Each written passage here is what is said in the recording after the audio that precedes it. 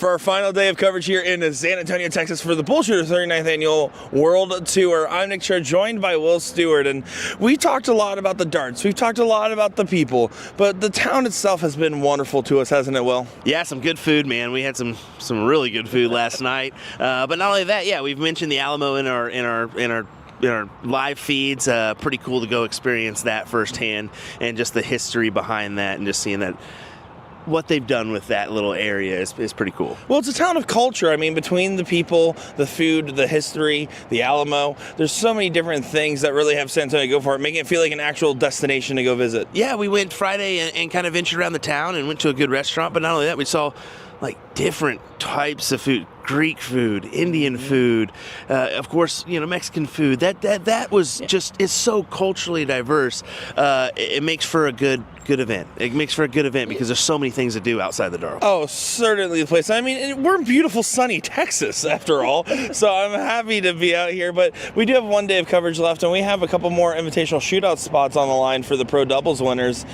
Pretty tightly contested field, but a small field.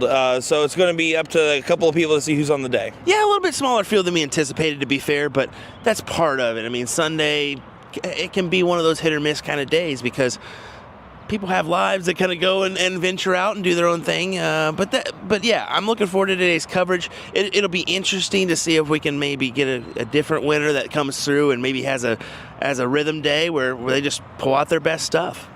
Well, now it's about time to get into the action. Let's see what they bring to us, and let's get back into the booth. Taxi! Taxi!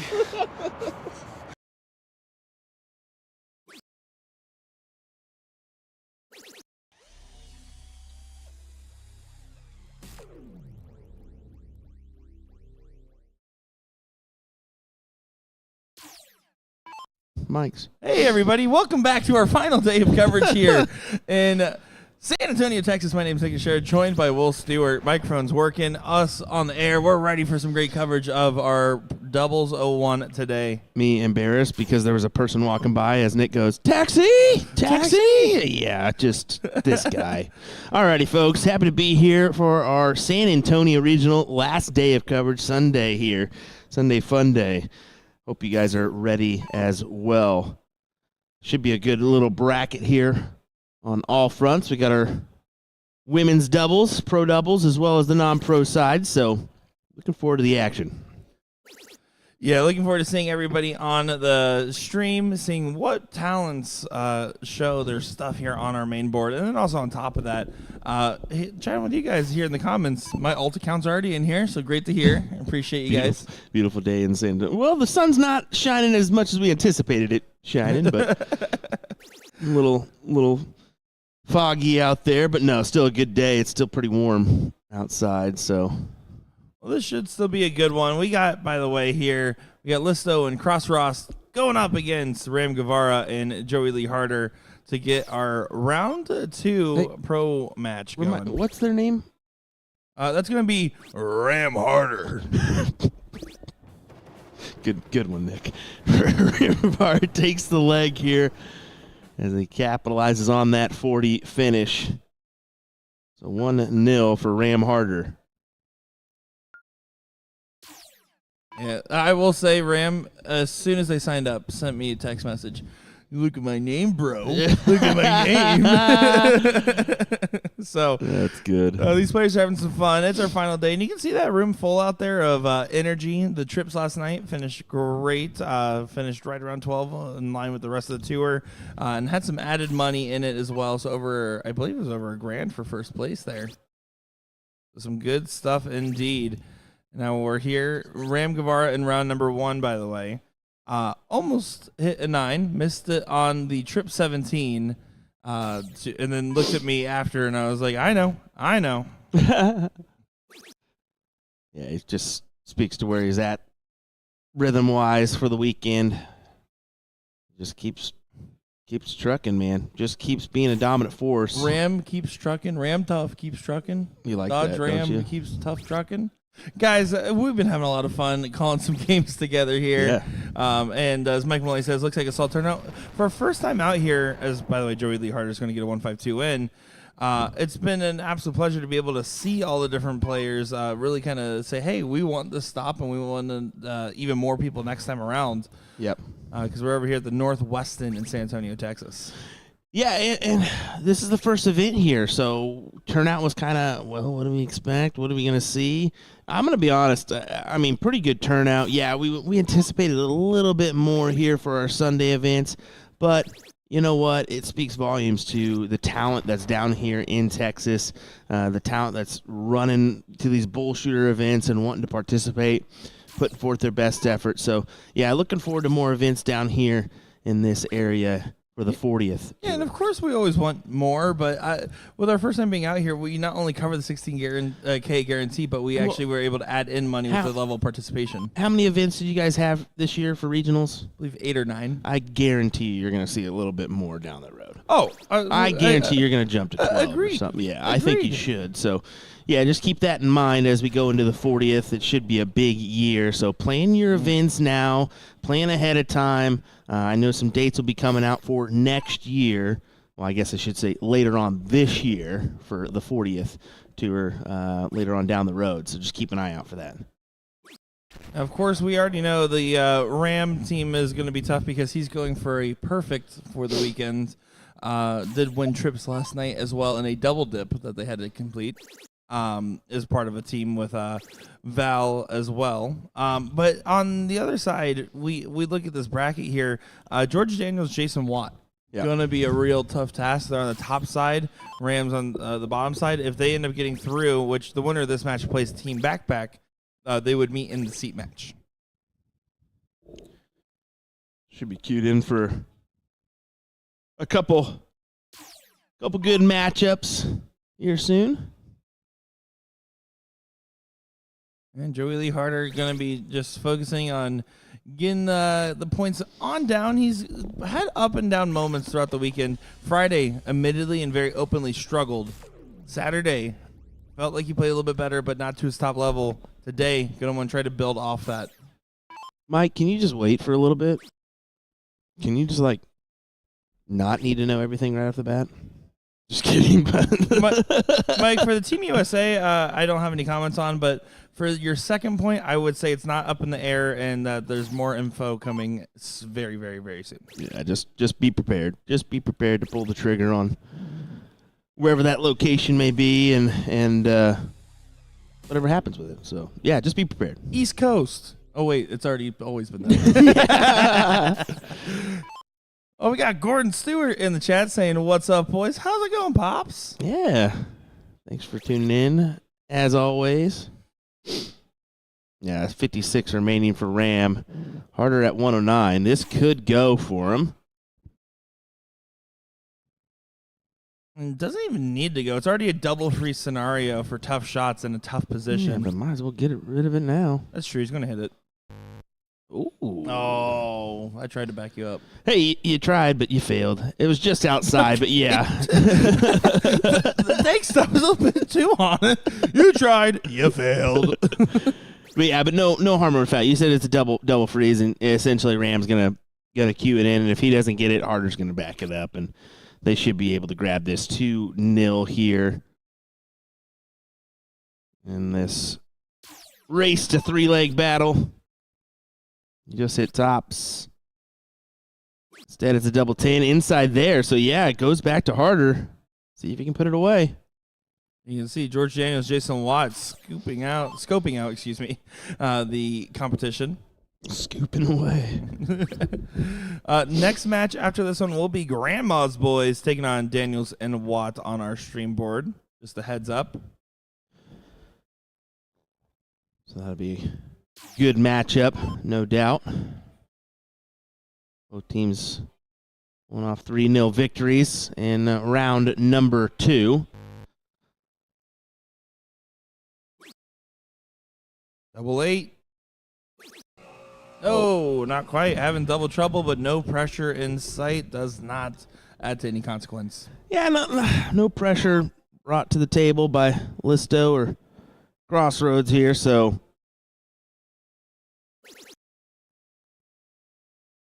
just hope to bring it down as low as they possibly can go and hope they have another round of misses.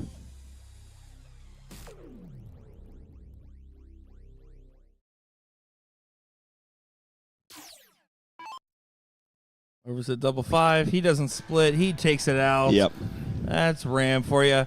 I feel like splitting in soft tip is especially rare, even in a double out format. I don't see many splits. And still, you especially in that position, you'd see that split more often than not. I don't mind that personally. I think you have a bigger segment, you have a higher percentage shot, and I think you're doing yourself a disservice by not taking the swing. There seems to be some form of confusion as George Daniels just shakes his head. No. No. Yeah. Yeah, I agree. No, don't split that. Just go ahead and attack.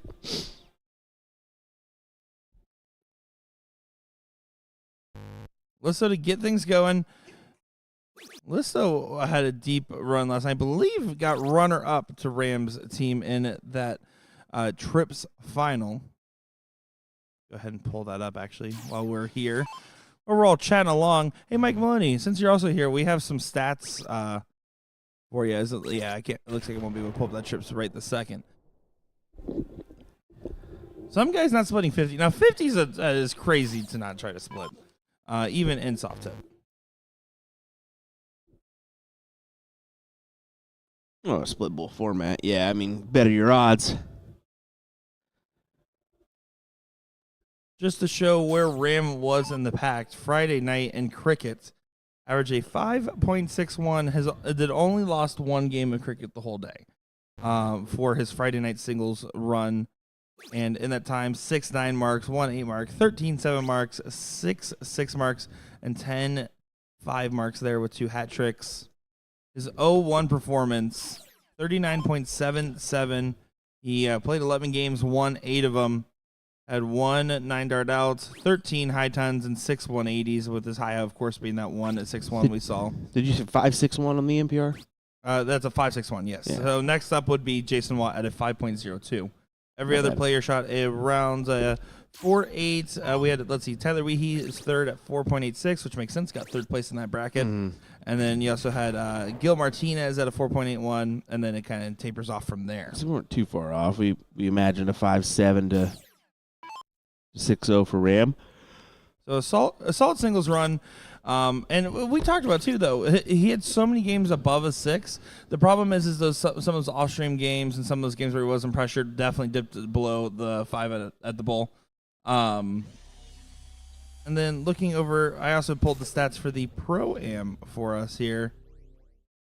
And in that Pro-Am, Ram Guevara 5.74 in that event. So very solid performance. Jason Watt 4.71, but yeah, Ram stands alone, the only player to average over a 5 in the Pro-Am. Wow. And almost a 6 at the top end of the 5. Yeah. It's killer stuff. Killer stuff. And Mike, I absolutely agree. We will be getting some more stats. We can pull the amateur stats. I won't have that one immediately, but I can pull that one. But we're going to start trying to do a little bit more stat talk a little bit, as far as, like, we have the software, we have the ability to pull the stats. Eventually the goal is to end up getting the stats to integrate directly into our live stream, to have live updating stat pages. Yeah, that's a little bit further down the line, but we've been working with our programming department on that one. I'll be asking when's the King Seat match for CSC. Check Partners Promoting Dollars. They'll be able to tell you as soon as they post it. So we have no idea how they're going to run that, but it's definitely not this Monday. We know that much. Definitely not this Monday. So I would assume in the next week or two.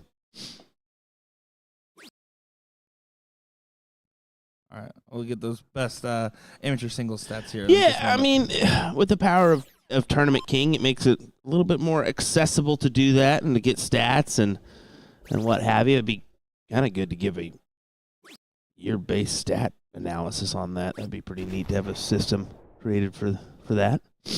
But that takes time, that takes effort, that takes somebody away from their current job to do that one. So we'll figure it out. Certain features, like I know for a fact, some of the immediate features is automatically just showing, hey, how long a match has been ready. So that way it's easier for tournaments to say, hey, this has been sitting. Whether it be an online entity like an EDC that uses Tournament King, or in person here at the regionals to make it a little bit easier on the staff, who has been on top of making sure people are playing within 10 minutes for the most part.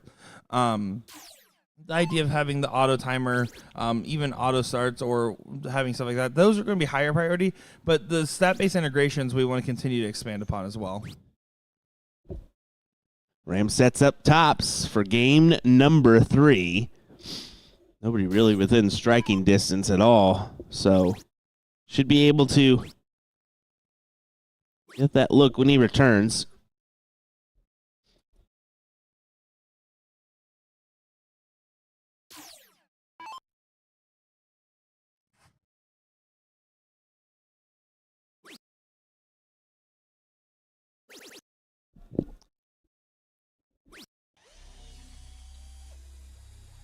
Yeah, Harder leaves the 1-2-4.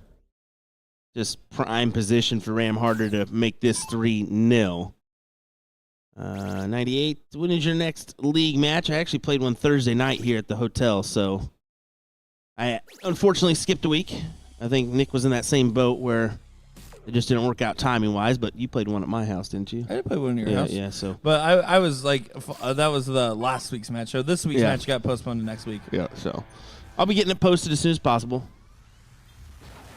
Well, there you go. That's a 3-0 win for Ram Harder over Tough Shots, having a tough match.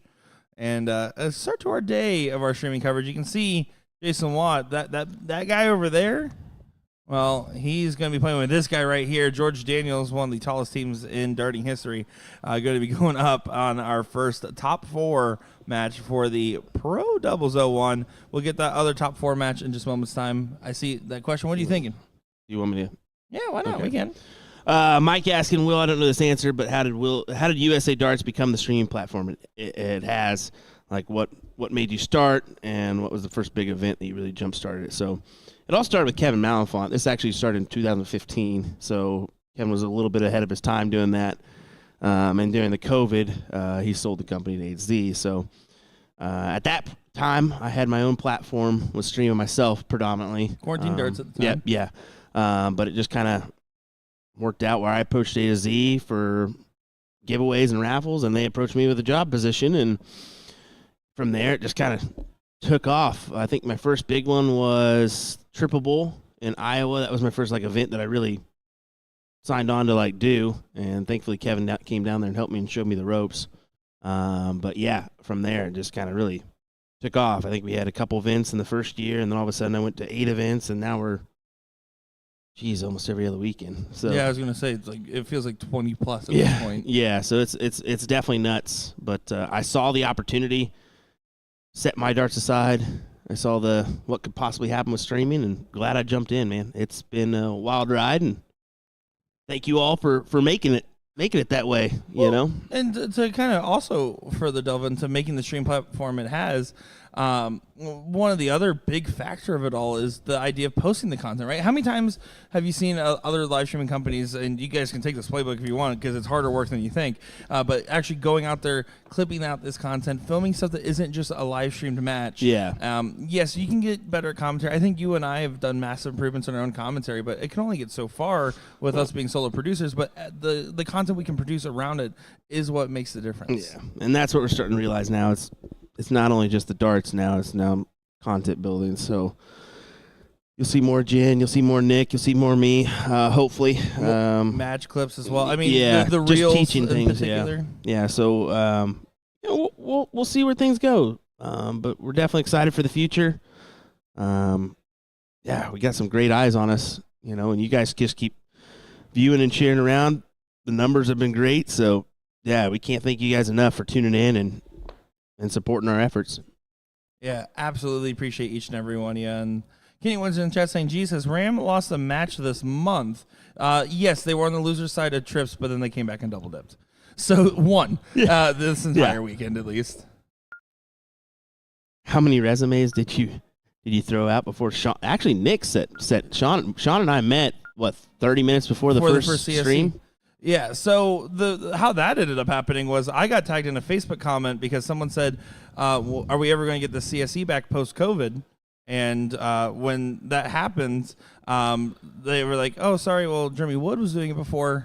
He's unavailable to do it now, and we just don't have any stream. And they're like, and so I got tagged by Brandon Westover, and he said, hey, didn't Nick help stream one of the original CSEs just once or twice? I was like, yeah, okay. I got tagged. I was like, haha, hello. And then Carly Griggs calls me. She's like, I need 2 commentators. She's like, I need you to do this. Like, you can bring on a commentator if you want. I was like, actually, I want 2 commentators, and I just want to be on controls. And I happen to know Jen Mounts as a friend and called her, and she's like, I'm way too busy and cool for that. And so she recommended me to you. And Sean, the month prior, happened to be on vacation in Florida, and I met him at a blind draw. That's literally It's how it just happened. random. Lauren asking, hey, guys, you need a female commentator. Well, Jen actually is it, but she's a little bit too busy, and when we were at events, she kind of takes the role of pictures and whatnot, but we're trying to push her more into the I think to Lauren's jumping on trying to the get in the mic. booth. She's been a couple stops. She's won a singles event as well on the BullShooter tour this go. I honestly don't know Lauren, so can't say that. Well, that's why I'm telling you. So I'm can't filling you say in. that I know that one. Would love to hear it. I'm filling you in there. She won New York singles over Maria Carley. Oh, that's a good win. Absolutely. Maria Carly, I know that name. Well, here we go. In it to our top 4 match. Grandma's Boys taking on Daniels and Watt in this one. Should be a good matchup. Got the Dart Knight and Johnny, who we have seen on the stream in passing and prior, but we've seen a lot of George Daniels, Jason Watt in the last couple of days, and one of those teams that we really said, okay, this is something to look out for right here.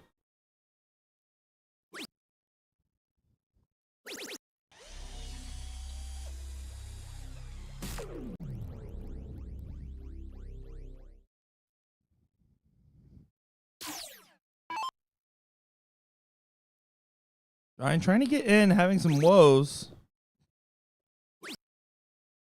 Grabs 52 points, but going to be well behind. Jason Watt already in. Going to be able to set some separation just like George has done on the A score line.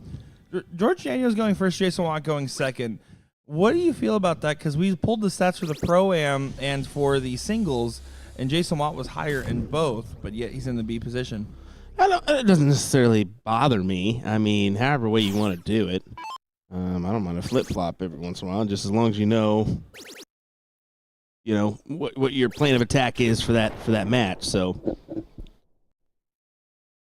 sometimes it's on the rhythm for the day too.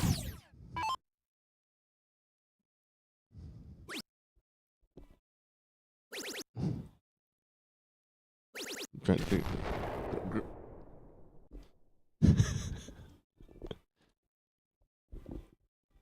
Trying to figure out how to pronounce that. It says Grandma's Boys. Oh, now it does. Yeah, grenade boys. I thought it was for a minute.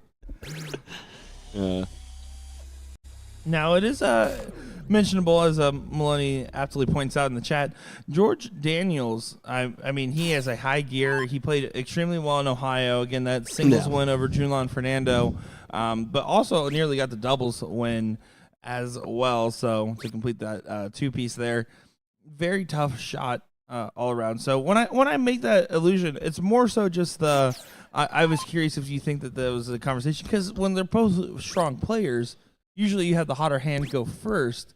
And so far the hotter hand's been Jason Watt this weekend. And George has also talked to me this morning about his back issues from back surgery a couple years prior really acting up today, even though he didn't play trips last night. I mentioned that in our coverage that he had back surgery about a year and a half ago, so it was good to see him back in true form. But yeah, I can always kind of nag at you per se, but no, I don't put too much stress on the start. Honestly, I'm kind of the guy that I don't care. You want to start? Cool. You want me to back you up? Whatever. As long as we do our job, we should come out with a win. You obviously feel confident in your throw, so yeah. As long as you pull out the W, that's all that matters. So, well, of course, that's the main eye on the prize. But and right now, it's very apparent. George showing, hey, this is why I'm going first. Jason Watt in the 200s, gonna bring it on down. Probably want a little bit more on it just to make the potential freezing situation tougher on Johnny.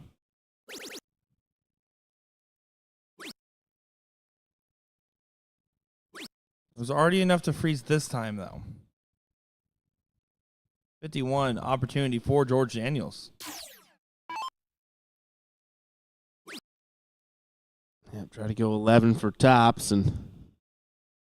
Fortunately finds the single 14, so got to scramble now. Doesn't matter. He finds it with his last 1-0 for Daniels and Watt. Yeah, solid stuff there from George Daniels. No real notes. Pretty good performance. Nothing in the sense of like that was lights out. It as per the name, but it was great. It was enough to stay ahead of Grandma's Boys, who so far are 3-0 on the day. That was their first leg loss. Great in there for Garza.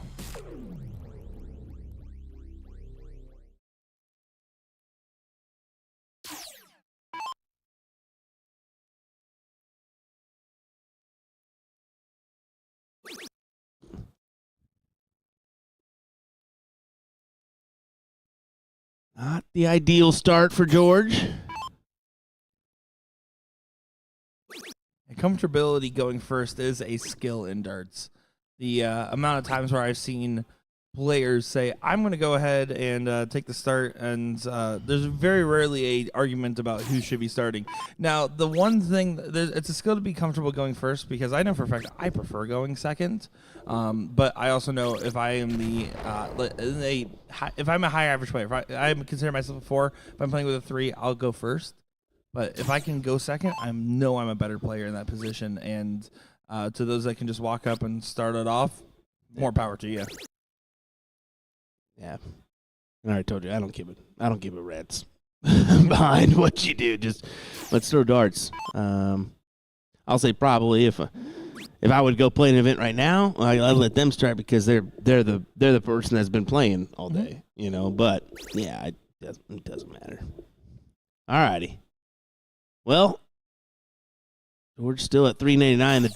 The Dark Knight sitting at 296. He's the front runner here.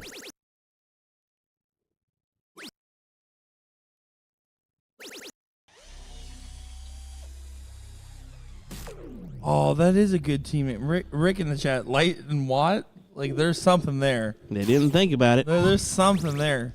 Hey, I respect last name, proper team name. I'm just saying. Wait. No.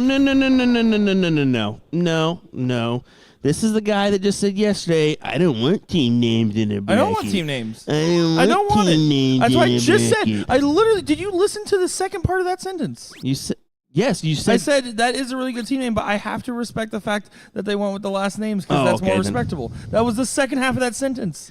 I was already skewing it. I could see that. I was already skewing it the other way because of you saying what you did yesterday. I know. And then when you listen to your co-commentator in full, take that advice for yourself. I listen to you all the time. Unfortunately, I listen to you too much. Yeah, true. You see that? You see that glowing light thing over there? Go touch it, Nick. It won't shock you at all. Reach out for the light. Thank you, Ashley, for backing me up there with your selective hearing. Well, we spent a lot of time together lately, haven't we? Yeah, a whole week. Absurd. Andy doesn't even know I'm going back to his house. No, you're not. Oh, yeah. No. Yep. No, you're not. Mm-hmm. You can stay in a hotel in Wichita. That's fine with me. Probably checking for my flight. Yeah, good round there. Leaving 146. So unfortunate for this Dark Knight here because he was leading the pack and all of a sudden it's kind of shifted on him. Needs to find a good number here. Does at least capture the 60 to leave 141.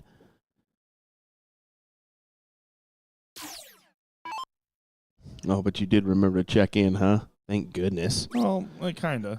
Yeah, enjoy your B-17. That's not bad. That's really not bad. It's a 4 a.m. flight, or 5 a.m. flight. Oh, yeah. 4 a.m. boarding time. Tyler said make him stay at the hotel. Yeah, it's going to be a Motel 6. I'll make sure it's a dirty one for him. So our top performing amateur in amateur singles on the 0-1 side, Tony Silva, that is, 33.72. Ryan Crawley at a 33.42, and Pete Laxon at a 32.78. Not bad overall in PBD there. No, definitely not bad at all. And then on the cricket side, we have 3 players that average over a 4 for the day.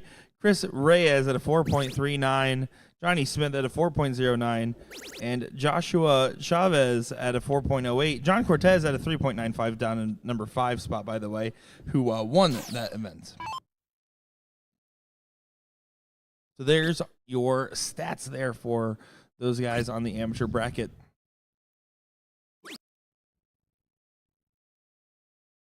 Leg number 2 is kind of, I would say, come to a crawl, but this is a big moment. George needs to make sure to hit a decent shot, put all the pressure on Johnny, and make sure Jason Watt gets a swing for 65 before Garza gets a swing at 86. This is exactly what George is doing.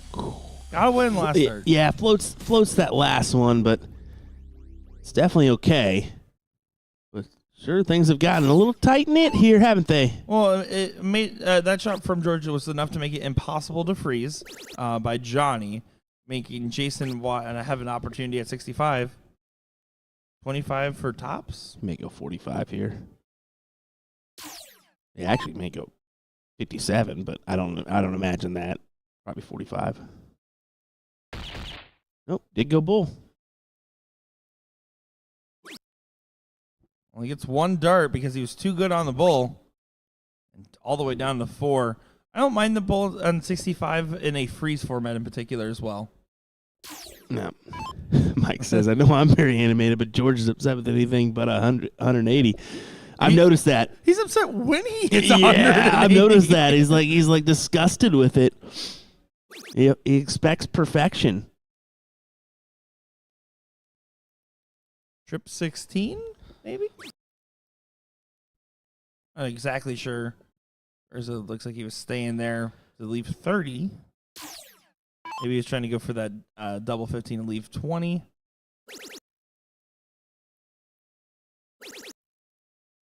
Double 18 does go. George Daniels 6 on another leg. He looks upset that he hit that 36. That's what I'm saying. I think he should. Was that one clip? You just don't look happy, my friend. You just don't look happy. But that's a 2-0 lead.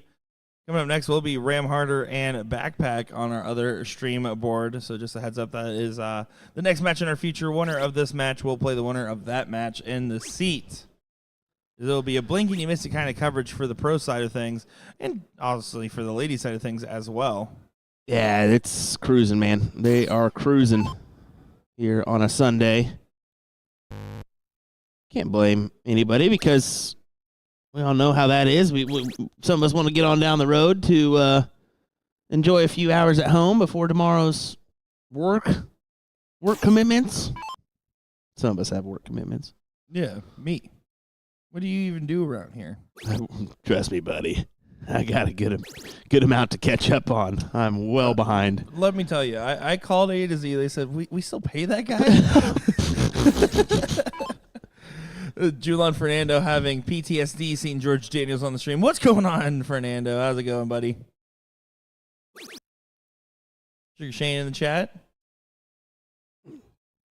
And Bobby as well. Appreciate everyone, you guys tuning in and supporting these wonderful players and having fun with us today on the live stream.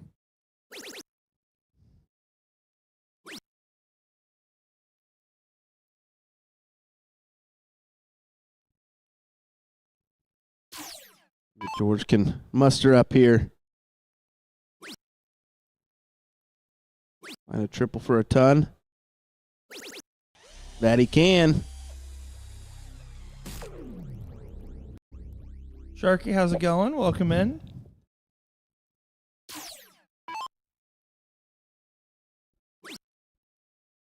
Johnny, you were trying to chuck away.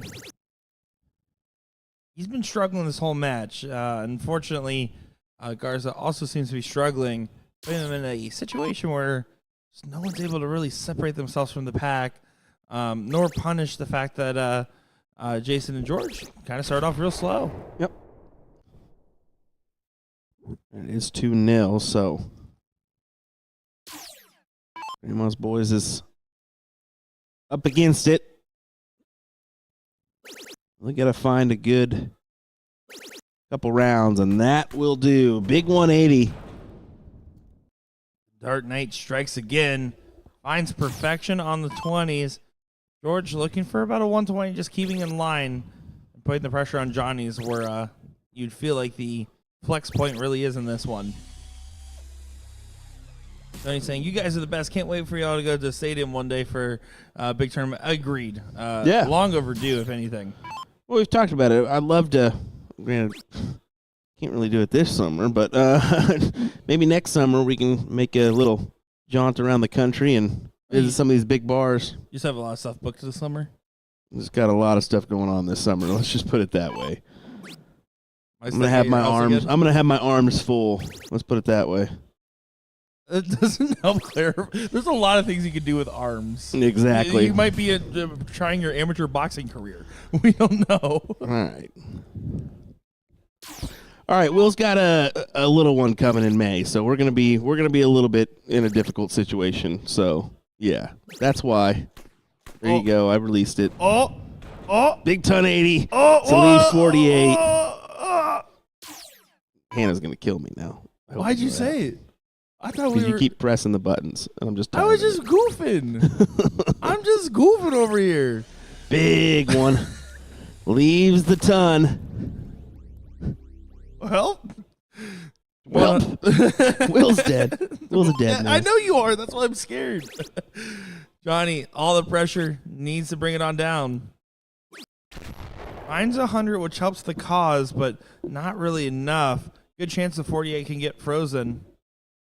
Needs to get to 91 or less for Jason Watt to do so. Well, now he needs 2 trips. A lot harder now. And not going to happen. So 48 does get a swing for 2-1. Yep. No harm, no foul. I mean, they've got that 2-1 advantage, so. Tony, yes. Yeah, we'll be there in December.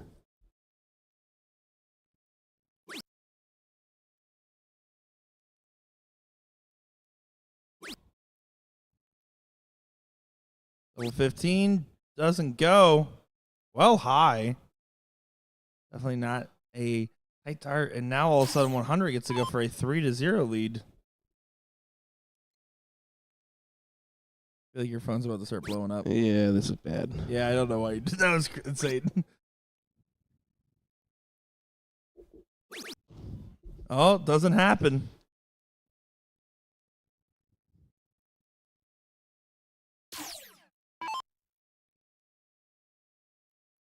Now Johnny, and again in that tough position. He's doing what he can, though. Doing what he needs to do. All I know is it's a good time to buy some Will Stewart darts. Yeah, help me, please. Help me, please. It's crazy. 156 for BDG. Needs to find 2 trips, or else George will be frozen. I debatably even just stay there. Worry about George taking it out of this point. Yeah. You could go 57, but Yeah, you can, but I think the bigger. that's Yeah, that's fine. That's fine. 50's fine. It's the freeze done. Smart play from BDG. Great board management. George Daniels gets a shot at double 10 now for a 3-0 win. Wow. Can turn on a dime, can't it? It certainly can.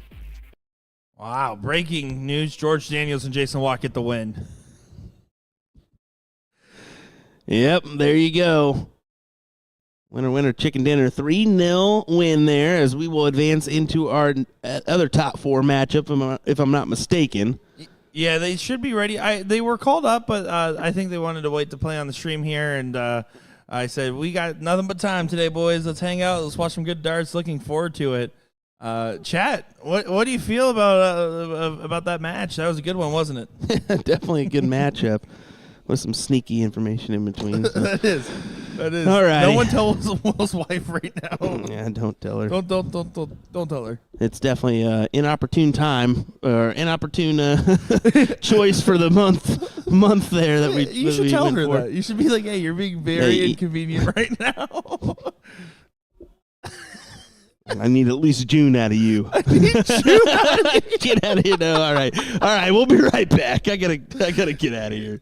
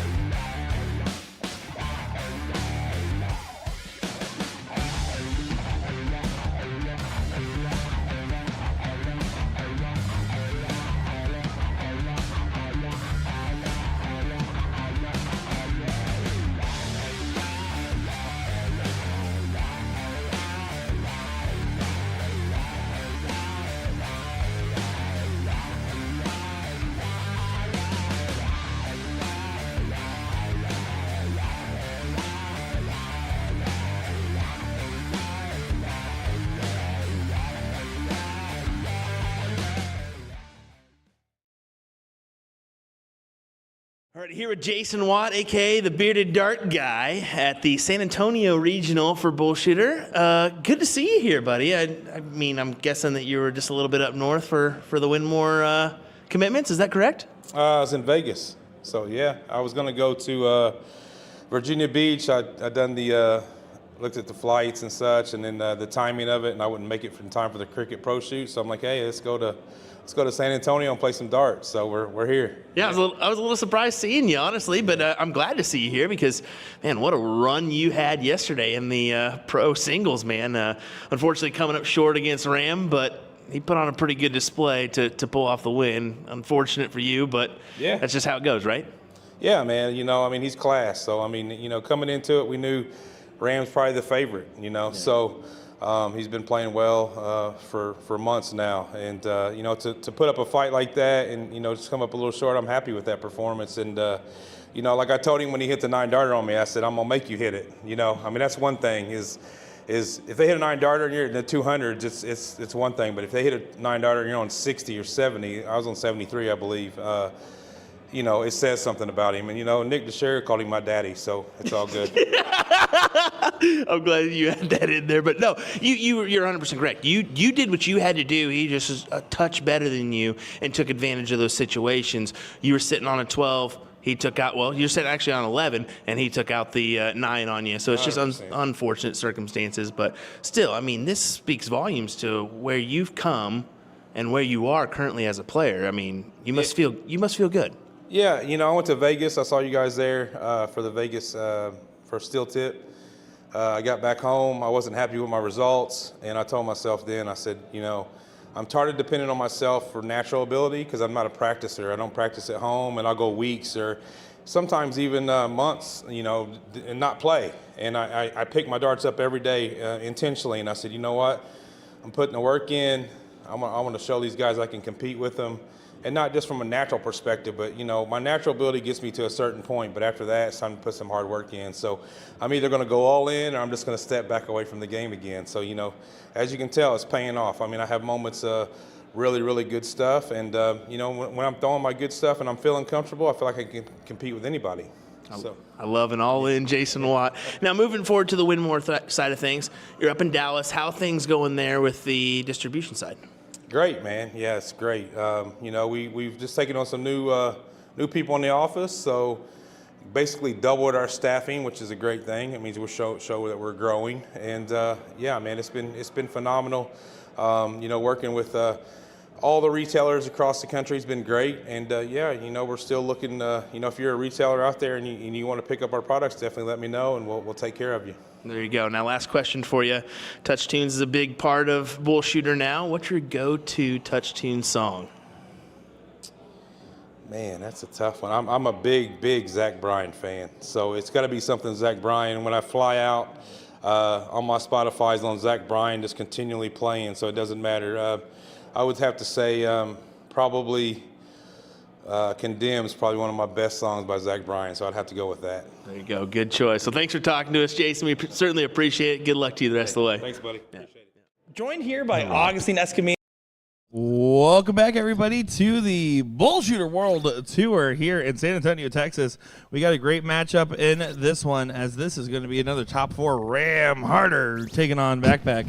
My name is Nick DeShera, joined by Will Stewart on the call as Tyler Weehee goes wee all the way in with a 1-5-2. Back to back. You ain't got to do it like that, brother. And you ain't got to say Ram Harder like that either. Come on. Here we go, though, folks. William Stewart, Nick DeShera, and another 160 in for Ram Guevara. The Guevara special as he's definitely on Harder's scoreline, isn't he? No, they realized at the beginning. I think they realized that the board wasn't set properly. It looks like he wants Joey Lee Harder going first and Ram going second. And so he, with that logic, decided to just go ahead, and they all agreed we're just gonna swap names for one game and then fix it in the next. I see. Because you can swap team order at any point in the match. I do like this team of Backpack though. Scrappy, or AKA Scrappy. Jimmy Boone is what his real name is, and then Tyler Weehee. So, yeah, that's a pretty good team. The Kansas-Oklahoma duo there. Had many matches versus Scrappy. Oh, here's what happened. It looks like they accidentally had the wrong team going first. Mm. So the Ram was intended to go first on the team, so that's why they hit the button. Tyler went first. Now Ram's playing under harder for one leg. I see you. Just a little bit different. There's your context, folks. So now our averages are going to be thrown off completely.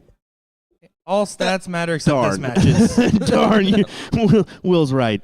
Yarn. That happens. The correct thing to do is you just back out of the match. It'll cause a forfeit. You let an admin know that you reverse the forfeit. Yeah. That's what you would typically do. That does take an extra couple minutes if you're ready to play. Sometimes it's just faster to do this. And when you're the team on the stream, I appreciate the lack of delay. There we go. Again, it's going to be blink and you miss it. After this, we're going right into that seat match with no time to be wasted. And then from there, it will be third place in finals immediately. Just absolutely insane. But yeah, that's how quick things are going to roll here today. Only 10:30 local time, and we are just cruising on into the finals. And the ladies bracket also moving very fast with a significantly larger field, that is, as they're currently getting into the top 4. They're playing the top 8 right now.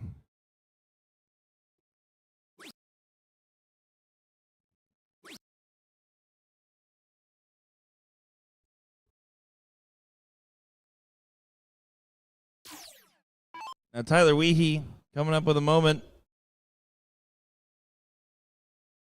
Needs to try to be the first one at a finish, knowing that Ram is sitting at 2:01 after 6.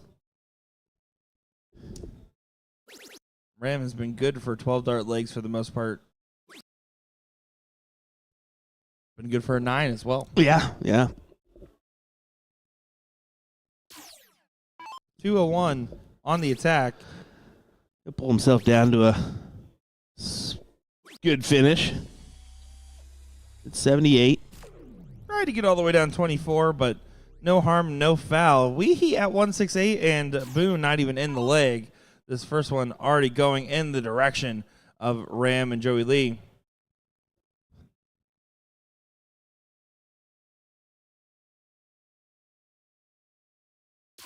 This is the leg where they were going first. I know the scoreline looks a little confusing because of that, but Tyler and James did get the first shots in this matchup. Yep. Joey Lee not even pressured to do much. Hit 100, but he's only throwing a 26. It's not like he's hitting a particularly strong leg. Mm-hmm.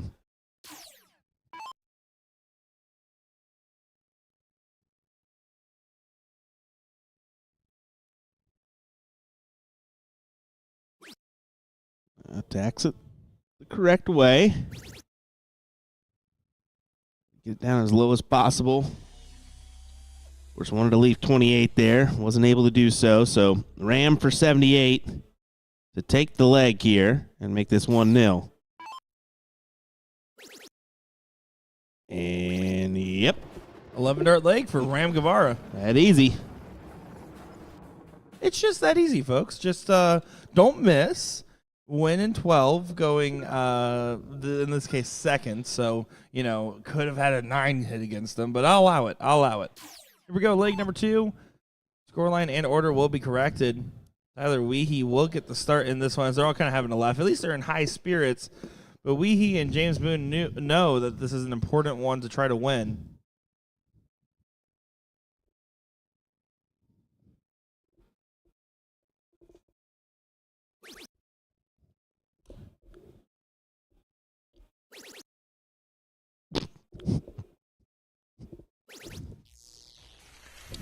I got another announcement to make. I'm going to kill Will Stewart. In Minecraft, guys. In Minecraft. I'm not going to do it in real life. That would be illegal.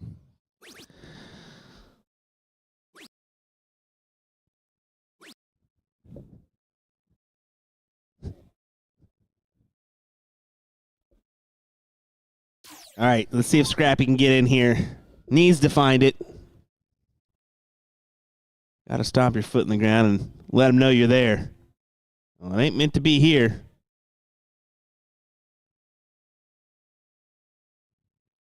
I think you... I have an announcement to make too. Jason, is Ram? Are you gonna say it? Say it. Say your announcement. I want to hear it right now. Please. Let us know what they're saying. Folks, we appreciate you guys being patient with us. This is our Sunday commentary at its finest. We actually had a lot of fun filming some extra content last night, Will, didn't we? Yeah, a little bit of extra content is always nice. So, there's some good videos coming out here in the near future. And be looking forward to that.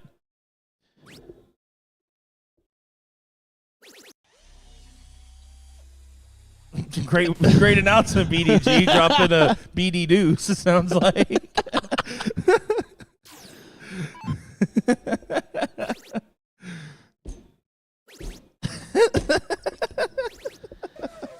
A good shot there. Ram Guevara finds a 180, and so far, 0 points scored for Jimmy Boone and 2 legs of darts. Change his name to BOD. What? That is now, was it 9, 12, 15 darts at least? Missed on the end for Jimmy Boone, having a nightmare scenario kind of game. That's the stuff where you know you're a capable player, you know you're very much a strong shot, and when the darts are evading you this much, it's almost comical. And Maloney's saying he's got to move his double choice at this point. I don't disagree. I think you have to try something else if it's not going around. At this point, I'm playing like jumping around the board 3 different targets almost. Okay, 16 doesn't work. 15 doesn't work. 9, 18, something. Maybe even the double bull. Who knows?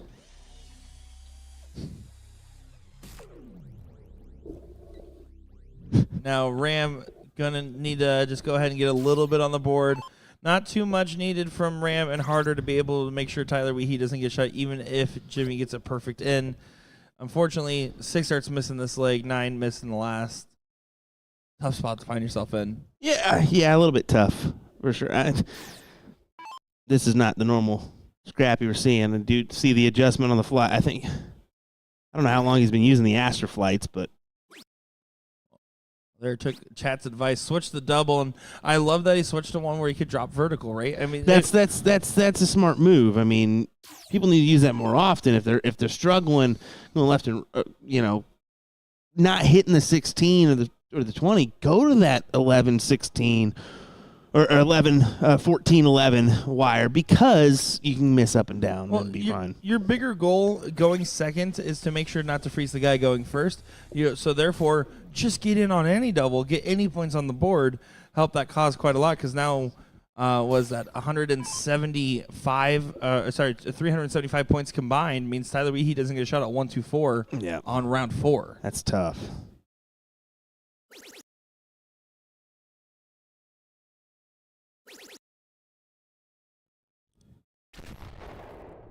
Does get all the way down to 4. Perfect tee up from Tyler. Definitely feeling frustrated because he would have had a dart at a double.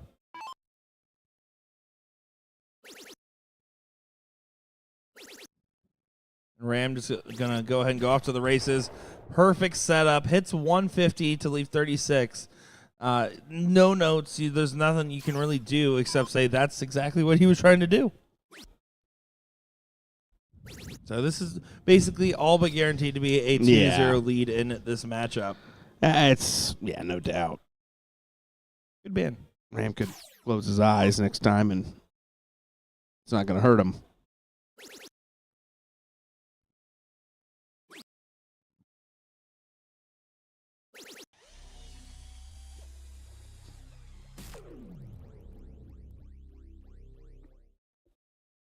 Tyler's just pushing the button. That's all he really can do, as Ram will go 36.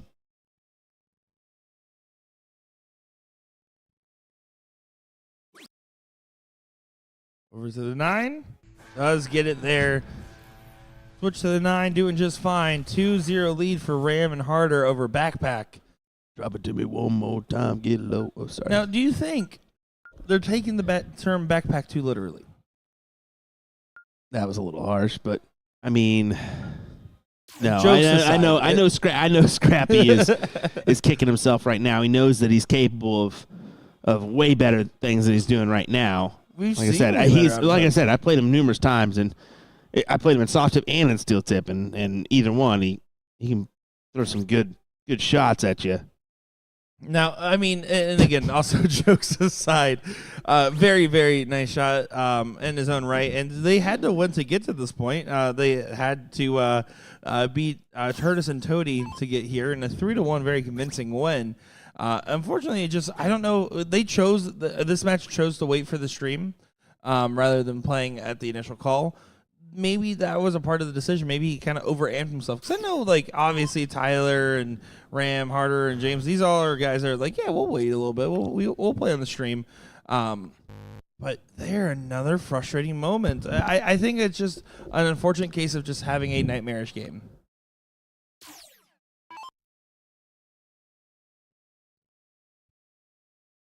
I want to see the full. I want to go out there and see James or Jimmy's how his dart flies with those aster flies, because I'm just not keen on him. Yeah, I mean, that's also very fair. It definitely could be a factor.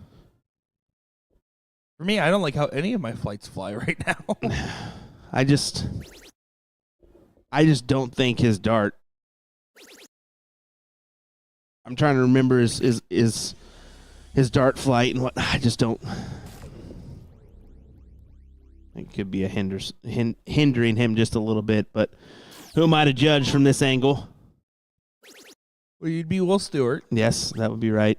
So it's pretty typical for me to judge from this angle. I was going to say, happens all the time. That's kind of our job. Well, Guevara and Weehee neck and neck. But Harder did not get a big in. This is definitely redeemable. Does get in. It's all about Jimmy just making up for lost ground, making sure Harder doesn't get a pull away. Get Weehee a shot. At least a shot. But look at that, though. I mean, Jimmy and Tyler having to talk about it. They're laughing. They're having a good time. Like, there's no, like, angry chewing out in the background of, what are you doing? Get your head out of there. But it's just one of those tight moments. No, I'm going to disagree. Kayla's saying it's just nerves. BS. Jimmy's been in this situation before. He should know better. I wouldn't say it's nerves. I do think he might have overamped, just saying, hey, we're going to wait to play on the stream. Yeah. Now, that can happen. I don't think he's nervous. He's an experienced player. He shouldn't be nervous up there. But you can also just, you and I both know this, when you start missing those first couple doubles, we don't expect every double to go in, but after you miss those first couple and then you miss the next couple, exactly, that's where it's kind of the anxiety of that more so than the nerves of the moment. Yeah. But maybe, I wouldn't completely rule it out, but just knowing Jimmy, I wouldn't say it's likely. Either way, you know you're in a tough match. You're fighting it off in the top four. You're going to go to the 5th, 6th match and be able to potentially make a run.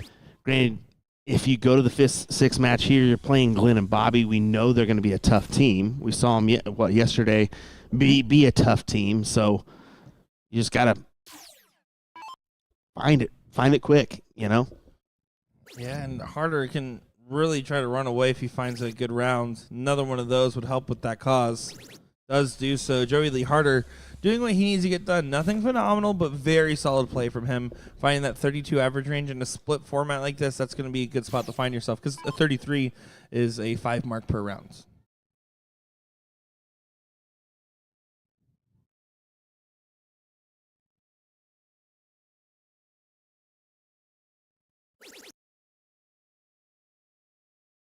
Maloney earlier said that Weehee between his darts almost looks like a reset every throw with just that significant pause in between. A little bit. But I don't know if I would call it a full reset. I just think he has a very just slower pace throw that he's able to make work. I think the angle of which he holds his darts is probably the most shocking part of his setup for me.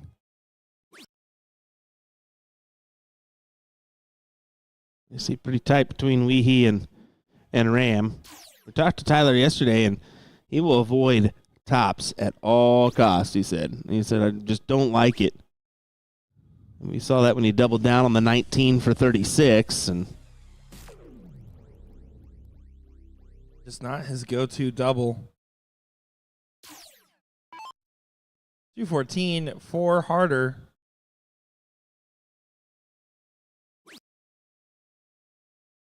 Already froze. He will not get a shot at 72.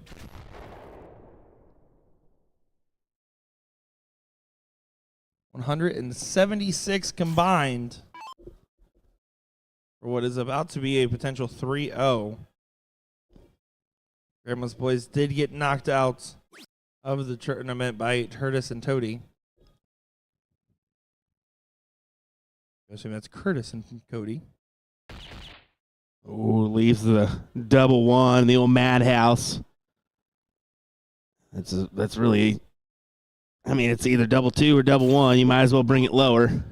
Yeah, exactly. There's no reason not to go all the way down. He doesn't expect to get another shot because it's already done, dusted, and over. Guevara does get that win in there. And next up on our stream board will be Daniels and Watt going up against Ram and Harder, and what should be a phenomenal one. Let's go ahead and actually take a moment. We talked with Ram Guevara. Let's see what he has to say, and we'll be back in just a moment's time.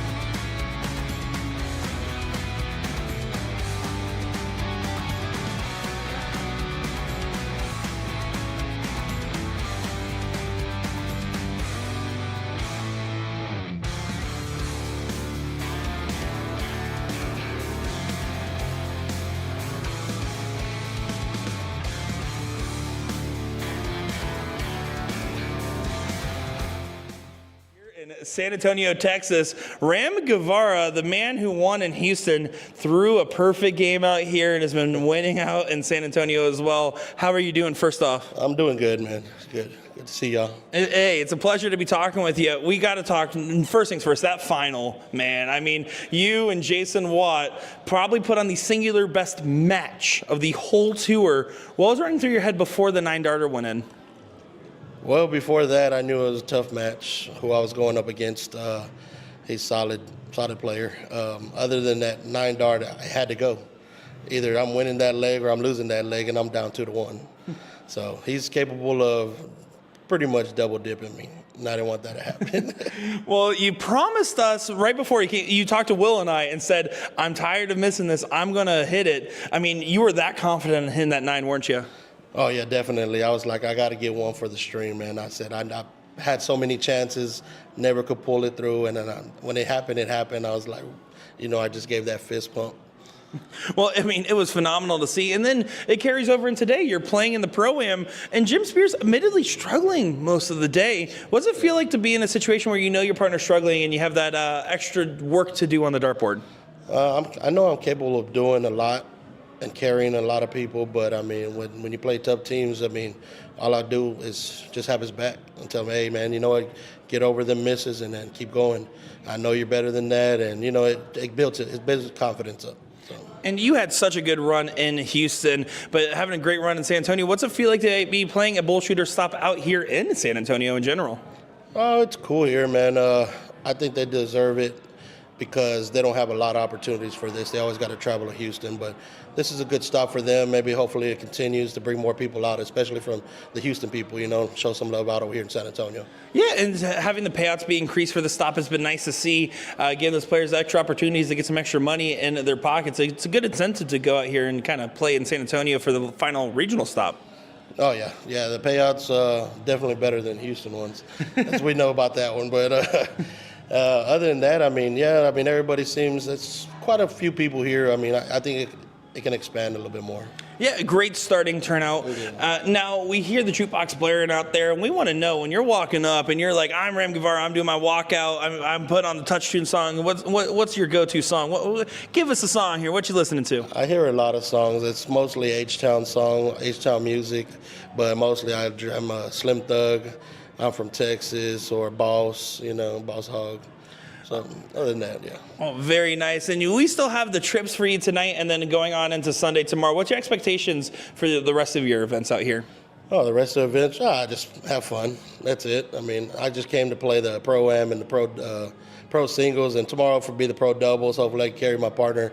He wants to qualify, so hopefully I can help him do that. Well, we're looking forward to seeing more Ram Guevara on the live stream, lighting it up and doing some amazing things. And we wish you nothing but the best of luck. Appreciate it, Nate.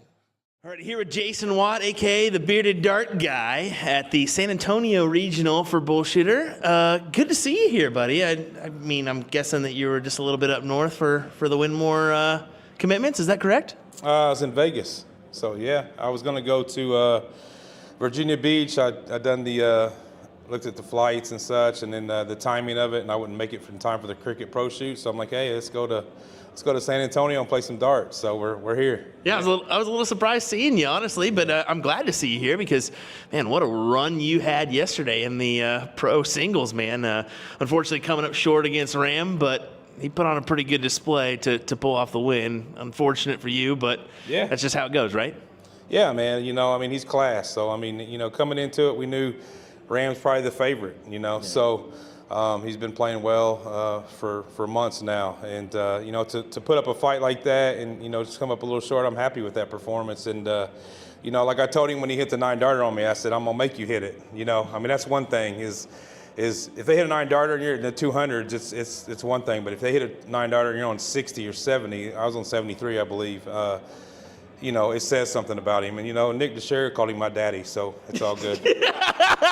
I'm glad you had that in there. But no, you're 100% correct. You did what you had to do. He just was a touch better than you and took advantage of those situations. You were sitting on a 12. He took out, you're sitting actually on 11, and he took out the 9 on you. So it's just unfortunate circumstances. But still, this speaks volumes to where you've come and where you are currently as a player. You must feel good. Yeah, I went to Vegas. I saw you guys there for the Vegas for steel tip. I got back home. I wasn't happy with my results, and I told myself then, I said, I'm tired of depending on myself for natural ability because I'm not a practicer. I don't practice at home, and I'll go weeks or sometimes even months, and not play. And I pick my darts up every day intentionally, and I said, you know what? I'm putting the work in. I want to show these guys I can compete with them. And not just from a natural perspective, but, my natural ability gets me to a certain point. But after that, it's time to put some hard work in. So I'm either going to go all in or I'm just going to step back away from the game again. So, as you can tell, it's paying off. I have moments of really, really good stuff. And, when I'm throwing my good stuff and I'm feeling comfortable, I feel like I can compete with anybody. So. I love an all-in Jason Watt. Now, moving forward to the Winmore side of things, you're up in Dallas. How are things going there with the distribution side? Great, man. Yeah, it's great. We've just taken on some new people in the office, so basically doubled our staffing, which is a great thing. It means we'll show that we're growing. And yeah, man, it's been phenomenal. Working with all the retailers across the country has been great. And yeah, we're still looking. If you're a retailer out there and you want to pick up our products, definitely let me know, and we'll take care of you. There you go. Now, last question for you. Touch Tunes is a big part of BullShooter now. What's your go-to Touch Tunes song? Man, that's a tough one. I'm a big Zach Bryan fan, so it's got to be something Zach Bryan. When I fly out, on my Spotify's on Zach Bryan, just continually playing, so it doesn't matter. I would have to say probably Condemn is probably one of my best songs by Zach Bryan, so I'd have to go with that. There you go. Good choice. So thanks for talking to us, Jason. We certainly appreciate it. Good luck to you the rest of the way. Thanks, buddy. Yeah. Appreciate it.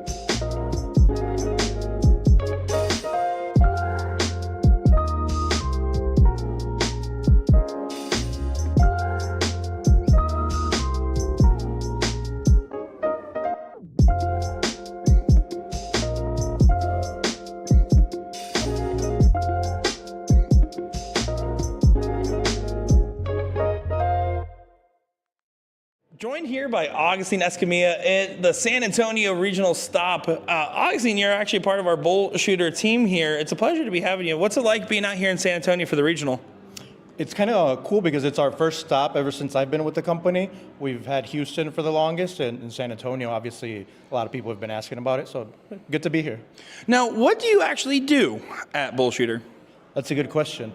No, so I'm the BullShooter rep for Europe, or international market, but mainly in Europe. So I kind of oversee the sales and the sports side of things for Europe. Now, what's it like working with those international players and coordinating for those events? Because I know you go out there to Spain as well for the BullShooter Europe Finals and past as well. It's very fun, but very different from our U.S. tour. You know, we do anywhere from 4 to 5 stops out in Europe, and it's very different. The dynamic is a little bit different, but it's really fun dealing with all the different nations, all the different players. So I enjoy it. Now, I'm going to throw a curveball at you. You weren't ready for this question coming up. But I loved when I did the commentary for the BullShooter Europe Finals this last go-around, or a year ago, I should say. Yep. The team cricket game that we had going on and how different that was. Do they just like playing team cricket over there? What's the deal with that? Yeah, I think it started mostly in Spain. And that's kind of their default. They play their leagues are all played on team cricket. As here, we play cricket 200 stacked. They play team cricket, which each player is on their own score. There is very little in the U.S. that play it, but some of the players that qualify through the U.S. to go to the BullShooter Europe, they actually have to play team cricket. So it's a very different dynamic. If you haven't never played it, I recommend it because it's still cricket, but it's a very different aspect and strategy. Yeah, it's super cool. And of course, now back here in San Antonio, our first time out here, great turnout, great vibes, great music on that jukebox. What's your go-to song to play on it? Okay, most people won't know it, but it's Por las Noches by Peso Pluma. That's what my app says is my top play, so that's what I'm going to go with. Well, looking forward to seeing what's next on the BullShooter Tour, Chicago right around the corner. And of course, looking forward to seeing what's next for our European leg. And thank you for taking time to talk with us here. No problem. Pleasure. Back here in San Antonio at the 39th...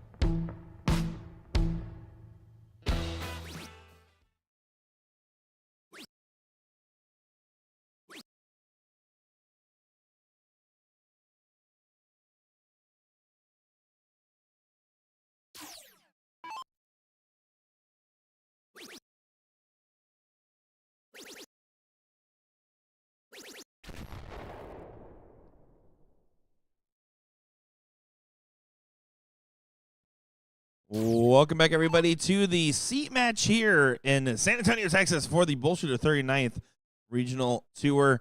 This is going to be Jason Watt and George Daniels taking on Joey Lee Harder and Ram Guevara Jr. and what should be an exciting matchup. Looking forward to seeing these players show us their best stuff on the dartboard and seeing who gets to hold the honor of sitting in the seat. This should be a fun matchup indeed, and the tough showing that we expected to see from these teams. I mean, this one could lean any way here, couldn't it? I mean, we see what George is capable of. We know what Jason is capable of. Or Ram's capable of is just what kind of Jolie are we going to see, Mr. Harder? What kind of action are we going to see from him? Now, he's been pretty steady. He's been pretty steady throughout so far. He needs to channel the energy that we saw in Houston, not this last time, but the time before when he played with Donnie Joe. The run that they went on, the power that they showed on the dartboard was phenomenal, and he's going to need to throw some of that, knowing that he's under pressure from two really solid shots.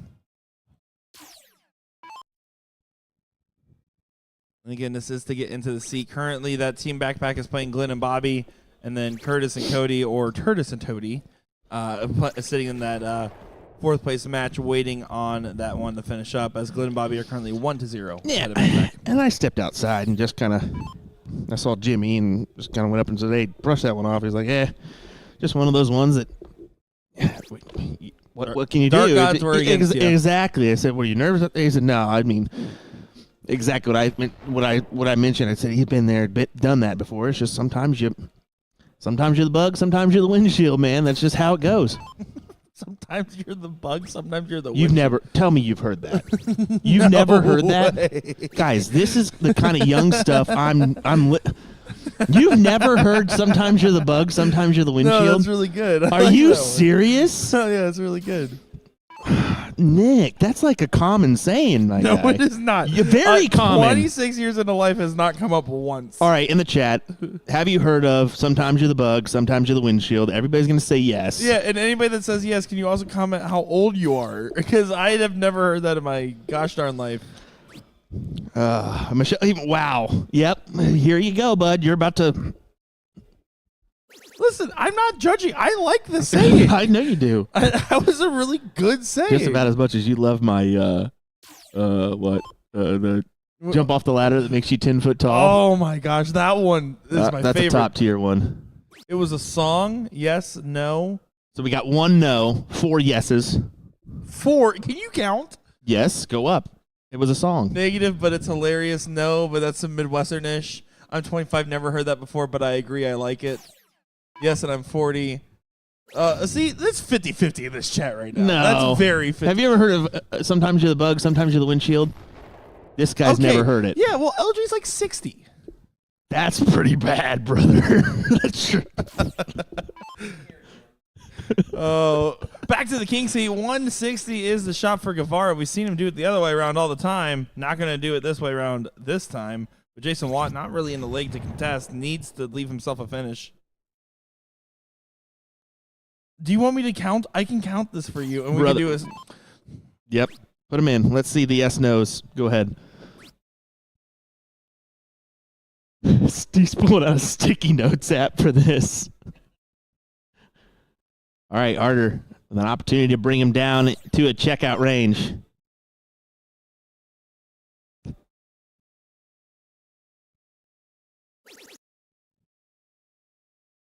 No, keep commentating. I got some I got working you. on here. I got you. No, You're good. You just keep going. You're good. I'll get back to you in a minute. Pick 180 to leave 24 from Harder. I don't know that. Yep, there's a few. That's why we're doing the yes, no's. Okay. He's going, everybody under the age of 34 doesn't know. There was a few 25s in there and whatnot I saw, so. Nick is hard at work at this right now. This is the best content we've ever created. Double top for the win for Ram, as it is now 1-0 in favor of Ram Harder. And George and Jason know they got a little task ahead. That was the ultimate question: is what does Harder do here in the 180? showed that he's going to come in here and do what he needs to do in order to try to win this king seat.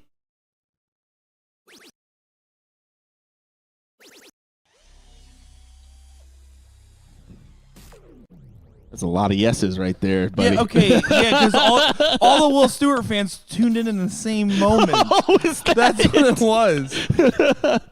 That's what it was. These are paid actors. Paid actors. Send me your PayPal. I'll send you $1.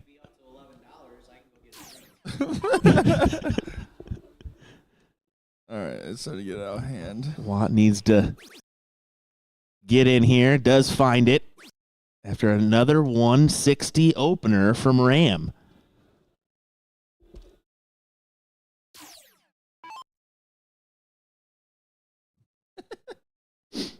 Oh no. It's getting, yeah, buddy. There's a lot of All those right. yeses. So it's 20-6. But at the time I said it was 50-50, it was 4-4. I want that to be known. And then all the Will Stewart actors came in the chat. And that's baloney. Nick just thinks I'm. In the first inning, the first pitch, I was right. Should I let him know? Nick just thinks I'm making stuff up as I go here. That's what it Even is. Bobby says it. Let's get the non-disclosure out there. I'm a real person, not a paid actor. Hey, what's. Yeah, for It's sure. it's more Midwestern for sure. For sure. In Florida, you ain't the hurricane. You on the windshield. I don't know. Like, we don't have sayings like this. We don't have adages. Actually. Hey, question. Yes. Nick, where's the median found? In the middle. Of the road, right? Sometimes. Remember Sometimes when- it's in between two numbers. Okay. Remember when you told me it wasn't? Alrighty, here we go. Let's get back to this match This here. is the seat match, folks, and we are having a good time bringing you coverage here in San Antonio.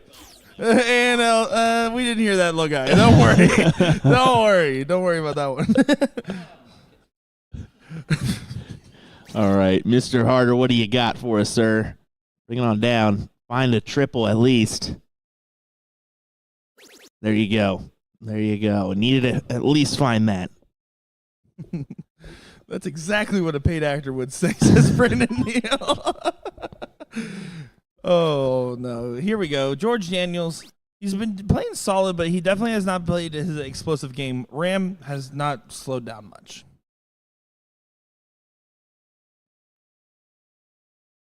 One does not make up all, Will.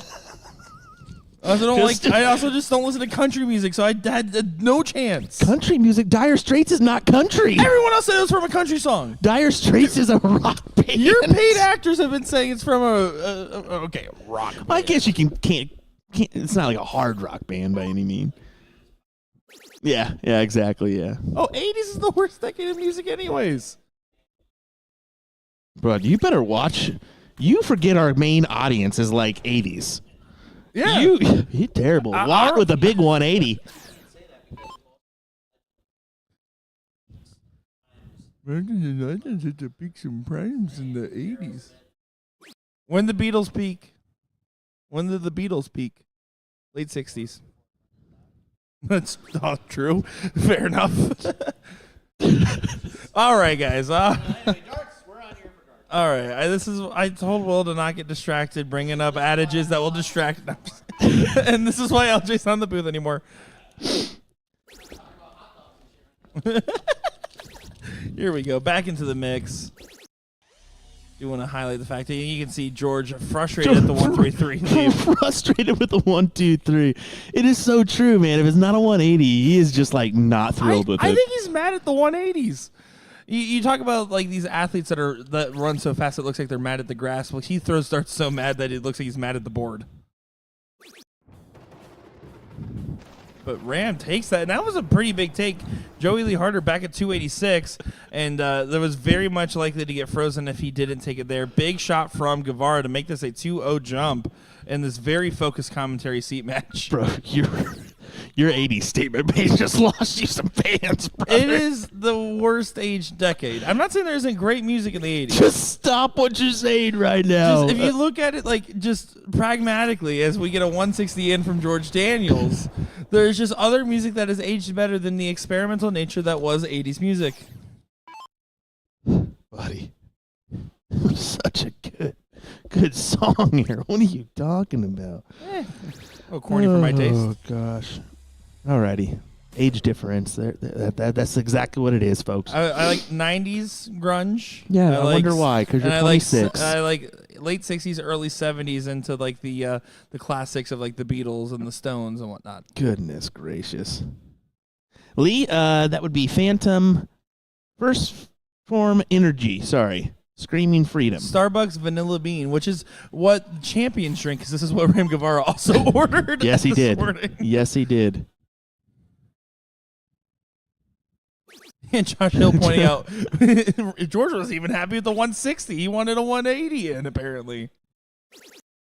It's funny because that's the best in you're going to get here is the 160, but he's in a situation right off the bat. Jason not finding his in. It's another one of those kind of just unfortunate. If you don't get in on that first round, you're at such a disadvantage right off the bat.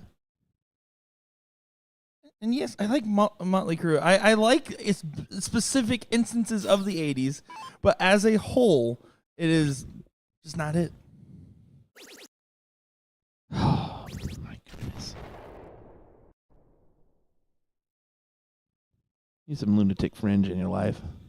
From what? Lunatic Fringe. Don't know that one. Oh, what are you saying? Lunatic Fringe is a song.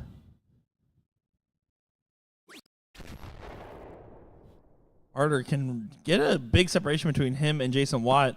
If he finds a good two-trouble turn, support Ram and George, who have been neck and neck. It's about the breakaway in the B position, play for that freeze. All 80s music was awesome. No matter what decade, no entire decade could be perfect. Yeah, 1981. All right. Lunatic Fringe by Red Rider. All right, I'll look that one up. Yeah. Maybe I'll change my mind. Solid start to the 80s. To everyone at Touchin, just know I support all decades of music. Now you do. Now you do. You forgot he worked for a music company for a second. Wait. That's a cool thing about music, art, and everything, and it's really up to the eyes of the beholder and what you grew up around as well. This brings up to, as you can tell, we've been actually asking people, what is your go-to song? It's kind of fun. It's kind of, we've been doing that and some short reels, just kind of getting to know people from, you see them playing, but you see the earbud all the time. What's your style? Yeah, what do you kind of like? What you bumping over here? As we know, with our interview that you saw play before this match with BDG, Condemned by Zach Bryan, banger song, by the way. And you saw Ram talk about he likes some of the local Houston artists and rappers and Boss Hogg and whatnot.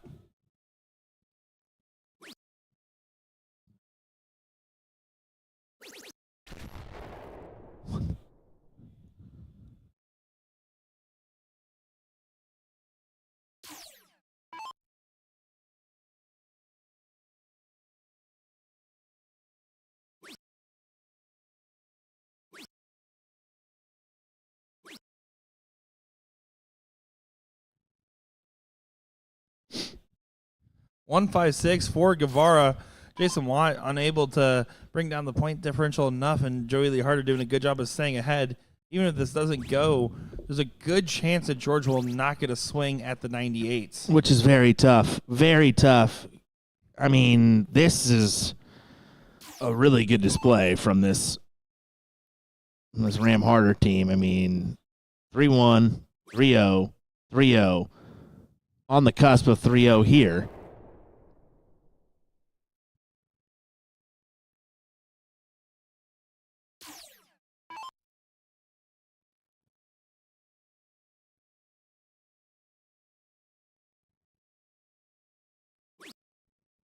Harder just needs to make sure to continue to score just a little bit more. Now has the freeze in play. Wait, no. Not enough. That's a big misplay. 182. was 10 points shy. Needed to hit a single 20 in that last start. And George Daniels, 57. yeah, he has to hit it. 36. Save it.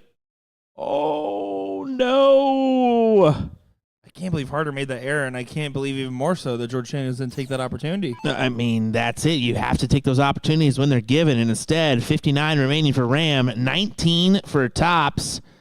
And you know he's going to hit it. George knew he was going to hit it, too, as he threw up his arms in disgust after not nailing that. Wow.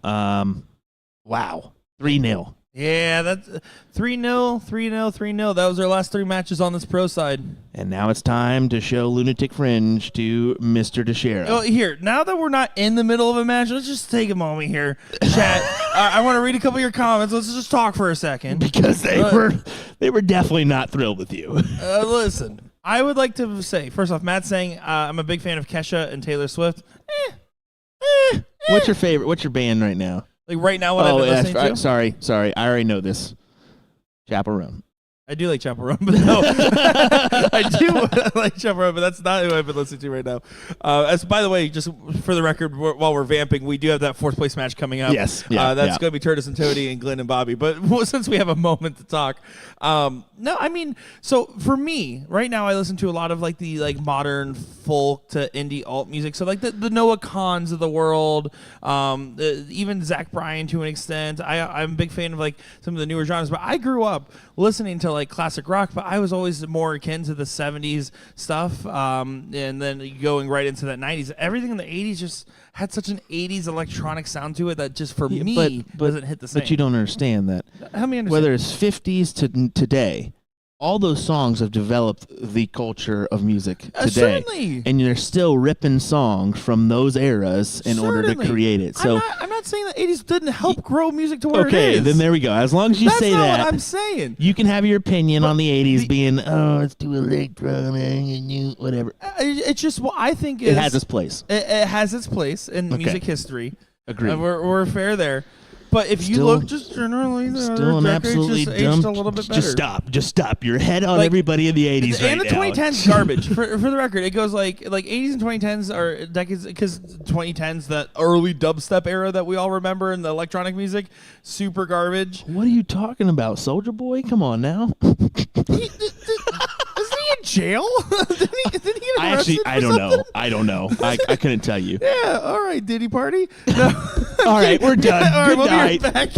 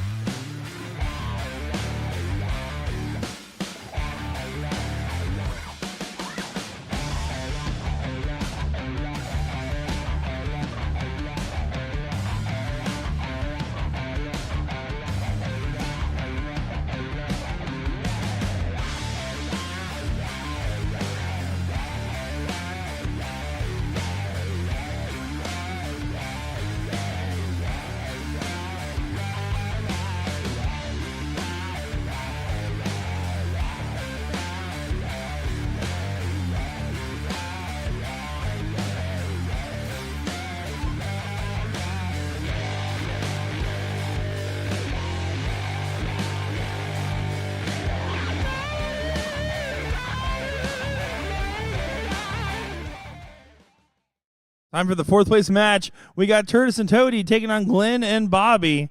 And this one should be a great matchup to get things going to see who goes on to play Daniels and Watt in that third place match. Yeah, that threw me for a loop on the old Turtis and Toady. What? All right. I guess that's how we go for it. That is Turtis Twocomer.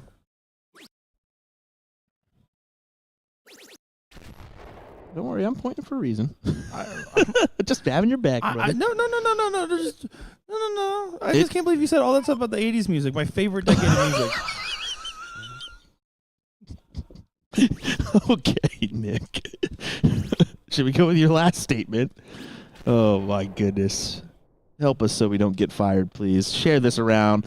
Let your friends know we're live for this San Antonio Regional, brought to you by BullShooter. Man, I got to tell you, there's been a lot of talk in the recent years about BullShooter and what they need to do to improve, but we're seeing it firsthand, this little transition. Quicker times, quicker run times, better payouts. Where does it go from here? Yeah, well, what's coming up next is just continuing to listen to the community. I know that they've been actively looking for a community manager to try to get that feedback consolidated and really say, this is what we want to see. This is what we want to do going forward, and to really talk with the dart players. How many years have we talked about kind of BullShooter known for being a little bit of a closed off company in the sense that like where you kind of had to be in a know, you had to know the right person to talk to. That's far and gone. So if run times are better, if tournaments are playing better, payouts are increasing, content's getting out there, and the production's getting increased, the next thing to do is to continue to implement feedback from the dart community, see what the players want next and want more of. And even right now in the comments, if you have anything that you think we could be doing better, say it right now. There's no, if you say something that disagrees with what we are currently doing, that you get punished. You don't get punished for having a dissenting opinion as long as you're not being disparaging to the people. Just looking at, the overall state of darts, we have more people participating than ever, which means you're going to have more opinions than ever. So those opinions will take in stride and kind of know which ones we should take and run with and improve on, and which ones are is that a big deal right now? Could it be worked on down the road? So I appreciate everybody already very quick to give their feedback in the comments. All I hear was blah, blah, blah. Nick loves the 80s, says Jason. And then Patrick McLeavy says, you could let Will talk a little more, Nick. Wow. Oh, everybody's attacking you now that they know that you attacked the wrong audience, Nick. You forgot our age demographic here. I will always keep it to be my honest self. I will never change that fact. Allison says youth adult event. That potentially could be a fun one. Yeah, I would love to see more youth participation and youth-centric tournaments activities. I mean, I took a selfie at the Chicago BullShooter this last go where it was me, Tyler Henze, Robbie WizKid, and was it Liam who was there? It was a young selfie. Or it was Mason Sasser. That's who it was. And I was like, this might be, except WizKids actually bring our average range up of age, but otherwise very young selfie. So want to definitely continue to focus on the youth programs going forward. Yeah, how can I become involved? Go to bullshooter.com. You can see all the regional events and what's going to be coming our way for the 40th tour. We do have the Chicago event that's going to be towards the end of May. That will be the next big one, but of course that's I'm sure that's really all that's lined up on there for right now because they won't announce the regional. Yeah, we got a couple of announcements coming very, very quickly in the pipeline for the 40th tour, for the invitational shootouts, and of course more updates about Chicago. Yeah. Dominic asking how old I am. I am 26 years old. Ouch. And then let's see. Brizzle saying it's always interesting when Nick and Will are together. He ain't a wolfing.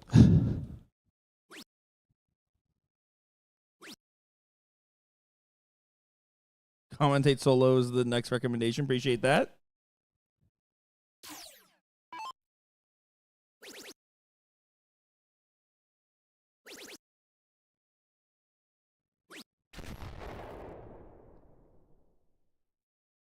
Will is 26. No. and a half. Be 34 this year, so a little bit older. Well, Turtis and Toady get leg number 1 on the board. Yeah, Richard, maybe you should look at the bonus payouts that we're doing now. So just a little added. If you, to help people understand the payout changes, it increased by $2,000 for every stop by default at the start of this tour. To do a subtle change, Rockford ended up being a special 10K added a stop as well on top of that 16 starting. And then on top of that, you saw in Pennsylvania that they added money back because they wanted to try to get more money back into the brackets based on participation, especially after Houston and making realize that we could definitely do better by the players there. And then, of course, this stop here, if you look at the brackets, every single one of those brackets had added money back. We paid out more than $16,000. And if you count blind draws, I mean, well, probably over 20 at this point. I'm saying a dress code, no Crocs. I disagree. Not for the regional. I disagree. Now, Top Gun event in Chicago, maybe. Yeah. But for regional level, this is supposed to be for everybody, not just the pros. And that's the key is, I get if you're more catered towards a pro event that you do that, but you're still trying to cater towards people that may be brand new to the game and are just trying to get involved. So that's where you allow, people to come in and participate. Crocs, no Crocs, don't matter. I don't mind it. Now, if you're cruising around with no shoes on your feet, I'm going to probably be like, put something on. Well, here's the thing. If you're going to wear Crocs, you better have them in sport mode. That's the only rule. Four-wheel drive only. Back to the match. Glenn looking to go ahead and try to bring it down, especially for the fact that right now, Curtis and Cody both not able to get in on the first onslaught of darts. I like that from Dylan. He says Minnesota Regional or South Dakota or even Wisconsin would be ideal. We know the participation up there is nuts. So I got to confirm this. I know we were having a lot of talks about having a Wisconsin stop at the start of this tour. I got to see if they're still in the works. Because I would love at least Wisconsin. But you're right. I would think both of those places could have great possibilities. You've got these hotbeds for darts, whether it's steel tip or soft tip, and it's just growing. The state of the game is in a really good spot. So keep supporting, attend these events. It's just going to get better, and more sponsors involved means more money going out to players.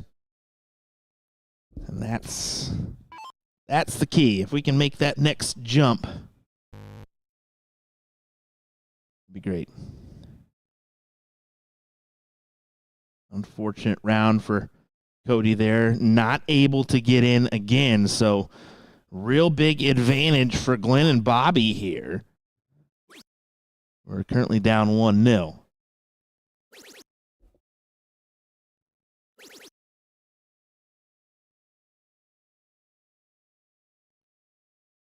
Curtis gonna need to find something special to get this leg in their direction, but looking very likely to go 1-1. When you're playing a freeze format like this, you can kind of see very far along how it will shape up when you have one side clearly struggling. But in that first leg, they played very phenomenal. Glenn and Bobby has just done a great job of picking it up. That huge 180 from Bobby Pratt definitely helps cement the fact that even if Cody gets a perfect in and plays perfect from here on out, still might not be enough to be able to save this own leg. I agree. Well, we know that Bobby and Glenn made the run, second place yesterday in that Pro-Am side of things, so they're a capable team. They just got to find the rhythm together. You can't have one person playing off and one person playing their best. Well, and I mean, again, Cody went on such a good run in Houston on Friday night. He's probably thinking to himself, man, I want to have those darts back. Because he mentioned to me out here about how he's struggling and how his darts just aren't there. And I was like, well, just think, not too long ago, you had some amazing darts going in your direction. And it was just falling off a little bit, and it hasn't been that long. So it's still within you as a player, and you have to remember to settle yourself into place and know that game hasn't left your body. It's not impossible to get away from. You just got to remember where it is.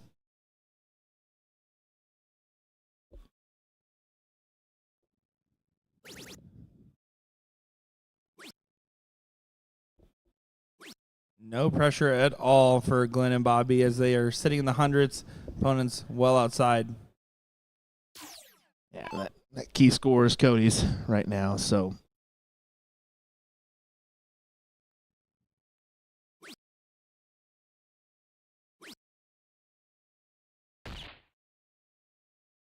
That was just pure. I'm just trying to hit anything, get the arm flowing type of shot. It wasn't a meaningful cover. Is Cody from Oklahoma, or is he just?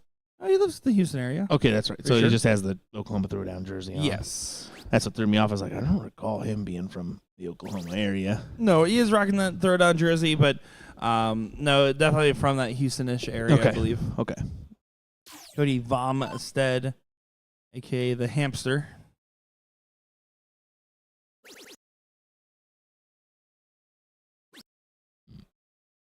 Curtis doesn't even get to a finish. Doesn't matter with the freeze. Basically, the only route is Bobby and Glenn keep on missing. Curtis gets down to 0, and Cody takes the game. Again, making this effectively a 1-to-1 in this scenario.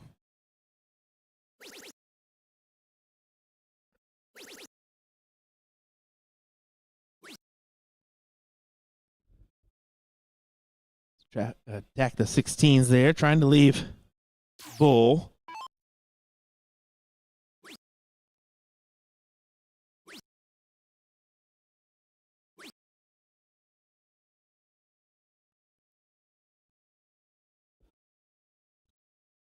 As Glenn steps in, needing 36. Go ahead and attack here. And collects for 1-1.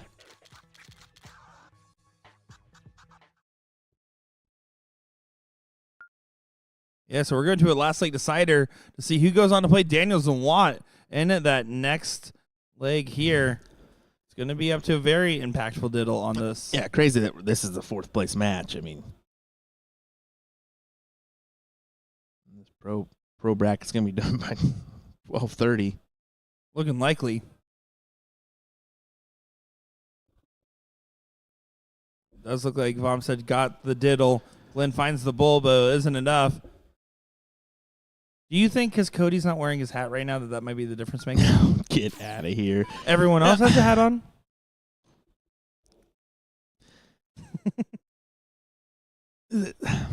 So that's the line.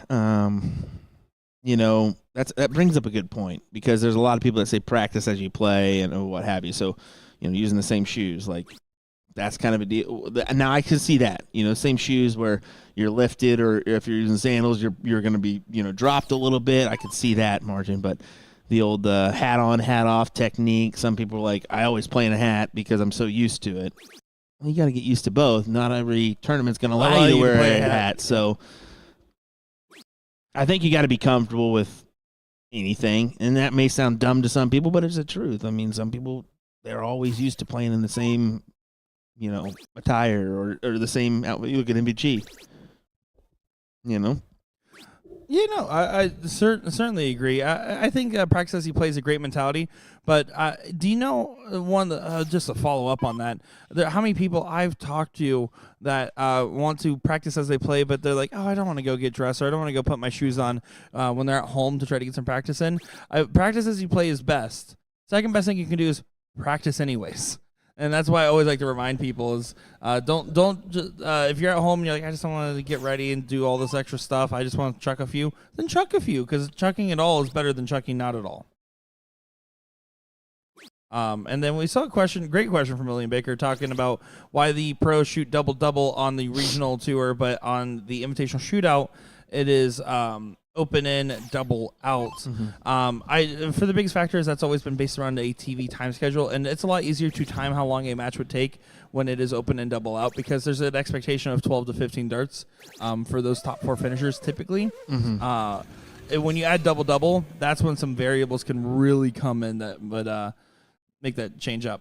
Good shot from Glenn, 180 there. Allison saying, stupid question. No such thing, but we'll take it. Why do some tournaments not allow hats? So certain tournaments try for a more professional atmosphere, and they think that the hat is and earbuds could be one, so they take those out, closed-toed shoes as well. So, yeah, every tournament's going to be slightly different. Now, I talked to Cameron Menzies, who's a PDC player at the Las Vegas Open last year, and he says, yeah, we don't allow hats in our league play in Scotland. I said, really? And he goes, yeah, you'll never find anybody because it's not allowed. They use it. They consider it a practice tool. And I said, what? And he said, yeah, like people will use it as an aiming device. So they'll draw like a little line or something on their hat and use it. It's so weird. I was like thrown off. I was like, "You're joking, right?" That has to almost sound like he's messing around a bit. You'd think so, but no. He's like, "No, man, I'm dead serious. Like that, you'll never. That's why nobody wears hats over there. Very Because fascinating. people will call them out and think they're cheating. It's like, no." That's another great shot from Glenn. He's setting up the 1-2-8 for a potential 2-1 win.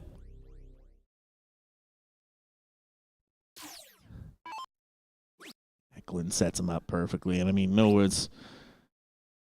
I mean, 100 points back is the next is his opponent. So, Well, Bobby needs to still collect a decent shot. Otherwise, in risk of a potential freeze. So, looking for at least 100 to really feel comfortable. Oh, no. This could be detrimental. yeah, it's very much so. Very much so. Now, if a big shot is hit, all of a sudden, this is a very different scenario. He's hit 105. Not going to happen. Would have been a massive save for this. Yeah, and this now It's, goes to Glenn, and 1-2-8's no gimme. it's no gimme, but it can. We'll see. 18, triple 20. Gets a shot at Bull. Will he take it? Of course he's going to take it. Unfortunately, just not the best effort as it gets away from him, goes outside. Might not get another look at a double. That was one match dart missed.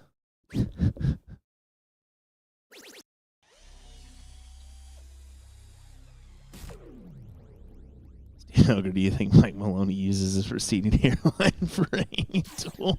That's brutal, Porky. That's brutal. But yes. At least he's got a few hairs up there, unlike you, Who? Steve.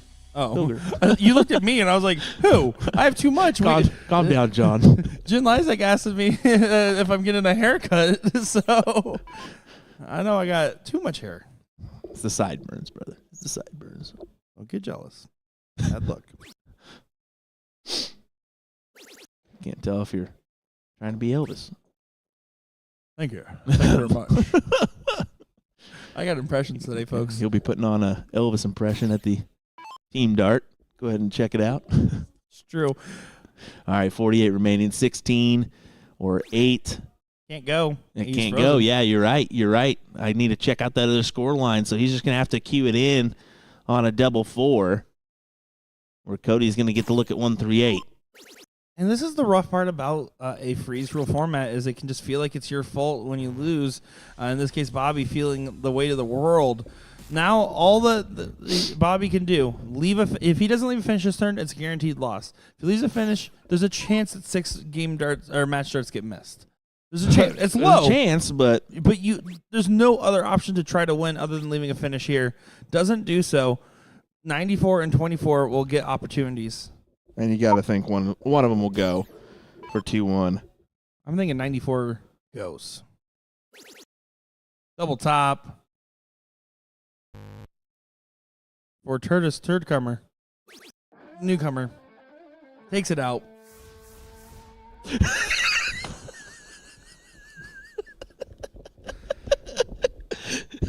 That just doesn't play. We'll be right back. Third place match coming up next.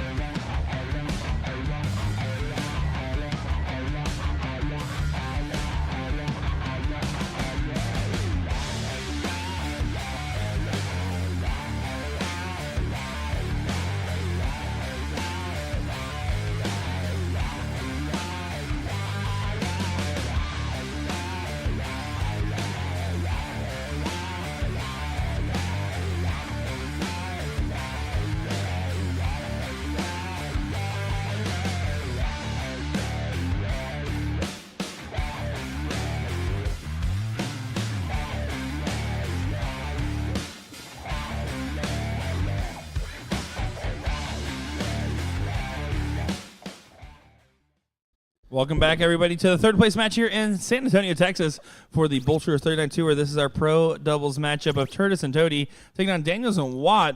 My name is Nick Teixeira, joined by Will Stewart on the mic here for what should be a good one, Will. Yeah, looking forward to this matchup. After Turtis and Toady, goodness gracious. Tough team name.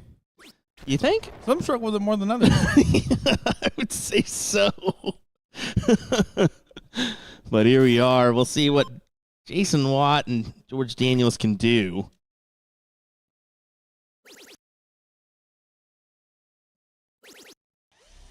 Yeah, looking forward to seeing who goes back to play the team of Ram Guevara and Joey Lee Harder in that match. This is just a race of two, so blink and you miss it. Like you said, should be fun to see who really separates themselves from the pack. We saw Watt kind of struggle a little bit the last time we saw him on the stream. I don't think he's going to have the same struggles in this one. And Cody, it's just about keeping that composure. When he's good, he's great. I think for the most part, though, Curtis doing a good job of having some very steady play. I agree. With his Have a Day shirt.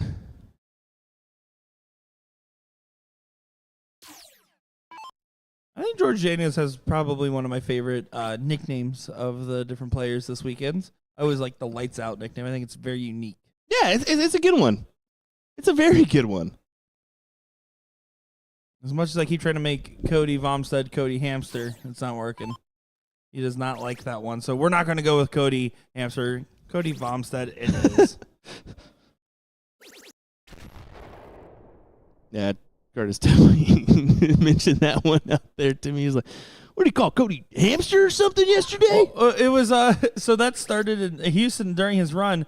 The night before, I went to a blind draw with the locals, the Welcome to BullShooter blind draw over at the Q Club. And when I was over there, Cody comes up to me and he's like, "Are you going to get my name right tomorrow?" I was like, "Are you even going to make it on the stream tomorrow?" And he's like, "Yes," and it's Vomstead. And like I had it locked in. Well, eventually Gordon had a couple slips, and then I started saying it wrong, and we all of a sudden it went to like Hampstead for a while, and it was like we were in that range. So then I said Hampstead, Hamster, Vomstead, and then that's how we got there.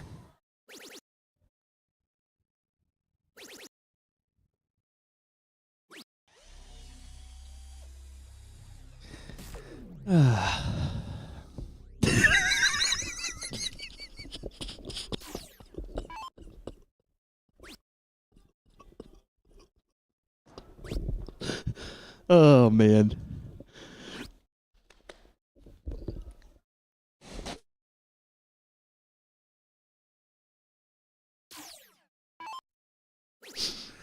Oh, no, this has been a good battle. Cody trying to get to a leave. He might set up a leave. Needed a 180 to leave. Oh, man. I had to, Nick. I'm sorry, brother. Well, no, it's okay. Jokes aside, it's totally fine. 166, 178, both no-goes. George Daniels going the go-ahead. Finds 76. Doesn't like that last start. Thought it was going to be more. It isn't. But should be enough with this going first advantage.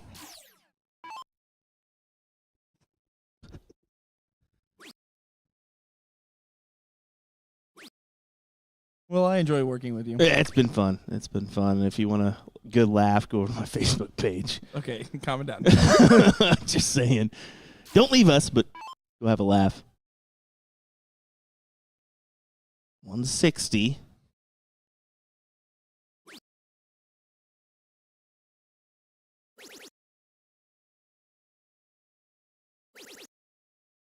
Leaves the 65, a number he's seen already here in this bracket. And Cody's going to have to leave a finish and survive some darts, knowing that more than likely the 122, yep, will be frozen. It's a combined 141, so unless there's a bust, the freeze is on.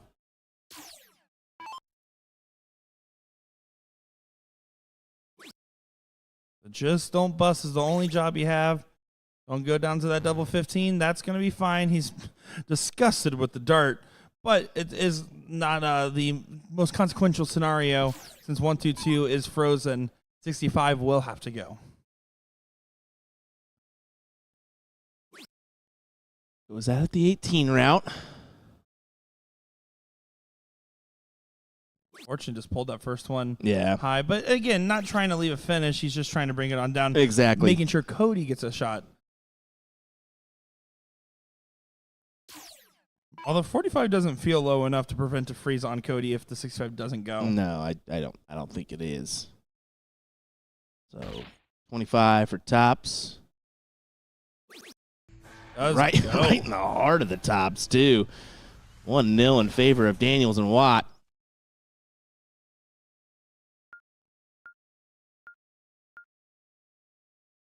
There isn't enough wattage. Go lights out. Yes, that would be correct, Nick. Thanks. That would be correct. Curtis to get things going. Trying to get in. That's an awkward first, but does get around it just fine. I'm quick to move around on my doubles. Are you? On double in. On double in. On double in. Okay. Well, I'm more keen to, if I've got a marker, yeah, I'll work off it, but I feel like I'm nowhere close. Or if I go really far inside, then yeah, I'll kind of change it around. But well, with Curtis kind of going on the other side of the wire, it's usually just a spot where you don't typically use that as a marker. I would be jumping, but he made it work perfectly, so no notes to him there. But right now, like you see Cody just having those struggles, and he kind of moves up on that last. I think I would have after the first start probably moved to the 8 or 11 double. I just am a big believer of my job is to get in, and then my job every other turn is to outscore. I think when you break it down like that, it feels a little bit easier to chew and a little bit easier to swallow as well.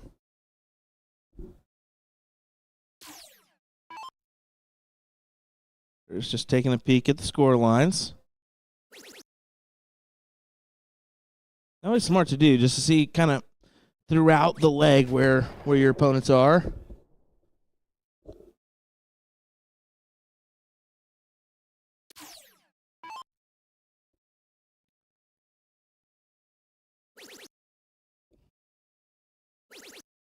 Oh, 180 incoming.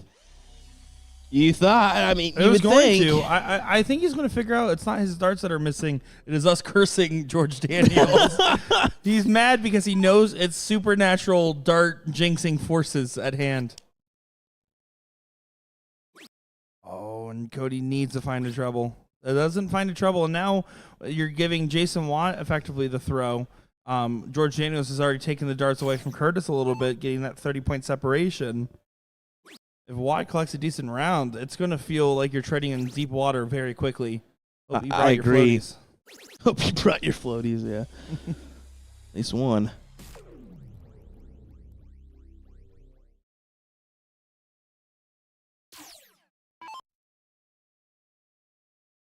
But it's still got to stay focused, got to stay dialed in.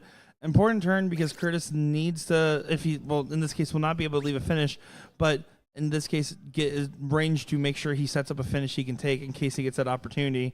There's one or two good rounds from Cody, and a little bit off the gas from George or Jason. It's not over yet, but it's starting to slip in the favor of the team going second, which is not something you want to see in an 0-1 leg. And Mary's saying, we thought. Hey, that's a change, isn't it? We don't think around here. I don't think before I talk. I'm way worse than you on that side of things, bud. 59 marks, more like 1 million. Yeah, no kidding. I And love that 53 that same night. Get that out of one's here. still one of my favorite moments. Median. Oh my goodness! Here you go, Watt. They're gonna know that we keep jinxing that third dart. I guess it's the Is it case. Just outside of checkout range, 1 point off to be exact. But right now, Cody just already freezing from this position. This is going to be a tough spot because it's George and Jason will just get more and more darts, make that pressure more and more. At this point, it's all about Cody trying to take this game out and hoping he gets the opportunity to do so. Otherwise, this is going to be a 2-0 and a rematch of our seats. We've only seen one dissenting leg the whole day, and that was Curtis and Tody against Glenn and Bobby, where that went 2-1. Every other match we've covered, we started off with Ram and Harder against Tough Shots, 3-0. Both top fours, 3-0. Seat matched, 3-0. We've only seen one, the team that's won the first leg lose once. Yeah. And that was in that fourth place match. That's a crazy statistic for today. It is. It very much is. I don't even think it's that lopsided of teams. Like, No, I really don't. no, it's not really to that not. level. It's really not. It's just been kind of a case of who shows up for the stream match, really. Guess so. If I'm a betting man, I'm putting the house on Ram and Harder just because Ram's on for a perfect run right now. Mm-hmm. He has not lost an event. If he wins this and he ends up playing the mixed doubles and winning that, it would be a perfect weekend for him out here. For the first ever San Antonio. The only champion in all the pro events. That's crazy.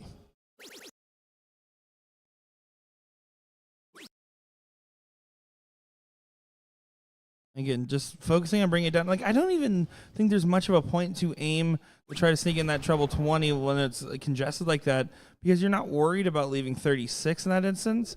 You're more worried about getting as low as possible to give Cody a shot. It doesn't frankly matter because you're going to get another shot since Cody has to set up if this doesn't go. George Daniels for the match. Double 9. Not right now. 9's a little bit awkward. Cody has to leave a finish. Jason has to miss the finish. Ginger needs to bring it all the way down. Then George has to miss. That's a lot of ifs, ands, or buts.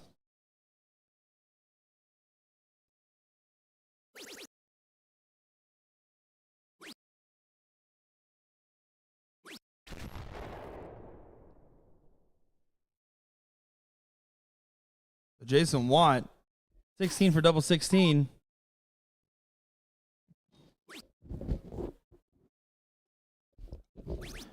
Does go. No doubt about it.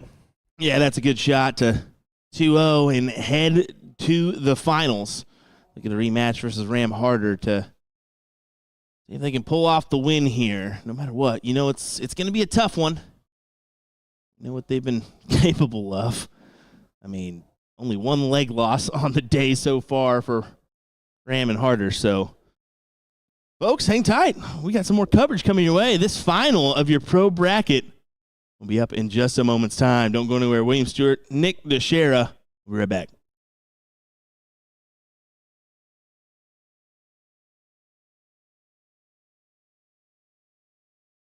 Here in San Antonio, Texas, Ram Guevara, the man who won in Houston, threw a perfect game out here and has been winning out in San Antonio as well. How are you doing, first off? I'm doing good, man. It's good. Good to see y'all. Hey, it's a pleasure to be talking with you. We got to talk, first things first, that final, man. I mean, you and Jason Watt probably put on the singular best match of the whole tour. What was running through your head before the 9-darter went in? Well, before that, I knew it was a tough match. Who I was going up against, he's solid player. Other than that 9-dart, I had to go. Either I'm winning that leg or I'm losing that leg, and I'm down 2-1. So he's capable of pretty much double dipping me. And I didn't want that to happen. Well, you promised us right before you talked to Will and I and said, I'm tired of missing this. I'm going to hit it. I mean, you were that confident in hitting that 9, weren't you? Oh, yeah, definitely. I was like, I got to get one for the stream, man. I said, I had so many chances, never could pull it through. And then when it happened. I was like, I just gave that fist pump. Well, I mean, it was phenomenal to see. And then it carries over in today. You're playing in the Pro-Am, and Jim Spears admittedly struggling most of the day. What does it feel like to be in a situation where you know your partner's struggling and you have that extra work to do on the dartboard? I know I'm capable of doing a lot and carrying a lot of people, but I mean, when you play tough teams, I mean, all I do is just have his back and tell him, hey, man, you know what, get over the misses and then keep going. I know you're better than that, and it builds confidence up. So. And you had such a good run in Houston, but having a great run in San Antonio. What's it feel like to be playing a BullShooter stop out here in San Antonio in general? Oh, it's cool here, man. I think they deserve it because they don't have a lot of opportunities for this. They always got to travel to Houston, but this is a good stop for them. Maybe hopefully it continues to bring more people out, especially from the Houston people, show some love out over here in San Antonio. Yeah, and having the payouts be increased for the stop has been nice to see. Giving those players extra opportunities to get some extra money in their pockets. It's a good incentive to go out here and kind of play in San Antonio for the final regional stop. Oh yeah. The payouts definitely better than Houston ones, as we know about that one. But other than that, everybody seems. It's quite a few people here. I think it can expand a little bit more. Yeah, great starting turnout. Now, we hear the jukebox blaring out there, and we want to know, when you're walking up and you're like, I'm Ram Guevara, I'm doing my walkout, I'm putting on the touch tune song, what's your go-to song? Give us a song here. What you listening to? I hear a lot of songs. It's mostly H-Town music, but mostly I'm a Slim Thug. I'm from Texas, or Boss, Boss Hog. So other than that, yeah. Oh, very nice. And we still have the trips for you tonight and then going on into Sunday tomorrow. What's your expectations for the rest of your events out here? Oh, the rest of the events, just have fun. That's it. I just came to play the Pro-Am and the Pro Singles, and tomorrow will be the Pro Doubles. Hopefully I can carry my partner. He wants to qualify, so hopefully I can help him do that. Well, we're looking forward to seeing more Ram Guevara on the live stream, lighting it up and doing some amazing things. And we wish you nothing but the best of luck. Appreciate it, Nate. All right, here with Jason Watt, a.k.a. the Bearded Dart Guy at the San Antonio Regional for BullShooter. Good to see you here, buddy. I'm guessing that you were just a little bit up north for the Winmore commitments. Is that correct? I was in Vegas. So, yeah, I was going to go to Virginia Beach. I done looked at the flights and such, and then the timing of it, and I wouldn't make it in time for the cricket pro shoot. So I'm like, hey, let's go to San Antonio and play some darts. So we're here. Yeah, I was a little surprised seeing you, honestly, but I'm glad to see you here because, man, what a run you had yesterday in the pro singles, man. Unfortunately, coming up short against Ram, but he put on a pretty good display to pull off the win. Unfortunate for you, but yeah, that's just how it goes, right?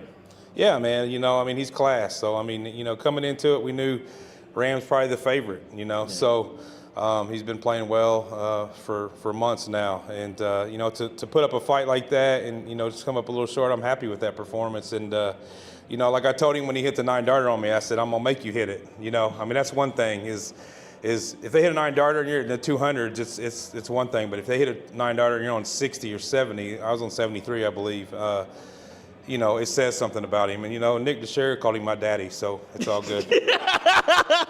I'm glad you had that in there. But no, you're 100% correct. You did what you had to do. He just was a touch better than you and took advantage of those situations. You were sitting on a 12. He took out, you're sitting actually on 11, and he took out the 9 on you. So it's just unfortunate circumstances. But still, this speaks volumes to where you've come and where you are currently as a player.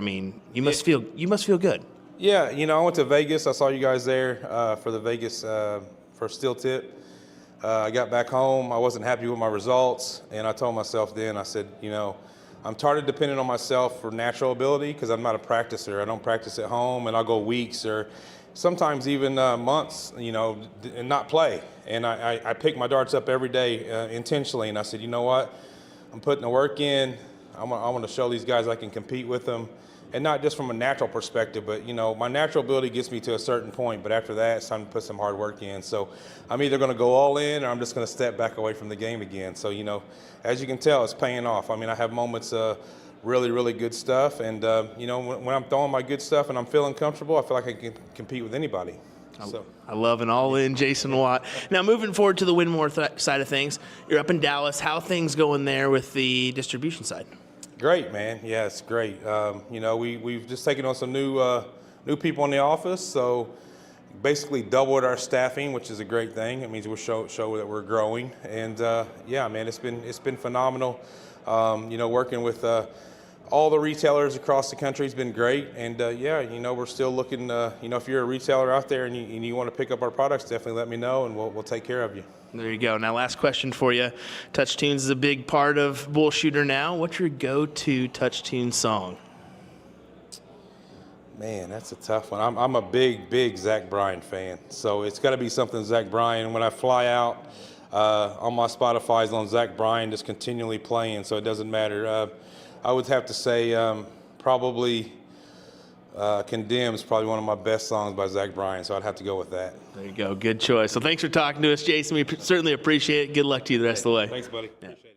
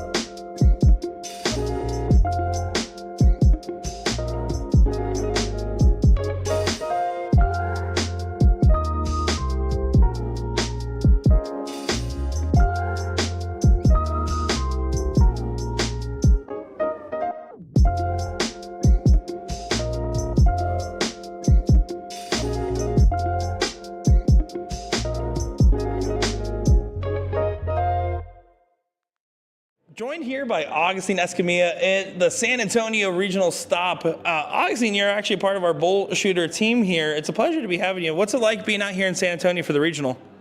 It's kind of cool because it's our first stop ever since I've been with the company. We've had Houston for the longest, and in San Antonio, obviously, a lot of people have been asking about it, so good to be here. Now, what do you actually do at BullShooter? That's a good question. No, so I'm the BullShooter rep for Europe, or international market, but mainly in Europe. So I kind of oversee the sales and the sports side of things for Europe. Now, what's it like working with those international players and coordinating for those events? Because I know you go out there to Spain as well for the BullShooter Europe Finals and past as well. It's very fun, but very different from our U.S. tour. You know, we do anywhere from 4 to 5 stops out in Europe, and it's very different. The dynamic is a little bit different, but it's really fun dealing with all the different nations, all the different players. So I enjoy it. Now, I'm going to throw a curveball at you. You weren't ready for this question coming up. But I loved when I did the commentary for the BullShooter Europe Finals this last go-around, or a year ago, I should say. Yep. The team cricket game that we had going on and how different that was. Do they just like playing team cricket over there? What's the deal with that? Yeah, I think it started mostly. Welcome back, everybody. It's time for the finals here in San Antonio, Texas for our doubles pro bracket. We got the team of Joey Lee Harder and Ram Guevara Jr. taking on George Daniels and Jason Watt, and what should be a phenomenal matchup to see who gets that doubles title and who gets that invitational shootout spot. My name is Nick Teixeira, joined by Will Stewart on the call for this one. Yeah, the ultimate question is, can Daniels and Watt make a stand here and grab the set to force a decider? That's the question. So far, Ram's just been a dominant force, and Harder's been doing what he needs to in order to kind of just compliment Ram and get the job done. I mean, they've only lost one leg so far in this bracket. They're gonna have to win. They're gonna have to lose 3 in order to lose this first set and get that first scoop on the cone, per se. Yeah, and it's going to be tough. We saw any team, whoever's won the first leg has won the match without dropping a leg, except for one time today. We saw one singular leg go the other direction. It has been 3-0s and 2-0s all day long. Ram is pretty undeniable in his form right now, but Jason Watt showed in that pro singles final that he can absolutely play in the same high gear for the same amount of time and do what needs to get done when the things are right. We saw George Daniels perform like that, especially in Ohio. And Joey Lee Harder, we saw perform like that in Houston. All these guys are unlimited potential. It's about who really taps into it in this given moment.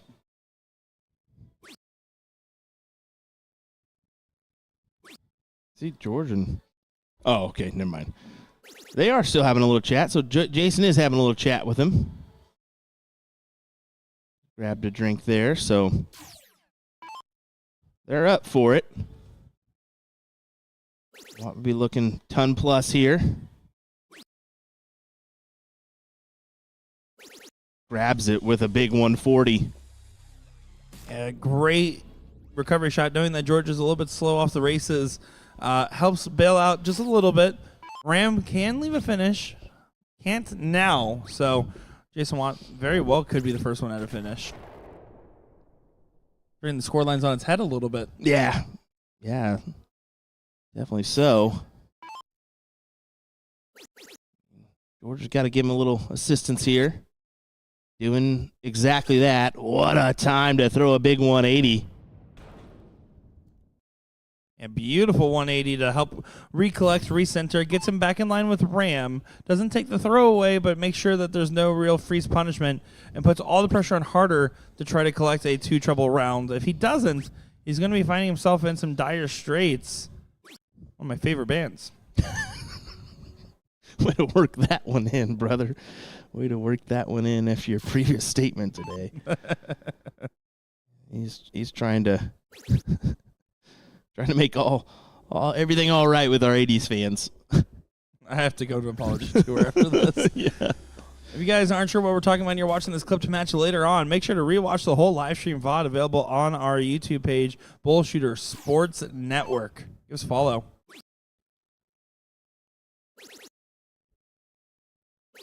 Okay, things just got a little interesting here. because Harder needs to compliment Ram. Then at the same time,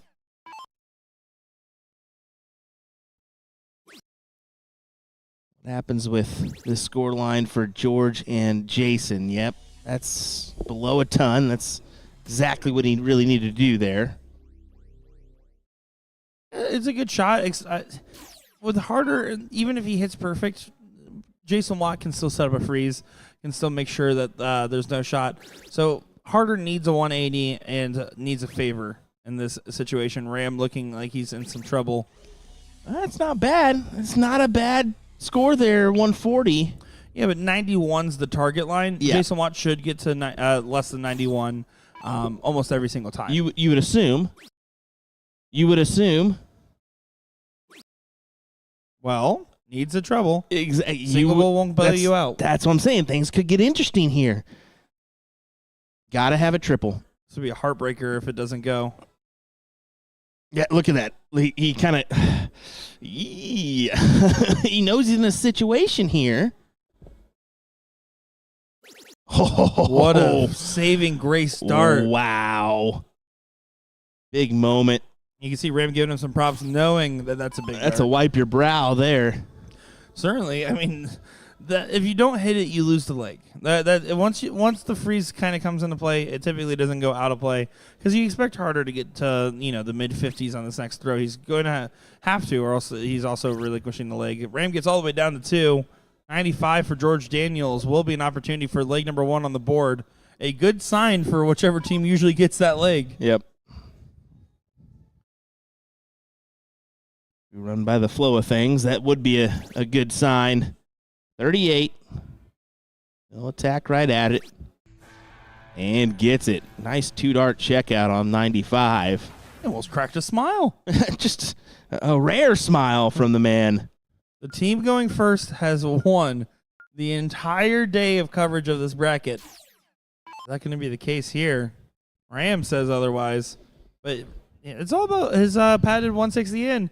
When he's hitting those 160 ins and he's hitting a ton plus to follow it, Here's one. you're fine. Well, no. You missed the first one. Big ton. Big ton. Yeah, but you say here's one. Well, here's one. I figured I looked up and caught the second dart. Thought it was the first. No. Stuck it in there. Johnny Lane, who we saw in Ohio in the chat, saying lights out. And George says, by the way, that's how you hit the Guevara special. Call it the Daniels Open. I don't know. Didn't get there. Didn't get there. Airball. Swing about and a miss. But still, yeah, good turn there for George as he fires in the 160 instead of Ram this time. But like I said, Harder's got to be the one that clicks things together here. No, Harder's a great competitor, but I do think he's the kind of player that really lives up to his last name, and he's harder on himself than he needs to be at times. He needs to get himself settled into place a little bit and just kind of trust the process of his own game. He's a talented player, but you also see just the way he kind of snaps that dart to the board and his arcing setup. There's a fair amount of precision required with his release. Well, we already see the advantage go in the way of George and Jason.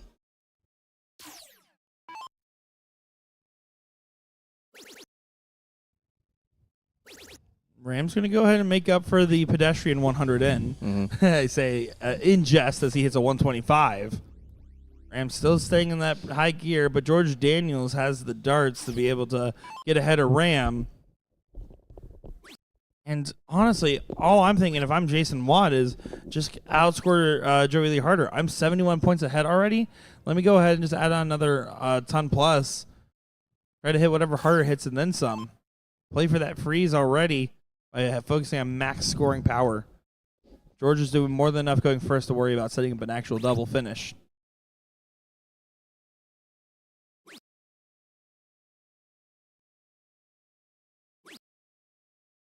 Can't find the triple. Still in the 400s.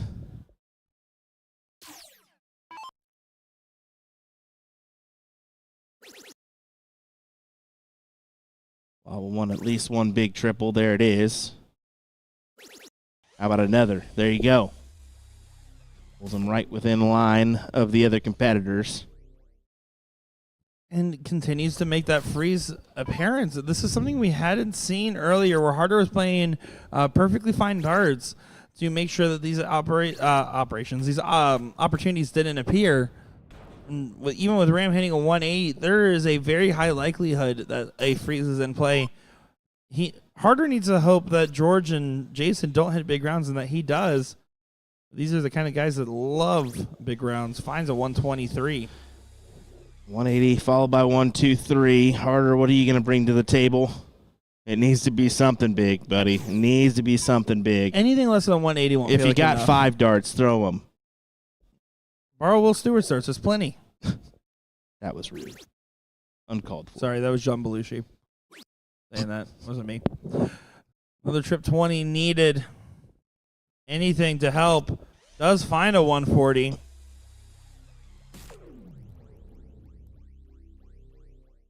So Jason Watt needs to get to 131, less than 131, 130 to freeze. So that was a good shot from Harder. Be a good time for 125. Yeah, you can see Jason wanted it too. He thought it was going for a second. Yeah, because he hit that 60, he would have went downstairs. But Ram may only get this one look at 96, especially if Jason finds another treble to add on the pressure. So that last turn from Harder is everything here. He gave Ram a shot, and that's key. And Ram's well aware of the situation. Gonna try to get a dart at this. He's not gonna get a dart. 54 for 2, 48 for 8. Thinks that should be low enough in this situation. I would have to agree with his decision making. 158. It's more about getting it low than even taking it out, which in this route is pretty straightforward. You're gonna start upstairs anyways. He's gonna stay. Almost impossible to bust now. 158 does go anyways. He just hit the out. He might as well go ahead and nail it again. Back-to-back double 19s for George Daniels as he grabs the second leg for 2-0. The team going first. Exactly. We are very likely to go to a second set here. Whoever's won the first leg has won the match. We've only seen one leg that has been lost by the team who's won the first the entire day. But it is currently so heavily favored, it's actually ridiculous.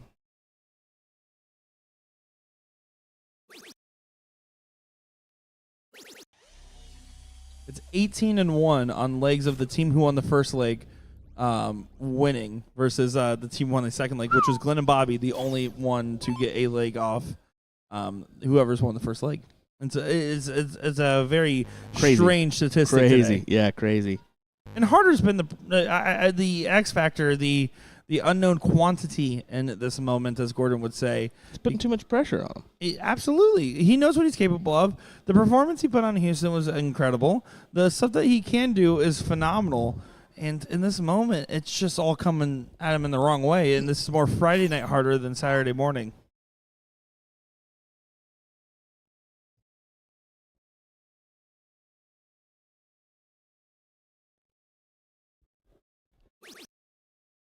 And that's why I'm never going back to Target.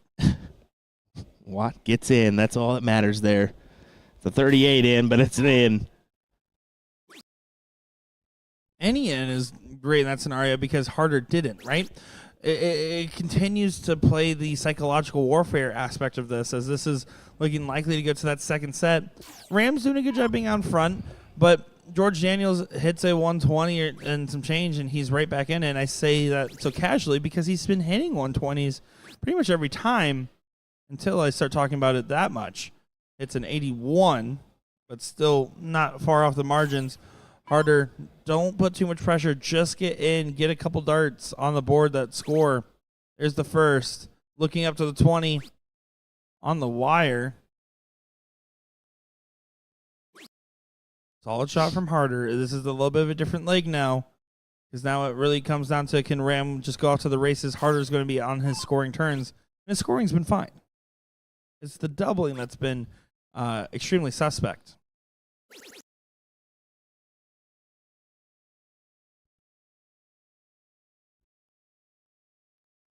Well, Ram, the front runner, looking to make it even more prominent with a good 135. Sets up the 149.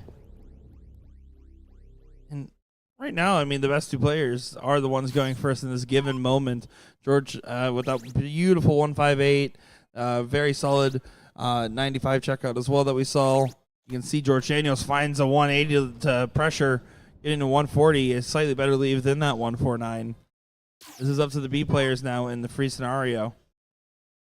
But more than likely, Ram and George will both get shots. Well, harder. What do you say? Says 140. Another big 140. I mean, he's finding good shots. It's just been a little bit inconsistent for him. It's been that up-down roller coaster. And this is a moment where Watt needs to respond to make sure he's the guy that's staying up with the pack. And he does. I mean, he's 10 points ahead of Harder. So if Free's not on the line in this moment, 149. Ram might get a dart. 57 for 32. 32. Ram Guevara takes it there. Woo! Beautiful 12 dart leg from Guevara. Gets a leg on the board and breaks the curse of the team who won the first leg. Yeah. Keeps them in the mix here for this set. Of course, they want to get it done and dusted now. They don't want to see a second set here in this final. No doubt in my mind. No, not at all. As we got our 13th favorite EDC admin, Chris Lim, in the chat. What's going on, Chris? Hello, Jeff Franklin, as well as Rick. Appreciate your kind words there, Rick. This is going to be a tough task for Ram and Joey Lee just because of the fact that that's a 2-1 difference. But that's the first time we've seen less than 100 in this matchup for George Daniels on the open. And this is where we're going to see Ram usually do what he does best. Is there even 13 EDC admins? I don't know. I'm just kidding. What's going on, Chris? His wife is definitely better than him, though. Let's put it that way. The lightning strikes in chat increases the wattage, so there's no lights out. Come on. Absolutely unreal. I'm going pro in commentary. I'm going pro. Send me to Europe. He'll never accept you, Nick. They'll- He'll never accept you. That just felt like too real. They'll never The American accent is too thick. I can do an accent. Alrighty. Harder, what do you say, bud? Hello, Hada. Goes Stop. up. Stop. It's a Stop. 152. Just stop. Big high ton for him.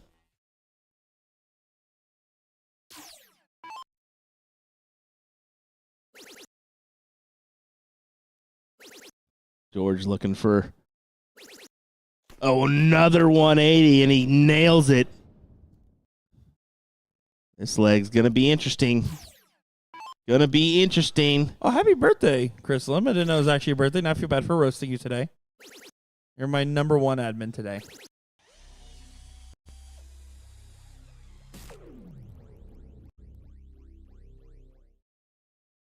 Yeah, this is tight knit. That player A score line.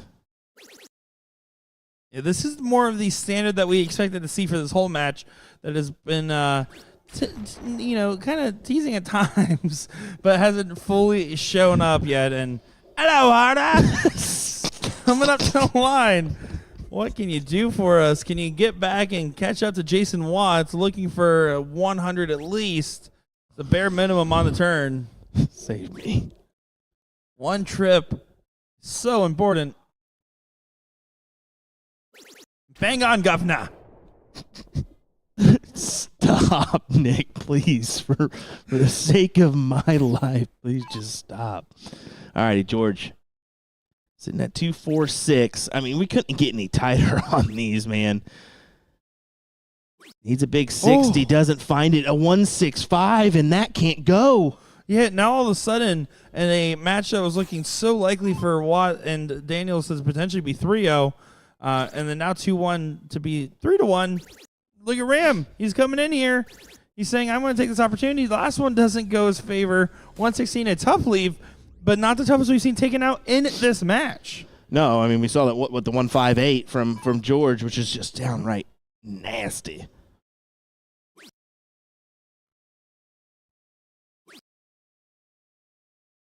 Watt all under the bottom wire. Such a beautiful grouping.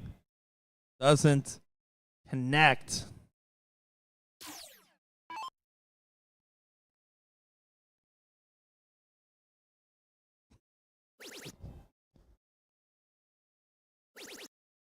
Yeah, a little sporadic on that last one. And another one, he leaves it at 166.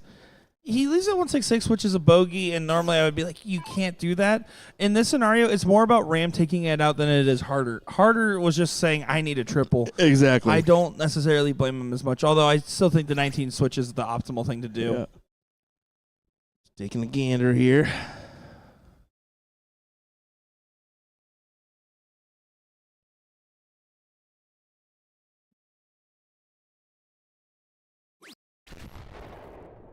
It's the 32. I think you might have needed to go lower. That's kind of...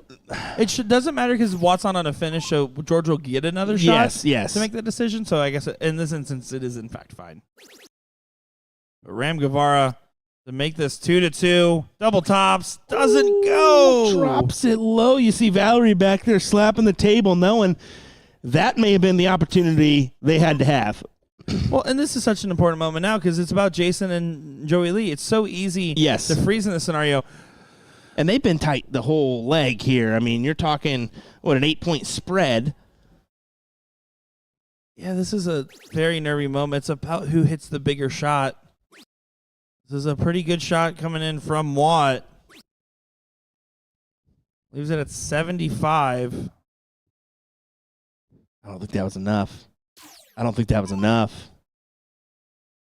Harder's going to hit a ton here. 54 is the target line. The freeze, George has to get to 54. So 100's not enough. Needs a ton plus. That's what I'm saying. I think he's got it. He's got it. And you can't bust it as long as you throw smart. Yep, it goes well over to that 14. A-okay. Harder gets the freeze. Good call there, Will. Something told me he was going to cue it in, and we're set for 2-2 now, folks. Unreal. This is unbelievable in this moment. You can't really expect it. And Watt didn't have a bad turn there. It was just not enough. And the fact that Joey Lee rose to the occasion, it is now 2-2. Will Ram and Harder go ahead and get the title here, or will we be going to another set? What do you think? Clutch freeze from Harder there. To at least lock in an opportunity for Ram to take his shot. And he collects, and that is a tough dart. Tough diddle. George pins it just one hole outside of the center. And Ram goes on top. So it will be George and Watt to start. Daniels and Watt to start. Guess I'll use both last names. I mean, we got a team of a first and last name and then two last names on the other. I get it. I love how Troy's just so confused. That would be the freeze rule, buddy. So George was frozen there, so wasn't able to take the 32 check out. So that's why he went at it the way he did. Yeah, so one time on the one time for the freeze rule, if your partner's score is higher than the other team's combined score, you are not allowed to win the game. So if George is sitting on 32 and Jason's, let's say, sitting at 200, the other team's sitting at less than 200 for both players combined, George can't take out that 32. Yeah. As I'll say it, and it can be a little confusing for the first few times you hear it, let alone the first two times you play it or whatever. But I'm just in disbelief that George Daniels didn't get in the last league decider where he won the diddle. And that is very difficult. That very well could be the factor here in this last leg decider. And Watt's going to go ahead and step up to the plate here in this opportunity. Takes the 160 in. That's what you have to do. You effectively accepted that Watt's going first on your team and George is going second for this leg. And now it's Watt to race to the finish line, George to set him up. Yeah. Harder. That's all you can do in this situation because of George's unfortunate miss. But Harder's got to get in. So on the second dart this time, no double end troubles. Doesn't do much with the end, but it's enough in this instance. But the reason I said that is because Ram missed out on that extra mark, and he's at 381 compared to 341. Watt could potentially go 9. Where Ram well, cannot. would that be something That special? would be something special if Jason can go 9 against Ram, who threw a 9 on him earlier in the weekend.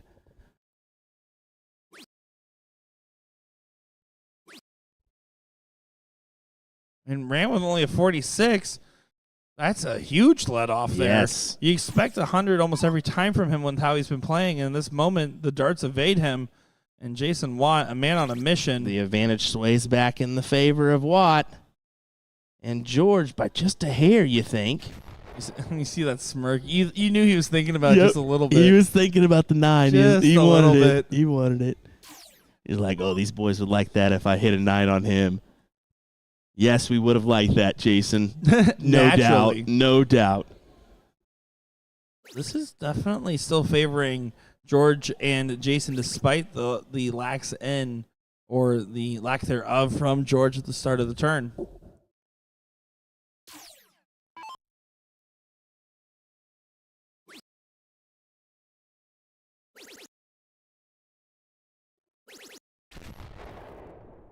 George is like, well, where's that been? In your back pocket. You just got to pull it out every once in a while, bud. Hasn't left you. And how many times have we said that this week? Where those darts are still inside you when you are a top tier player. But look at that. Guevara collects after the 46. That's a big turn to leave the 155. Watt's going to have to leave a finish, and he's going to want to leave a better finish.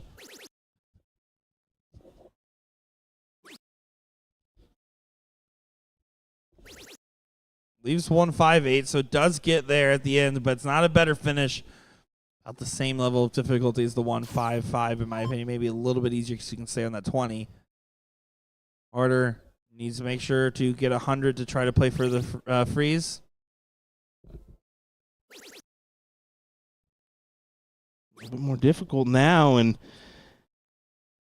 yeah, only 95 for him.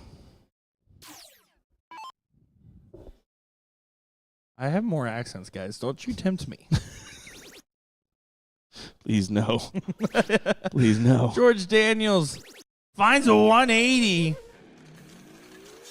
Absolutely incredible. 238 combined means Ram Guevara can't even look at the 155. Perfect darts. And what a comeback. What a storm back for George after he didn't get in on that first round, so...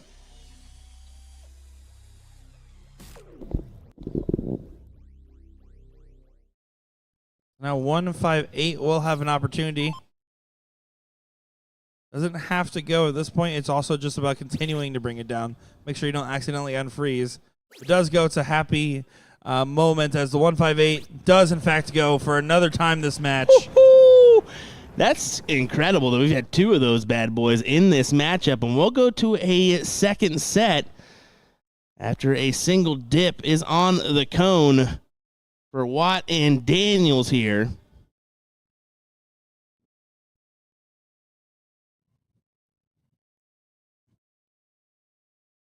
And Troy, it is 25-50 on the bull. It's a split bull format. So you can tell because that number in the middle of the screen right below it, if there's 2 bull heads, that's a split bull. You were looking at the other day when you were in the chat here watching. That was 50-point bull. It was 1 bull head there. Yeah. So this is split. double and double out, split bull, traditional darts, as you would say. Yeah. Your steel tip style format, other than the freeze.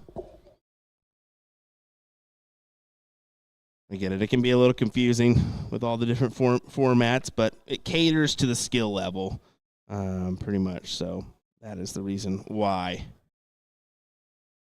I think it's a good thing because there's a lot of people don't realize that the soft tip darts brings a lot of advantages. It's an eye-popping thing. It's just like a casino effect when you walk into a bar. It kind of it makes you want to go over there and see what that thing's all about. What's you all know? this then? Yeah, stop. Just stop, Nick.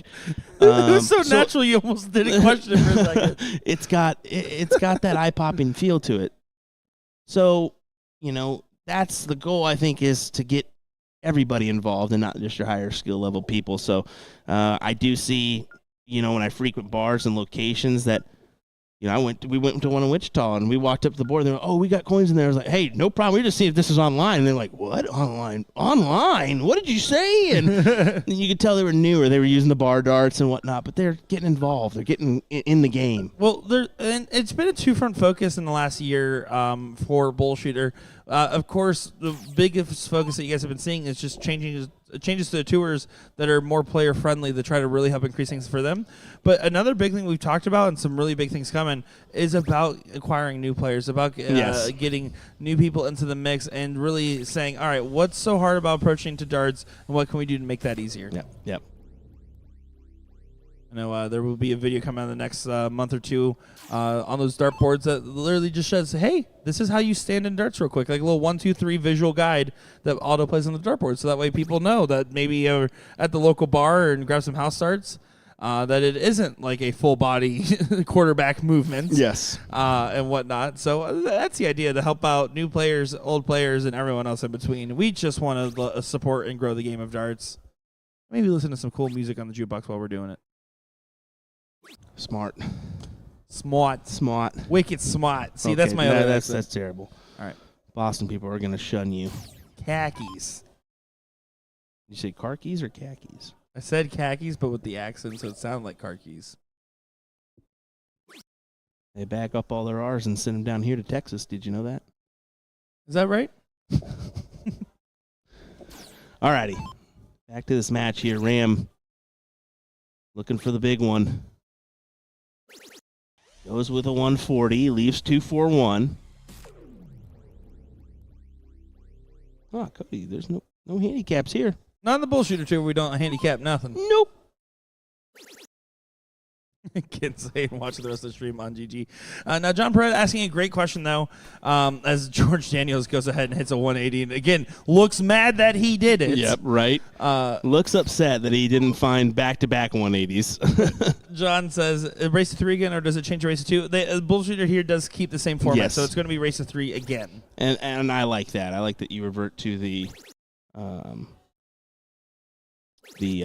it stays on the winner side format. Yep. Big 180 from Harder. Oh, he wants a handicap. No, I believe Cody's saying that they want like different skill ranges of average range here, but not like a handicapped like So reverse like marks. More like a divisional. Yeah, not like how when we were at EDC we saw the reverse marks. Yes. Like saying something along those lines. Which, to be fair, there's a lot of programs that use the BullShooter boards that do actually provide something like that. The biggest example would be the Tournament Champions PBD.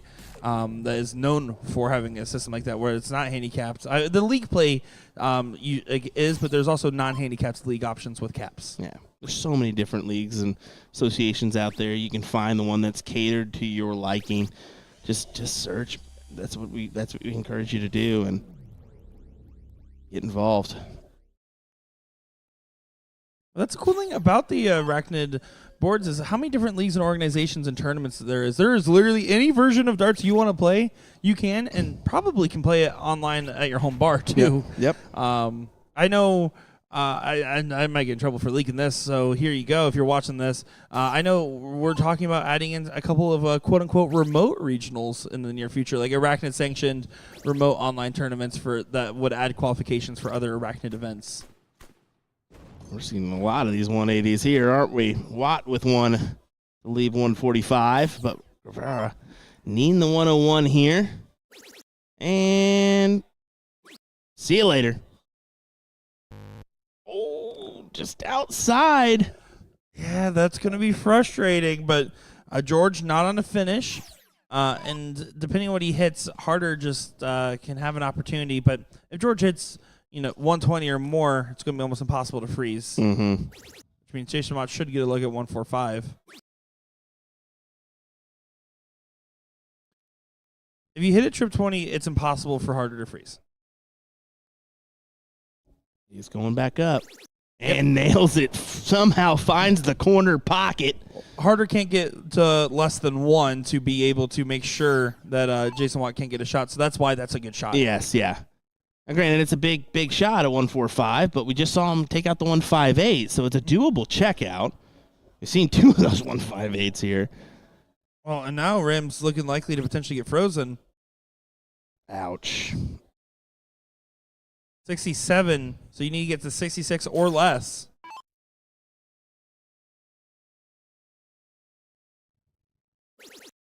Should be able to get to 66 or less from here. Has to be careful. And that's enough. Needed that last single to be nice and firm. Make sure there was no questions about it. Ram harder in a little bit of trouble. Just take it down as low as he can go, and he goes 36 to leave double 2. Yeah, you're leaving 4-2 in that situation, depending on your comfortability. I think that you're more than okay with leaving 4 here, because it shouldn't probably come back around. 1 for double top. Does go. George Daniels and Jason Watt have their first lead of this final, this first true lead of this final. Exactly. The first true lead because they got that first set, and now they're just looking at 2 more, and you get the win here. So Rams' perfect record in San Antonio gets squandered before the weekend is over.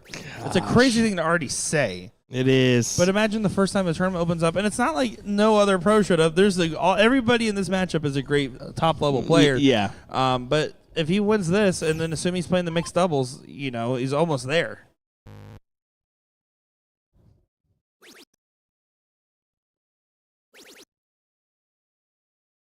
Floats into the trip 5 with his last.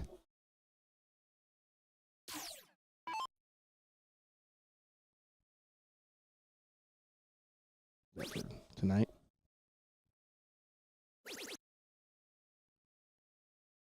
I do always forget that there's still one more event that's going to take place. What does it start at 2:00 local time? Yes, I believe so. Yeah. What is that? Mixed. That's going to be the mixed cricket. doubles. Mixed doubles cricket. Yeah. Yep. Or mixed pairs. However you want to go about it.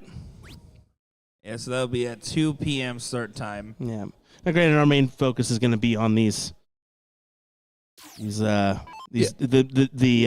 pro women's and men's doubles events, but yeah, we cover these brackets in full, and then afterwards we unfortunately do have to pack up our equipment and won't be able to get coverage of the mixed doubles, just because unlike the trips where we do that bonus stream, we can't do that for the mix. With our current setup, that's actually one of the other things we're talking about 42ers. Is there a way we can find a compromise here to be able to maybe see if we can get full coverage of that as well, or full non-commentary coverage, I should say. Okay, yeah, and that's it's okay. I mean, the more coverage, the better. Yeah, well, and one of the biggest reasons that stems from, if those are curious about a little bit behind the curtain, last year in 38 Tour, we only had one stream board. And frankly, we prioritized the pro more than the women in ways that we shouldn't have. Yeah. And that was one of the big focuses. So that's why we usually split the board, just because of the bracket sizes. That's why it's been a little bit more pro heavy this stop. But almost every stop has been 50-50 on women to pro. And mixed trips does get coverage now, which it didn't in the past. So that's the benefit is you're seeing. You may not realize it at home, but there's been those little things that you've done to better the coverage. There's less time in between matches. There's none. Yeah, you're flipping between the 2 boards and providing the stream worth watching, and that's the added benefit plus the other things, the interviews, the bonus content. So we get another big 180 from Ram to leave 141.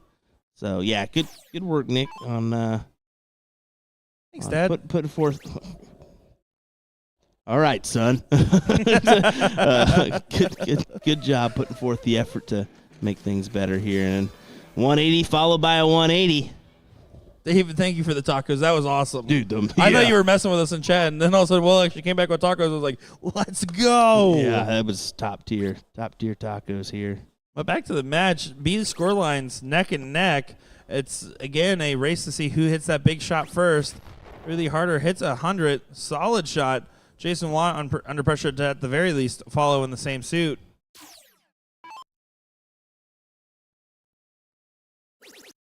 The team that has won the first leg has won every match today. Daniels and Watt have won the first set. And by getting that first leg, well, now they got the first leg in the second set. It's going to favor them a little bit just by superstition alone.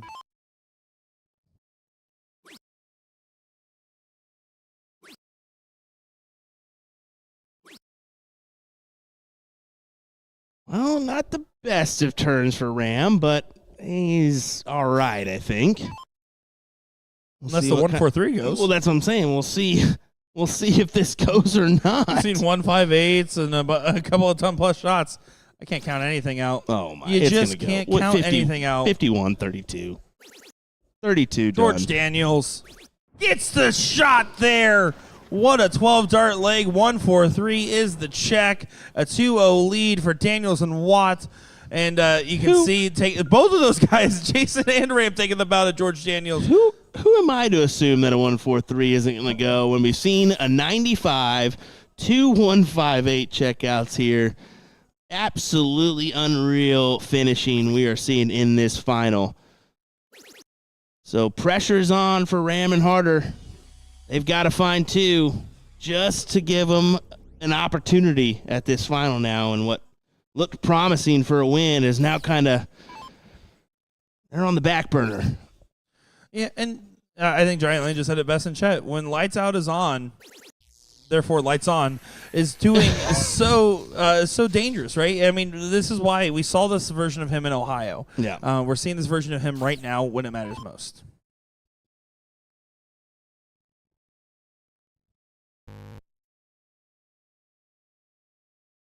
Oh, he said lights out is on fire.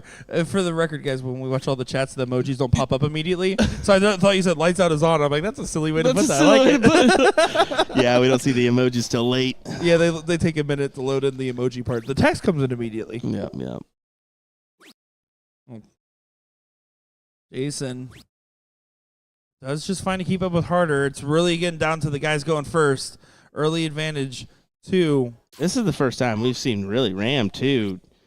Yes, he's throwing well, but George is throwing a little bit better, isn't he? It's just he's putting on a real display here.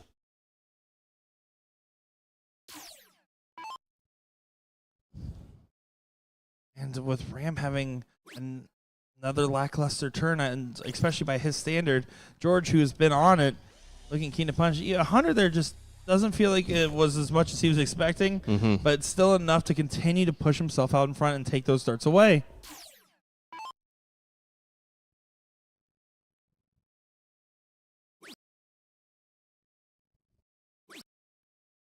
Harder needs a triple.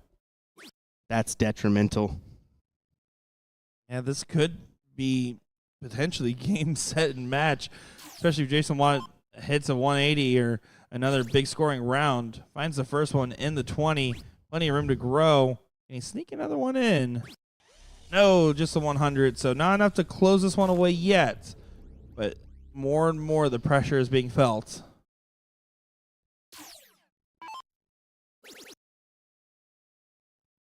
Might be a potential 3-0. That's kind of what I'm leaning towards as well. Be Rams' third quote-unquote match or set loss of the whole tournament. They lost one in trips before they came back for the double dip. Daniel's just on. He locked in. This is why he was so angry earlier, because this is the type of stuff he knows that he can do.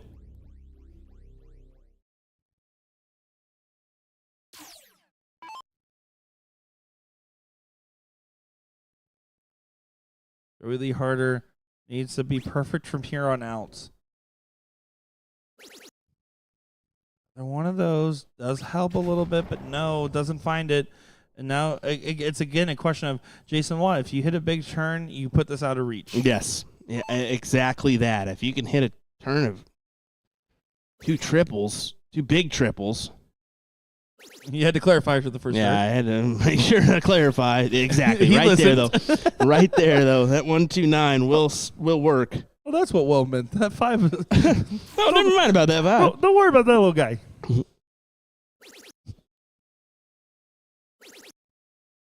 Ram just going to continue to bring it all the way down. Brings it all the way down with a Ram Guevara special at the tail end, reverse.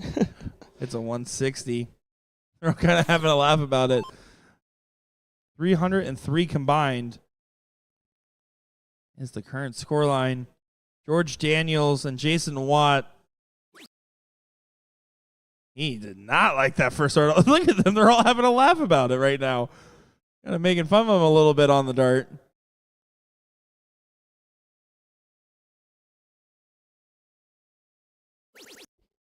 Not going to go in this turn. George is let it known. He's laughing in the yep. But even then, even if Harder hits perfect, Jason Watt would have to forget he's playing a dart match and miss his whole turn. Exactly.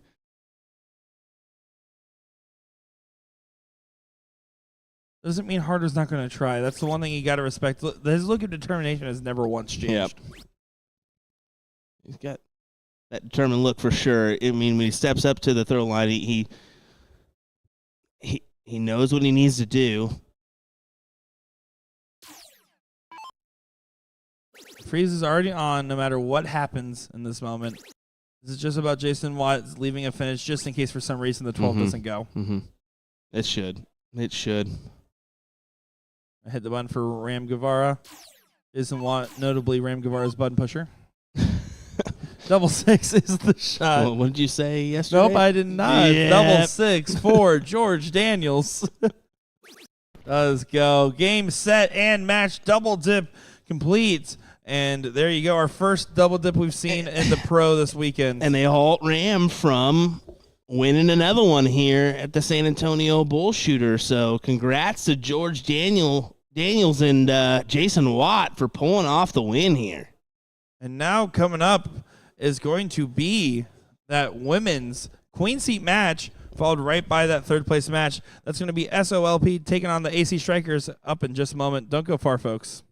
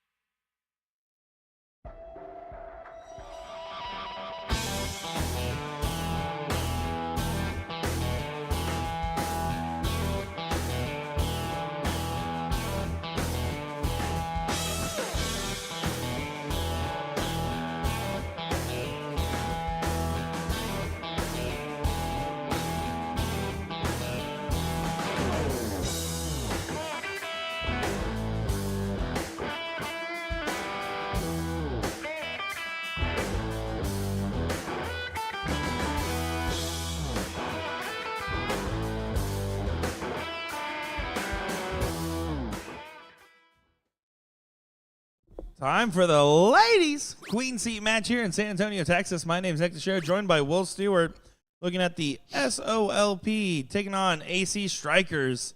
Looking forward to seeing this matchup. Yeah, two teams we haven't seen yet here in our field, so I don't know what one of them is going to be playing in the final. Possibly both. We'll see how this ends up and who will head to that third place matchup. We are almost into our fourth place battle as we're deciding a winner between Sam Corpus and Janie and Stenna. Hopefully I got that right. Stina. And then they'll face B7 Double B in that fourth place battle. So The reason they went with B7 Double B is because L7 Square Weenie was already taken as a team name. all right, Sandlot. I'm surprised I got that pulled, movie. surprised you pulled that one out. The only baseball movie I like. The Great Bambino. Oh, I like Moneyball. I guess that's two. I like. Yeah, Moneyball's decent. Your choices in movies are just not there, but you got a couple good ones here and there. All righty, here we go. What do we say? Back to Nina. Now, this one is Nina, for sure. Yes. Yeah. Sorry, I just processed what you were saying. Yes, it is.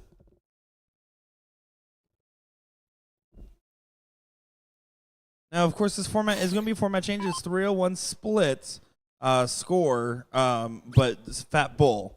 So it is going to be still that freeze rule that we saw earlier, which leads to some very interesting scenarios because it's really about who gets that big load ton. We've seen 1-6 dart on the tour so far on the stream, at least. And while those are cool, it's more about those middle of the road rounds. It's about getting those 1 bull rounds, those 2 bull rounds.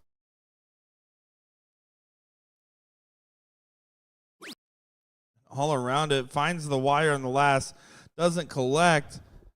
Sporty needs a sporty good turn. Yeah, she likes to be over on that left-hand side of the throw line, doesn't she? Well, and Cindy likes to be on the opposite side. Yes, So. yes, exactly. It's kind of interesting how that works. To each their own. Nina has a chance to be the first one at a finish still. 1 bull and a decent fallout will accomplish that. Bull leaves the 156. Sam Corpus pulls it off in that 5th, 6th spot. So they will play in the 4th place position. Did. Try to follow after Nina does hit that last bull to leave the 156, by the way. Great shot from Nina and a good answer from Sydney. Yeah, another bull would have been nice from Sydney, but that'll work. Well, it's enough to still be a bull first finish while 156 is not. And not having a bull first finish is pretty impactful in this format.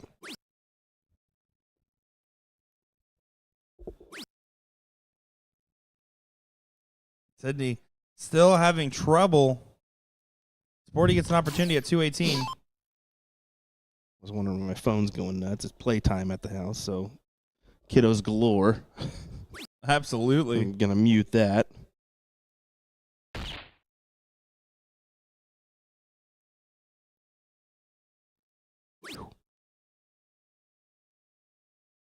$140's all right lead Yeah, there. It's not necessarily bad, is it? Because it depends on what Cindy possibly does, I think. I think that's the score line I'm kind of queuing in on. Well, and the freeze math plays so much play into matches like this where a couple Exactly. points make the difference rather than a couple big turns. Exactly. Nina does get down below 100, but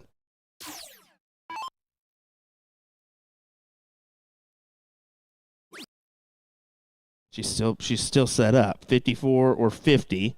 In this open out format, I'd be tempted for 50 to leave 54. But however you want to go about it, as your business. That's it. That's how you do, honey boo boo. To that level, okay. That's basically what I got from that.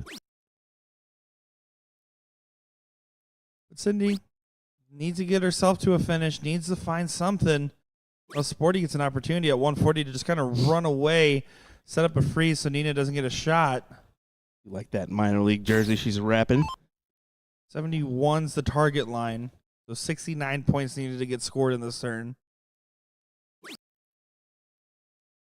68 points left to score.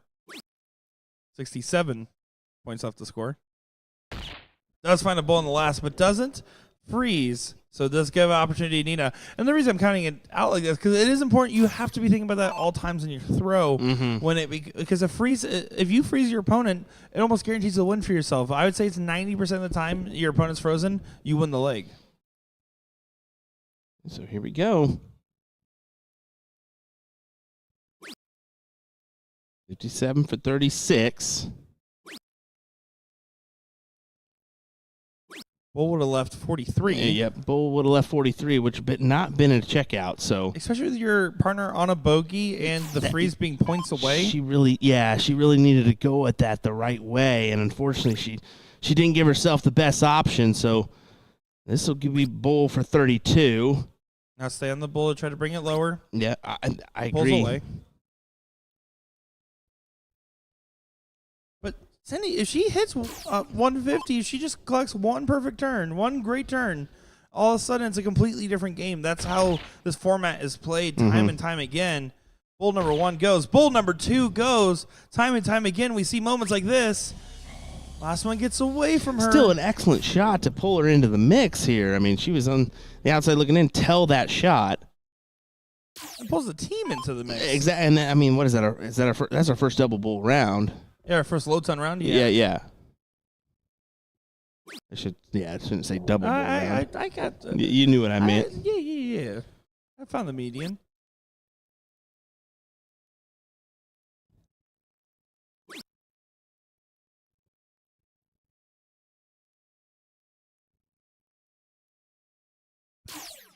$74 does have a chance to go.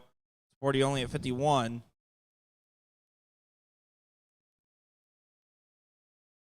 Take it on down, 1 dart at a time. Bull for 12. There's the bull. Yep. Be careful not to bust. Big old single. Yeah. Drill it. Taking a moment. Can't blame her for it. And she finds it for the leg. That's a 1-0 lead. SOLP. Try not to be SOL.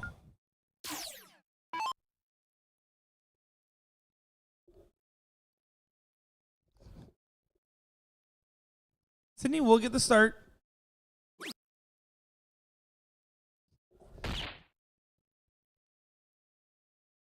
Yeah, there you Takes go. advantage. I was wondering if we're going to see more of these two bulls turns, you know.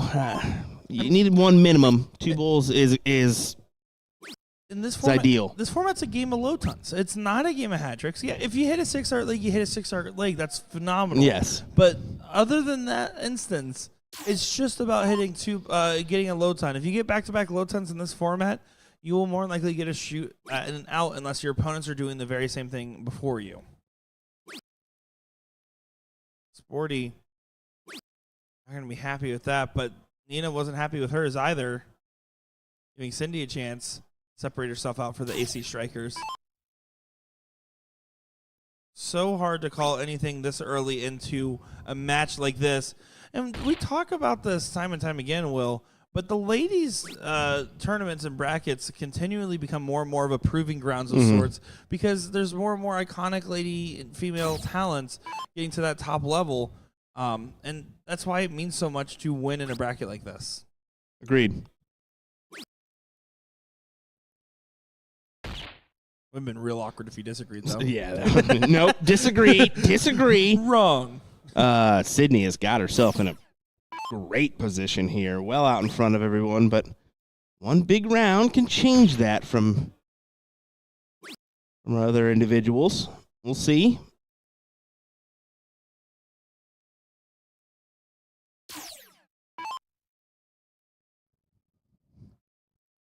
Sydney doing a good job of being the front runner. The front runner is a hard spot to be in. It can feel like a lot of pressure, especially if Sporty's still struggling to find the bulls. Obviously, a switch to the 19s not collecting much better over there. At some point, you just have to kind of trust your bullseye game. It's so impactful to try to get as many bulls as possible in this format. And I'm not saying you can't take a cover. I'm not saying you can't take a reset shot or a round. But if you're moving off the bull, you better be hitting 4 marks on that number. Is almost where my head goes. Because 1 bull and 2 fallouts is a 4 mark on any other number, typically. Well, gets rid of the 7. Triple 20, triple 20. Took a swing, doesn't go. Now bull to leave bull is perfect. I agree, and that's exactly what she does. Bull to leave the bull. Trying to make this 1-1, and look, Nina's getting it. Yeah, let's go, Nina. Come on, Nina. Let's go, Nina. Well, the little fireballs on, and brought to you by Touch Tunes, so. Touch Tunes, song of the day, Fireball. And that's the Touch Tunes song of the day. Whenever you do that bit, where you do that, it always reminds me of watching like the World Series of Poker growing up. I used to watch the World Series of Poker all the time. Jack Link's pocket hand cam or whatever it was. Yep. I always thought about that one. I grew up watching the World Series. Sponsor space, man. You need to sell it. That's the Pepsi shot of the night. Dude, if we had that thing. Wait, a Pepsi sponsorship? Yeah, Pating for sure. Pating. Pating for sure. That would be ideal. But, future money, you never know. You never know. Future sponsorship If you deals. want to sponsor us, reach out. 179 left for Cindy. Cannot go, of course, but the other Sydney, or Cindy. see Cindy and Sydney. See, that kind of flows a little bit, but hey, she's got 50 remaining. Attack right after it. And gets it 1-1. Sydney certainly hits cleanly. 1-1. It works. We'll diddle it up. We're just talking about the diddle order real quick. He was like, watch this. I'll do it. Outside the bull, room to work. Sydney. To see if she can best it. And she does. Finds another bull. Those bulls are really starting to go in for her. Exactly. She's starting to find a rhythm here, and If she continues that rhythm, it can string it right into a win.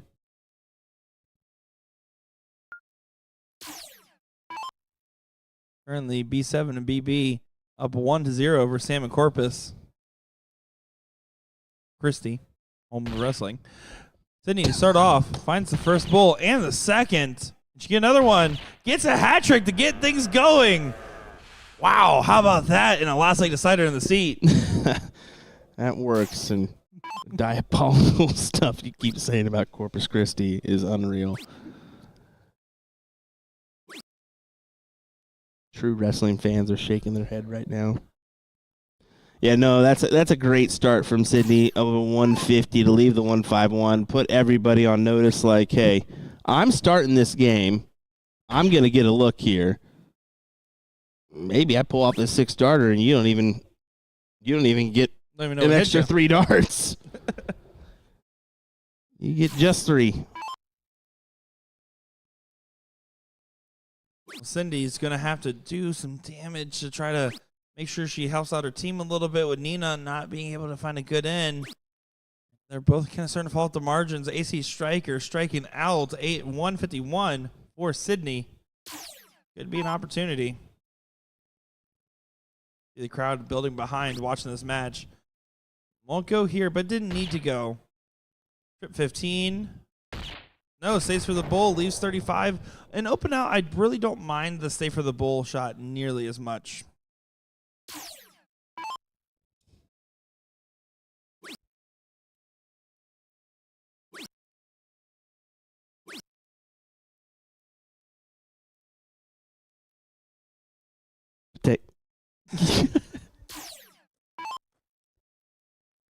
Alrighty, yep. I mean, the only option is Cindy, really, and she's got to hit at least 2 bulls here this turn. you have to leave yourself a finish, an opportunity, knowing that Sid is really just in pole position. Going to be really hard to leave a finish now. Needs another bull for a 155 leave. And to be frank, with it being open out, I don't see her missing this. You can't leave any Look at guarantees one way or another, but this crowd. Look right at this now, crowd that came over. 15 for 20. Over to the 18. Got to sell that dart into place. And not quite yet. It doesn't go, but AC Striker's nowhere to be found on the leg. And that's what I'm saying. It really, Cindy needed to hit 2 bulls there to at least leave the 167 or some form of check. I mean, yes, it's master out, but Or open out. Open out. So, but you can take it out. Take out a 180. You can take out a 177 if you really wanted to. That's what I mean by it. So, frankly, SOLP has done everything in their power to make sure they're not SOL to get the WIN. Great job, Nick. Just great job. I'll just say that. You know I don't enjoy it as much when you encourage me. Cindy. Yeah, that's it. That's it. And does get to a finish, but 17 for Sydney, excuse me. That throws you for a loop, man, those two. But hey, 17 is collected, as that will go 2 on the spin pretty much from Sydney alone. So they will have the seat and will advance. And so will we. We're going to go to this 4th place battle between Sam Corpus and B7BB. Here in this one, B7BB has the advantage. And advantage even further is same as Frozen, to be fair. Yes, and it looks like Katie was our winner for the women's singles event. Could take this out right here. 211s needed. Grabs it, and that's 2-0 in favor of B7BB. They will advance to the 3rd place match. So AC Strikers, B7BB is where we will head for our next battle before getting the finals of the women. Over on the men's non-pro side, we are already into the 3rd place match. Green, Spears, Cal, and Crawl. Winner will take on Half-Baked in the 3rd place position. Wow, that screamed along. And it is 117, folks. What?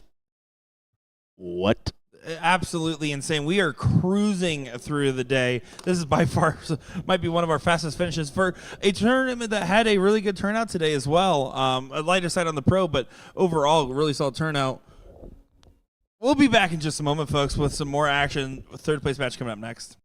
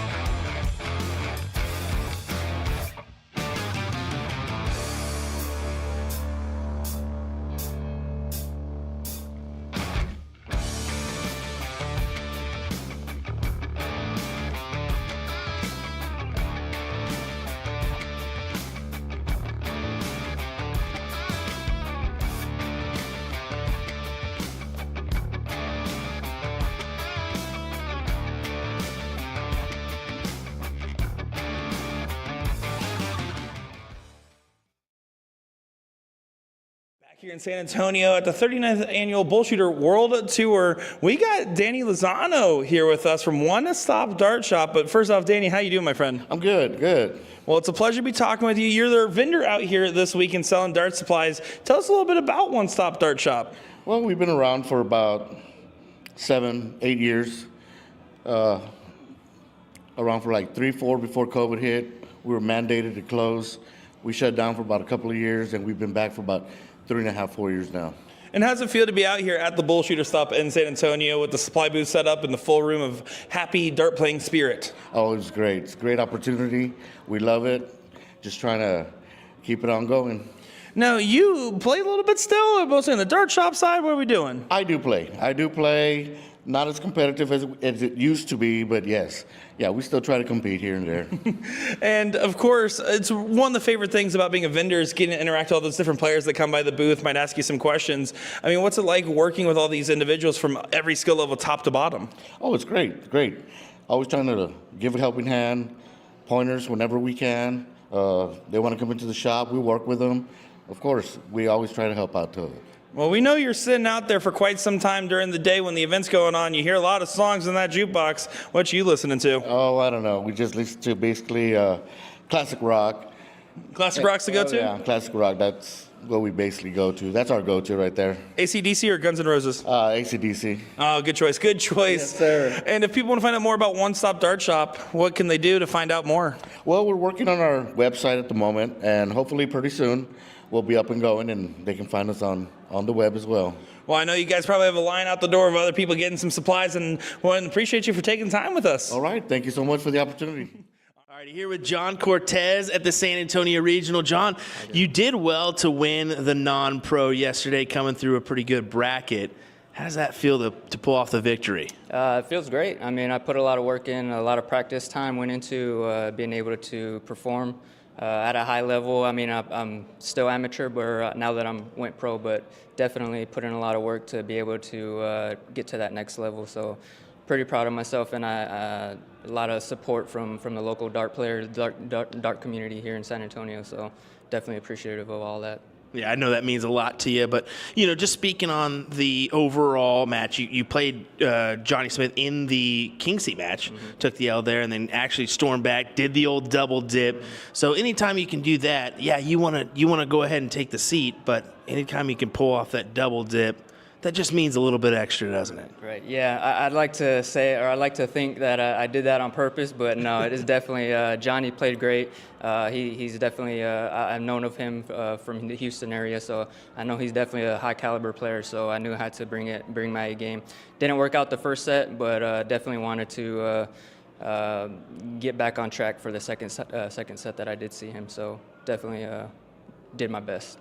Now, I want to speak about San Antonio darts. You're actually from the local areas here, so getting a regional tour stop here must mean a lot, and getting these locals out here to participate, that's a little added bonus. What is the scene like in San Antonio, and speak about that support that you received last night? All right, yeah, so I've been playing about 5 years. As far as the local scene in San Antonio, I mean, I feel like I'm fairly new still, but a lot of great players, obviously. It's great that we did get a tour stop here in San Antonio just to showcase a lot of the talent that we do here. A lot of Houston players get a lot of the more of the limelight, but it's good that we got to have a little bit of the limelight shed on us this tour. So yeah, I mean, a lot of good players here in San Antonio.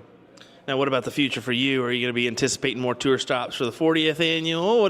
What's your thought process there? Yeah, I'd like to definitely plan on trying to take my game to the next level and participate in a lot more future events and the BullShooter. So definitely know I have a lot more work to do. This is just the first step, so I don't want to take it for granted or anything. So I definitely know I have a lot of work to do, but definitely futures. I see a lot of more future in my dart career with the BullShooter. So yeah. There you go, sweet. Well, last question for you. We know that touch tunes is a pretty big part of BullShooter now, and we can hear the music going on out there. What's your go-to touch tunes song when you see that system? I mean, usually, it's not that it's my favorite song, but usually I play like Cranberries' Zombies. That's usually my go-to song, I guess I could say. So yeah, that would be my go-to. I did not see that coming from John Cortez. Yeah. Well, there you go. Good stuff, buddy, and congratulations on a fantastic run. Looking forward to seeing where this game takes you in the near future. I appreciate it. Thanks to everybody in San Antonio. Thank you, BullShooter, for having the stop here in San Antonio to showcase what we have here. So definitely appreciative of it. Thank you. Joined here in San Antonio, Texas by Tyler Nintendo Weehee, among other nicknames we've given you. Tyler Weehee, it's a pleasure. First off, how did you feel when you heard that we were giving you all the millions of nicknames on the live stream? It definitely sounded like I was part of a roast, but no, it's all in good fun. So, man, it's good to be on the stream, playing stream matches, and man, everybody see what talent's out there. Yeah, and you got to a third place finish in a very tough bracket and a kind of a almost heartbreak scenario. Can you talk to us a little bit about what happens with your match against Jason Watt there? Yeah, played Jason, won the first leg, had a good cricket game, good leg of cricket there. We went, I needed 4 bowls to take that leg. Unfortunately missed it. He got it. We got into the decider, got all the way down. Jason was sitting on 32. I was on 152. Hit the first 2 triple 20s. Threw the last one at the double 16, and unfortunately, I think it hit the wire, and Jason ended up taking it. So it was a good match all around. So. Yeah, I remember that dart. We thought for sure it was going in. It must have missed by millimeters or directly onto that wire. How do you handle a heartbreak like that in a dart match? Go on to the next event. It's unfortunate, but can't dwell on it. Now, of course, you're from the North Kansas area. What brings you over here to San Antonio? You just wanted to come out, drive over to this tournament, see what's going on? Yeah, had some free time. Finished up building my new house, so it was time to go play darts again. Well, play darts you did. It's been a tough dart haul out here, but it's been a great turnout for our first time in San Antonio. And you can hear that jukebox blaring. What are you blaring on that jukebox? Pretty much anything Morgan Wallen, anything country. That's good for me. Zach Bryan's better. Do you admit that? I'll admit it. Yes, all right, as long as we agree on that much. And, of course, one last thing here. What's going to be your game plans? Are you going to Chicago, or are we going to see you on the 40th tour? What's coming up next for Tyler Weehee in regards to BullShooter? I don't know. I just like to pop in when nobody expects me to pop in. Well, looking forward to seeing a potential pop-in from Tyler Nintendo Weehee. It's a pleasure to see you, and we hope to see you again soon. Thanks, Nick.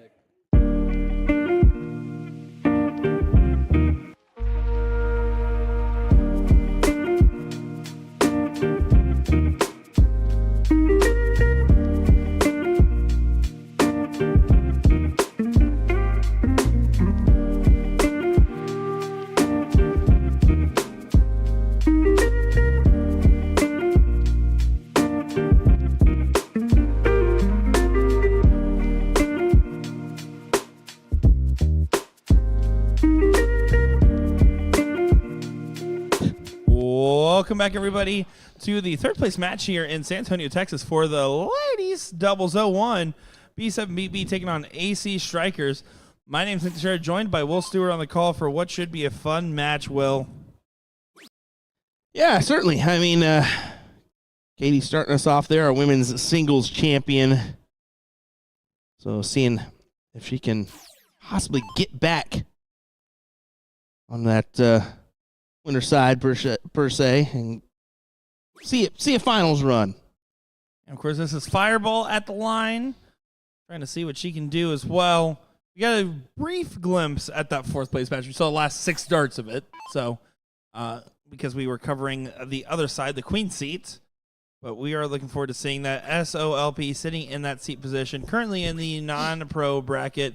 Green and Spears up against Cal and Crawl right now in that fourth place match. Yeah, so we're going to give you it pretty quick here. We're going to just keep it on going, and it's going to be quick the rest of the way. So buckle in for at least 30, 40 minutes maybe, and enjoy the rest of our matchups here from the San Antonio Regional for the 39th Annual BullShooter World Tour.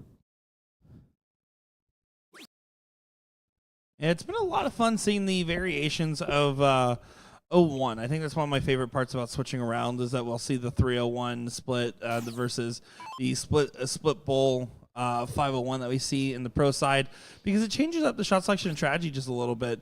And I personally, and I've said this time and time again, I might be the biggest defender of freeze rule in soft tip darts, because I love how much partner play it really adds in to what is otherwise a game of sprint.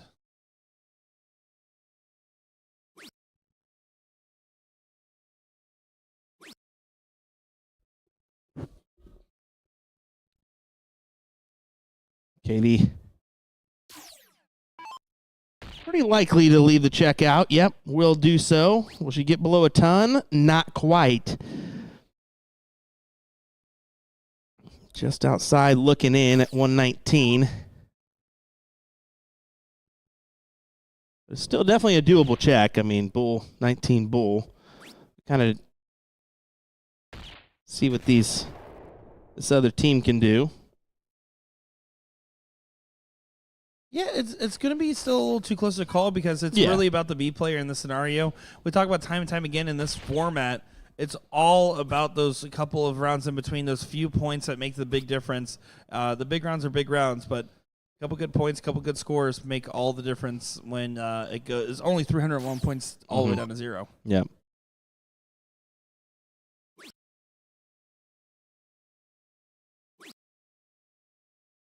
Bull to leave 120, wouldn't be mad about it.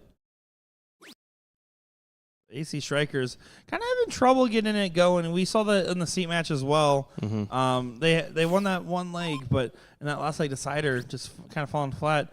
And Katie, on the other hand, when we have watched her play on Friday night, it's all or nothing is kind of her style. When she hits all three typically, and you can kind of tell that with the way she really pushes that dart into with some force to the dartboard.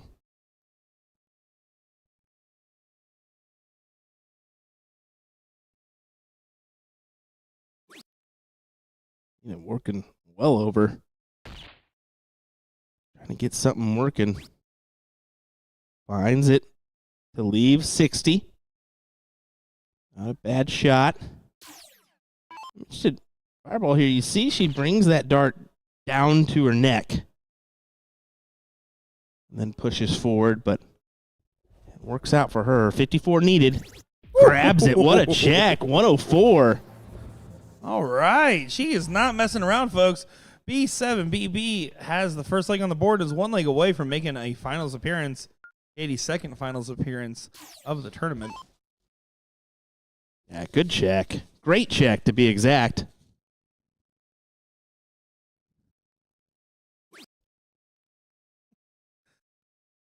And Nina just continues to move around the Aki on me a little bit. Dude, she's all over the place here. You threw everything for a loop on us there. Maybe a little bit of dirty air because she jumped over so much. Yeah, I don't know what happened there. We were like, wait, calm down. The whole computer, it's not quitting time yet. You're used to more.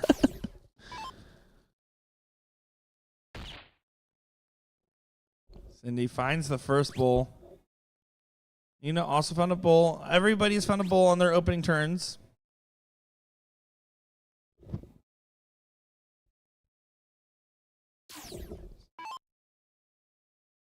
It's up to Fireball to continue that trend.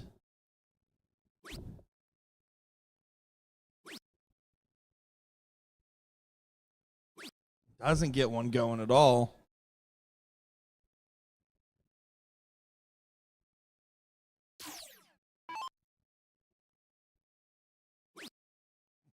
Nina, off screen. I moved the camera. So You're just like, at this point, you're gonna move, so we'll just leave it where it is.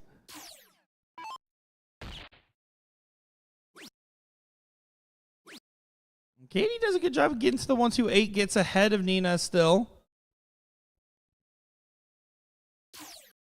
Cindy gonna be in a moment to try to leave herself a finish. Her and Nina need to work together at this point, especially to continue to put the pressure on Fireball in this given situation. Yeah. 159 does help, although not a bull first finish. Unlike the 152, Fireball, it's at least one bull on the board would help. He flings that dart into place. Finds two bulls. That's a massive shot, as it helps Katie, who's out in front. Bull, trip 17 should be the route here because you still want to go bull first. I don't like that 20 switch. No, I don't either. I think, yeah, you're correct. Bull's the first dart. Now she goes second dart there. There to leave 32. Hey, whatever works, I guess. A beautiful recovery. Yes. But if you started with the bull, you have more confidence going into that 17 because it looked likely that she was going to hit that bull. And same thing there with 110. I think I would prefer Bull then Trip 20, not Trip 20 then Bull. Katie further back at 81. Cindy out in front of Fireball, meaning Nina likely to take this leg.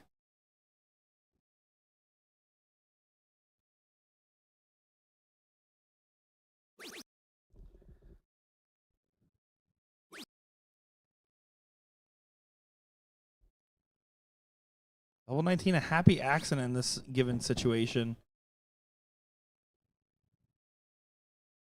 Fireball, no opportunity to go out here at 172.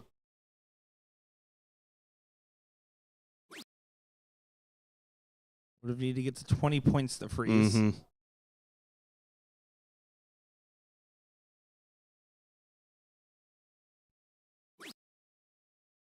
Needs to just leave herself something, because at this point, it's going to be on you to finish the game. Usually when that freeze comes into play, it's on you to finish it out. Yep. Double 16.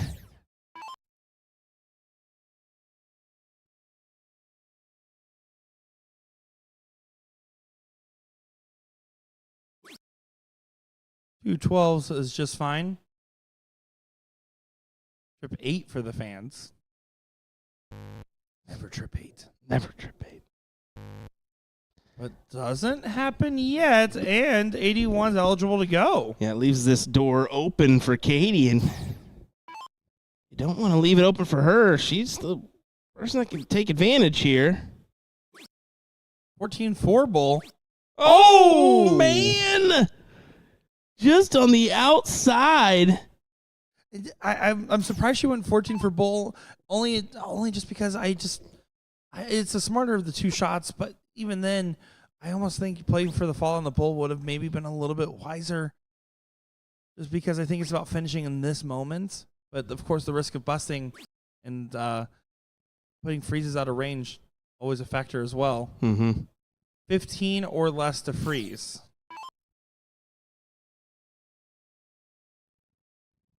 Can she possibly get there?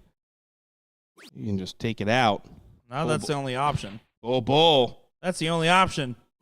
Oh, my. About at a 102 and 104 checkout here in this match. Nina knows she can't mess around with this twice. Not at all. You have to take it. Because Katie Go will get a inside. shot. Inside is fine. I mean, and I don't know. That's nervy. You got to go inside wire. Single 19's fine. Get the 19. Does do it. We're going to a last leg decider here. There you go. Yeah, ties us up 1-1. We'll diddle to see who's starting us off. Impactful diddle in this format. She's going to say probably well outside her liking.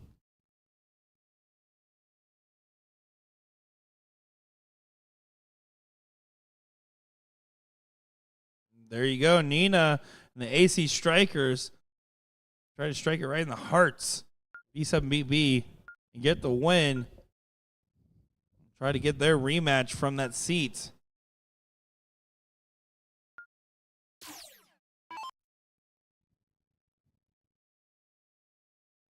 B7BB did lose to Sam Corpus in the top 8 on the winners side, and they got the revenge in that 4th place match, 2-0.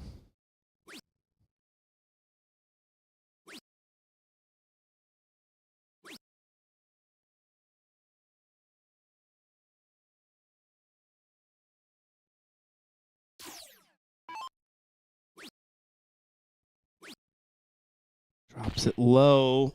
Does manage to find at least a bull.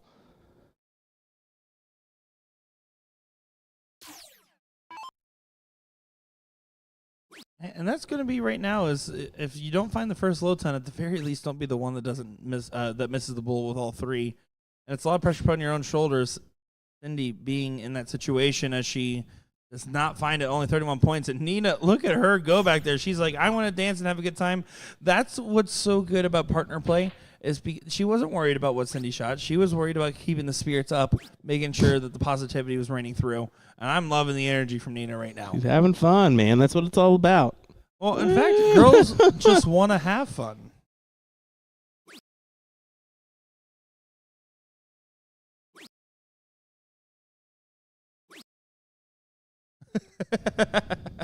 Doesn't. Well, Beastie Boys out there is what's playing. I love the Beastie Boys. Didn't they get their start in the 80s or is that early 90s? Good question. I think early 90s. It may have been. It might have been. May have been late 80s.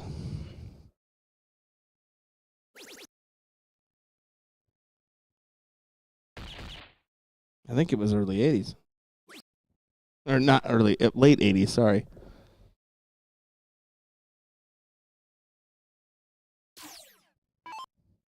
Fireball with 133. License to Ill came out in 1986. So. Wow. Yeah. And remember you talked trash on I the 80s? just because I don't like the in general doesn't mean there isn't specific examples. I'm a big funky monkey, brass monkey kind of guy. Notice how you're backtracking now. Bulls aren't backtracking for Nina. Oh, that last dart might as well have been a hat trick. That looked golden.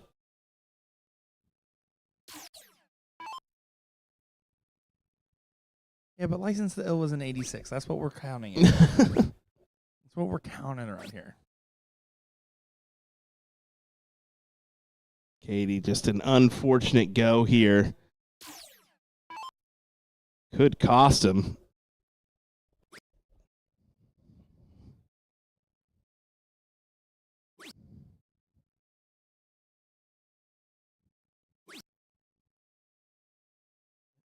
This is still a little bit of a crawl to the finish.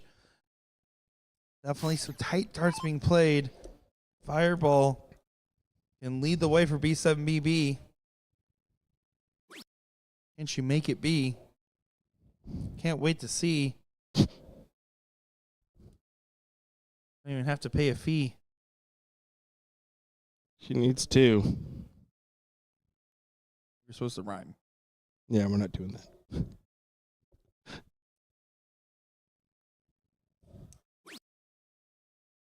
Did she find a bolt leave 100? On the outside wire, frustrated that didn't go. Nina gets to look at 112 here for the match.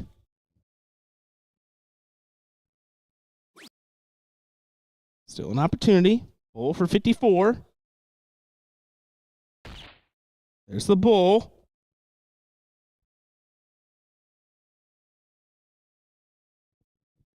And she is well over. And especially going for the trip 18. That's kind of crazy that she goes over to that side. Yeah, that's exactly what I was thinking. It's like, no, you need to go the other way, girl. Go the other way. Who am I to judge? Whatever works best.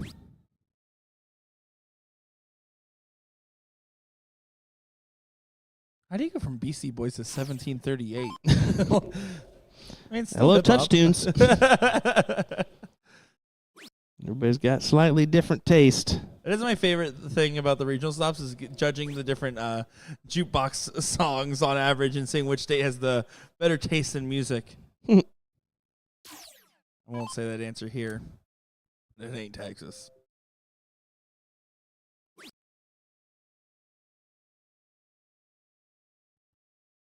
Stay true on the Bulls. Keep yourself in the mix. Last one goes high. 58 left. Yeah, 2 17s. Single 17s will do. For Nina.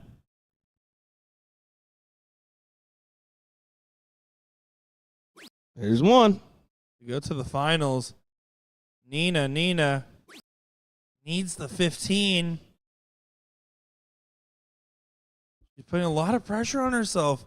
You can see the big size, the big breasts, but does get it and does get a little bit of a celebration with it as well. And we'll move on to get their rematch of the seat. AC Strikers kicks B7BB out of here. We'll see SOLP take on AC Strikers again in a rematch of our Hill matchup in just a moment. Don't go anywhere, folks. William Stewart, Nick DeShera will conclude our women's bracket here in just a moment. We'll be right back.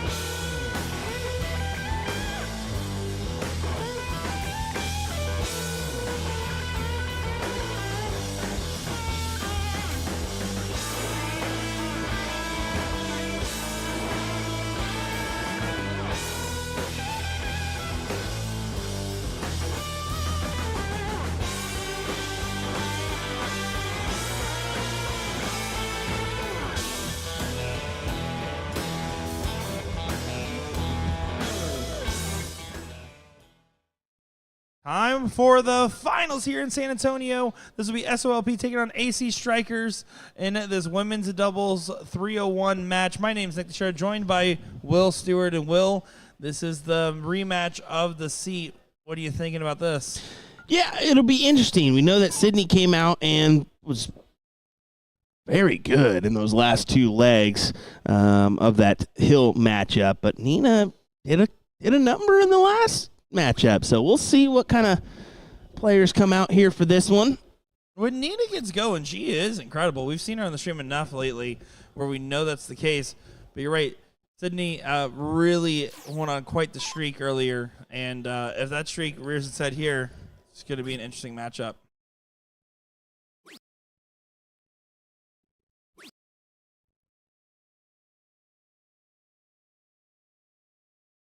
Slow start. A little bit, but that's the thing that you'll kind of see with these ladies 301 matches. It's either all or nothing. It feels like you get the big 150, or everyone's kind of taking a little bit to get settled in. And I just want to let everyone know, I'm going to do my best with my camera work, but we are all sitting on different sides of the Yaki here today. Literally everybody is. Except Sporty. Sporty dead center. Thank you, Sporty. Been fun, though, to be able to watch the ladies and see the different towns, especially because, you know, we talked about some of the Houston ladies for so long. We're so familiar with them from the Houston BullShooter, but also just our coverage with USA Darts in general, with Cheyenne and Lane and all these talents that we're seeing. Donna Katie making her rise up right now. It's really cool to be able to travel out here. And I believe Nina has played in the Houston stream, but it's still cool to see different females make this final and to have more and more names. As we saw Katie Norman on Friday as well do a run, and she was out there yelling, "I finally get to go home." So I guess she wasn't too upset about the third place loss today. Oh, no. So once that Sunday hits, you'd be surprised. It's just like, all right, home day. We get to go back and relax for a little bit and then get back into it.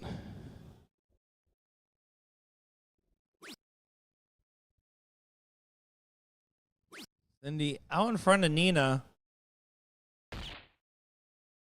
Currently the only player in double digits on the points per darts front. Finds a bull and leaves the 160. Good shot from Cindy. Going to be a little bit of recovery duty needed from both teams to an extent.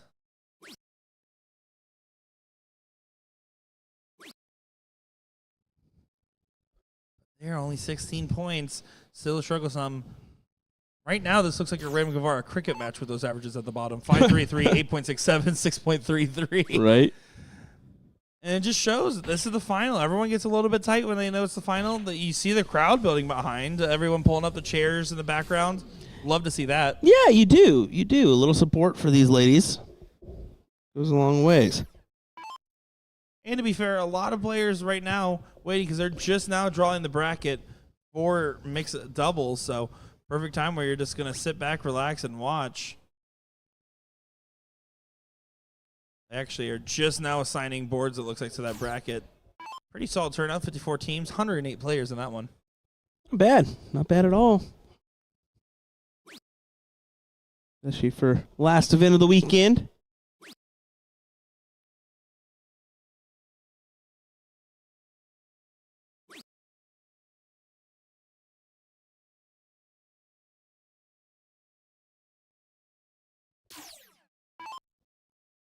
So let's see what Sporty can muster up here. I would love to see at least one bull. And it looked likely, I mean, those starts were stacking up in a way where you thought it was climbing up in, but it just doesn't go. Still struggles abound across the dartboard. 163 can get brought on down. So far, AC Strikers out in front and taking advantage of their throw, but not by an unobtainable amount. No.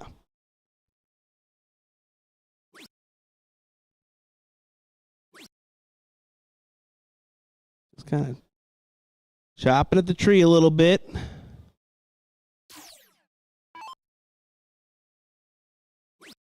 Sydney, who is a superstar in that seat match, needs to channel some of that energy in this match here. Just looks like she's not following through all the way there. It's easy. That's one of the easiest things to do when you're playing on the stream and you're just focusing on placing your dart, just not following through, not snapping your dart, trying to be picture perfect per se. Yeah, I think that's what's going on.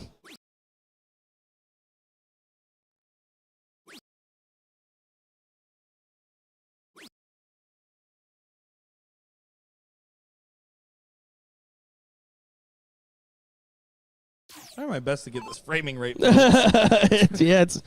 It's tough. We'll need a camera position for each of the 4 players. Oh, starting from the 19. There you go. So 1-3-3. That's a great shot. Just needed the switch, and sometimes it's the case. I mean, that middle of the board can be tough sometimes. Well, we talked about it earlier. It's if you're going to do that switch, you need to be confident that you're going to collect 4, because 1 bull and 2 fallouts is basically a 4 mark in any of the major numbers. Roughly. That should be your mentality, and it's good to help reset your aim too. If you're Nina and Cindy, you're kind of messing around with this, essentially. I mean, you're giving Sporty and Sydney a chance, and Sporty was well back. Sydney needs a bull. Does leave a finish, 174, but it's a big one on the return. 1-2-3 gets an opportunity now. Cindy going to walk up to the Aki knowing that she has work to do, knowing that she has things that she needs to accomplish in this visit, because 81 is putting pressure. And a freeze can absolutely be in play with a couple good darts. Left side triples gets you there. Bull gets you there as well. 168 combined, or 178 combined, now a 162 combined means 81 can't go for Sporty. She attacked it the right way, though. 19 first dart on 1-2-3. Just in case, if you hit the 57, perfect. If you hit the 19, you still leave yourself a checkout opportunity. So it would be 54 for Bull. Yeah, it was the right move. Oh, yeah, absolutely. There we go. 12 for Bull. Or Bull for 12, but she can't go. Mm-hmm. So just trying to bring it on down. I think I would have probably preferred the secondary on 62. I think in a open up format, you just throw a trip 20, leave 2 kind of scenario. And the last start going outside is actually costly, just considering, look at the point differentials right now. No way for Nina to be able to freeze the 174. If you guys are curious, in that dart hall, it is mustard on that beat. Got some K-Dot going. 174 would be a heck of a way to get to match point advantage. That would be. You have to take 1 dart in this scenario. Sydney disagrees, but I mean, I think, or maybe it was just. It could have been. It could have been. Based Yeah. off the second dart, but it's in a place where you really can't judge if she was going at it or not. Yeah.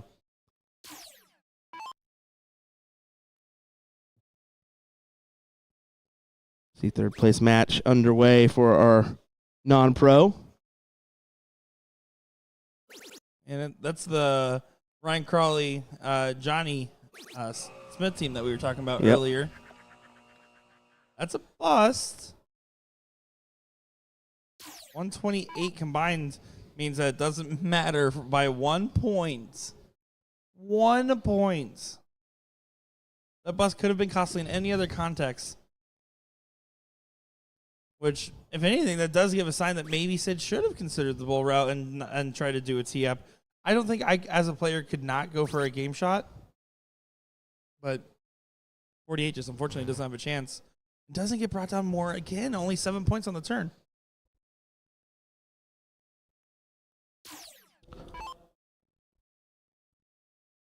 $58 needed, or 78 needed.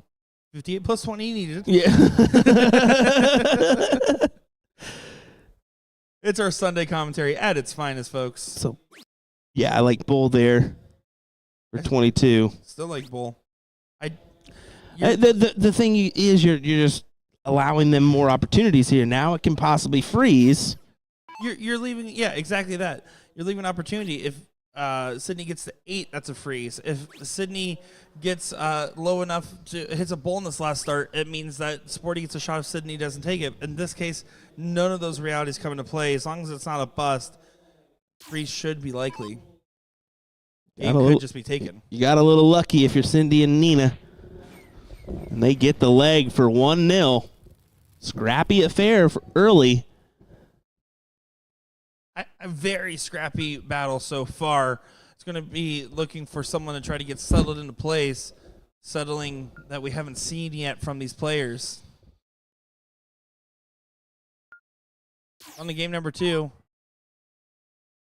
Sydney going to get the start, looking for a little bit of redemption, knowing that we saw her top form earlier. And when it's there, it is excellent. She has yet to hit a bowl. And it has to be frustrating. Oh, yeah. I mean, the way she was hitting them on those last 2 legs in that hill matchup, and now she's gone cold. And you almost wonder, I mean, I will never tell a player at a final to say that you need to go to like the 11, 14 wire type of shot. But at the same time, Just letting you know that Gary Anderson and Ross Smith are human like Oh. us. 1 for 7, 0 for 10 on doubles in that leg. nice. In Very that nice. leg. But yeah, at a certain point, you're kind of playing the game of statistics. If you're going that 11, 14 wire, you're going to outscore a sub 10 Yeah. point per dart. Yep. I thought everybody might find that a fun fact that they're human too and Oh, they yeah. miss doubles. So very fun fact. It's just the point where you laughed. I'm like, did I say something? Did I wrong say again? something wrong? 'Cause Nope, I've been nope. saying a lot of silly stuff today. I was pointing at my phone as Nick was talking. He was like, wait, what? Wait, what happened?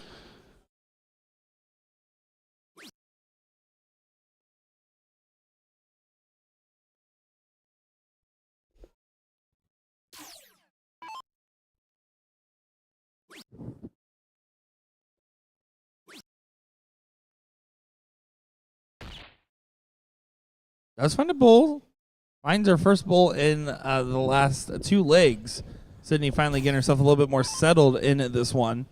Nina going to try to lead the first finish of this game. AC Striker's looking to get a 2-0 win to bring it to another set. And Sporty just trying to visualize a good round here, as you can see there. Just a deep breath in. It's kind of an unfortunate dart on that first. You can just see it's blocking that bowl for us. Manages to at least find one.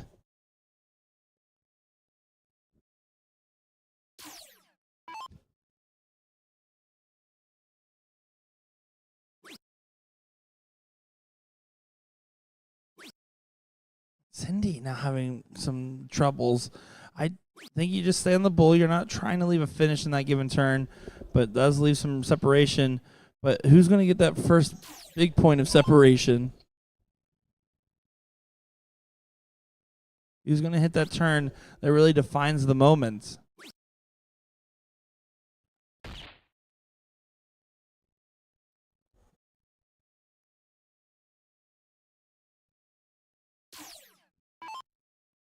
He a fan, he a fan, he a fan, he a fan.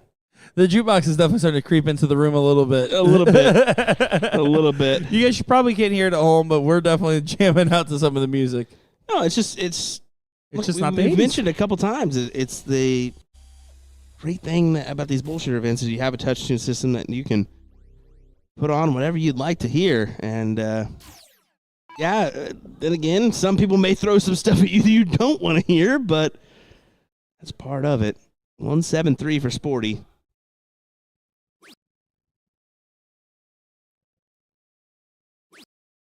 Man, just absolute struggle bus right now for the teams to be able to try to pull away to get that dominant performance that they're looking for in the final. Just hasn't happened yet. That spark isn't there, but Nina doing a good job separating herself. The only one below 100.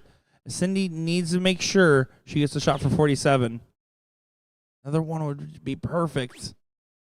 Right near the bull. Big dart there for Cindy. AC Striker's looking likely to potentially go 2-0. Send it to another set.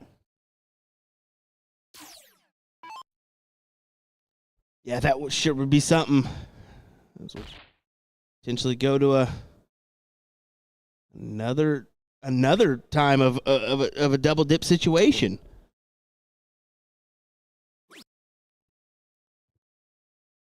Now 47 is a shot for Nina.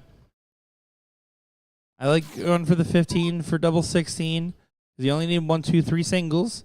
You accidentally hit a trip 15. You just need a single 2, stay in the same area. One thing you can't hit over there is a 10. Everything else is fair game. Yeah, you're correct. Harder shot now because you're not going to get a big single. Double 15 for Nina. No. Just about finds it.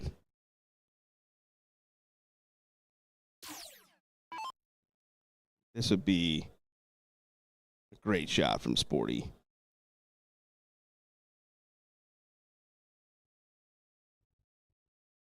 $50-54. Yeah, you got to find that bull first.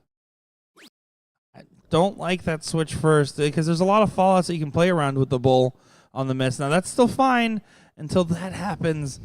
Now you can't do nothing except get a little bit lower, put the pressure on Cindy to try to score. You need to find, and frankly, with where that bull is, it's a tough spot. Do you try to go for a cover shot trip?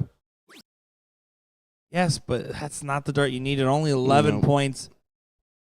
Needed more than that, and like we said, I think that she went at that the wrong way. You got to go bull first. She got lucky and fell into the 4, but and right now this is a moment where Cindy needs to be trying to hit one bull because one bull gets the freeze.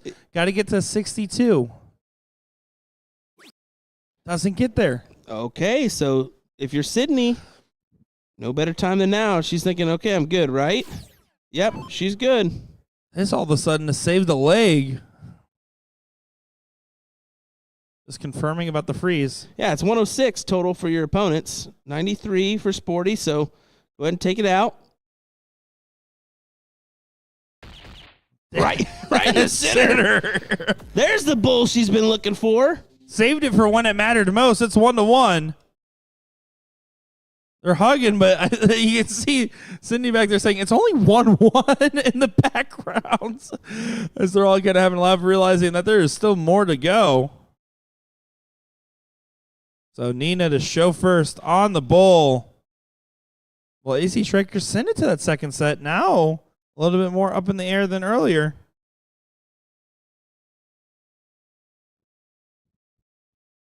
A little bit of a tough dart for Sydney to try to best, and true to be the case as Nina gets the start.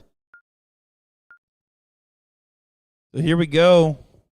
Well, it hasn't even been a case of the going first advantage. It's just been a case of who's been able to be more collected at the end. Who gets this leg? Oh, man, I'm going with the same outcome as the Hill match where they get the last 2. So I'm going to go with we don't go to a double dip set. We'll see. SOLP to try to get the title. AC Strikers to strike it right in their heart and bring it to another set. Nina starts off with one bull, and with the way this final's been going, one bull around feels good.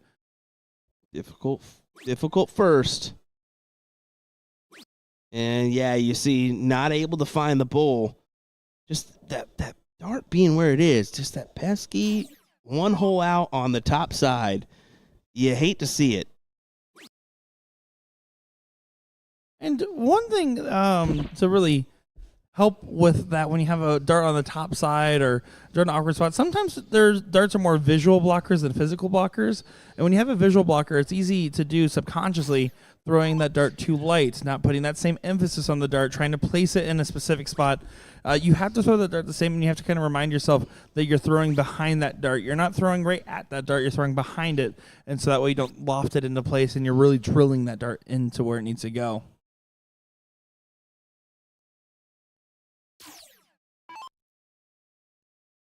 Slight advantage to Nina and Cindy. Bull gives them a look at a check at 1-3-4. Great low time there from Nina, who's really pulling it together right now. That's great. Magnificent. It's wonderful. Superb. This is something special. Right in response. Not a hat trick, but a 1-4-8 gets it back in line. That would have been great to hit the 150 there. Could potentially light some fire for Sporty as well. We'll see. And Sporty's going to need to collect at least the bull and some decent follow-ups, but realistically, a low ton to feel a little bit more comfortable in this given point of this matchup.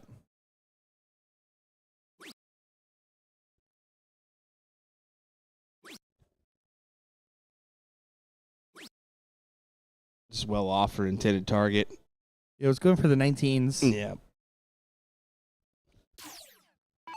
I think the first one was bull, but it just dropped significantly, and then she switched. But yeah, you can just see just a little sporadic. It's a tough time to do that.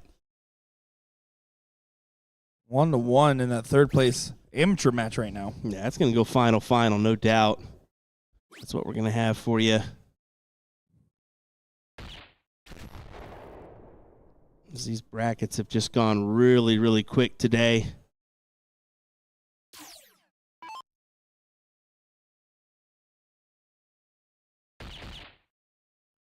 Oh, my. Can't even go. Even if she had the shot, doesn't go.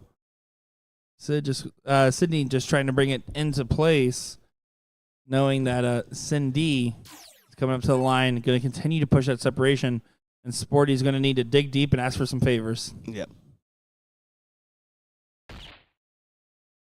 Knocks the dart out, but hits the pole and shrugs the shoulders. It'll work. It'll work.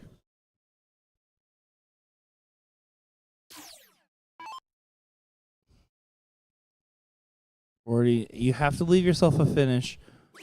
Because you really, best case scenario, you have 6 starts, and these are 3 of them. Bold leave 1-7-1. Doesn't happen.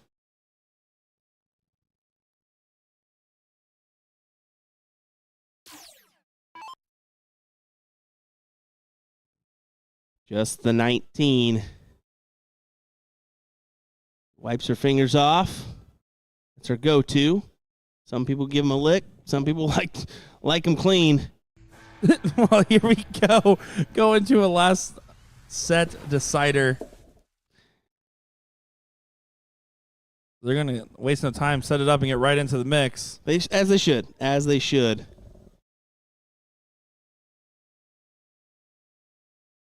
They're just confirming that they need to reload back into it real quick. See Cindy going up to set up the board. But props to Dina. Really pulled it together in that leg, didn't she? Yeah, she really did. Carrying it over from that third place matchup.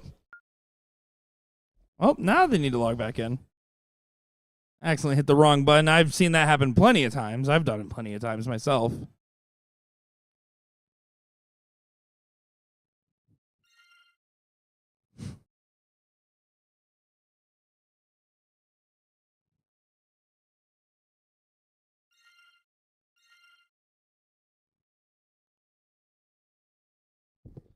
And that QR code makes everything a little bit easier, don't it? Yeah, it makes it nice and quick. No fiddling around. The worst case scenario is I've seen people type in their emails because that's one of the other ways you could log in. Worst way. Just pull out your cell phone. Just pull it out. The worst way. Let me tell you, racquet boards are great except for trying to type on the actual dart face itself.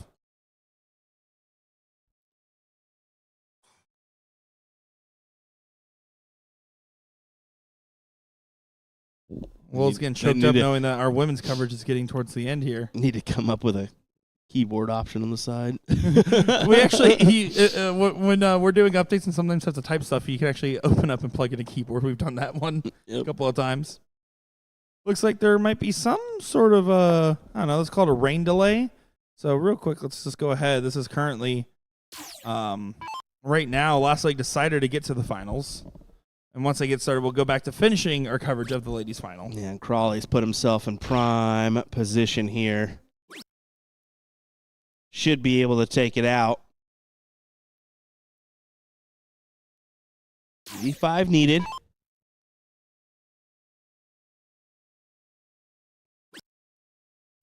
$20 for Bull. Cha-ching. The middle one.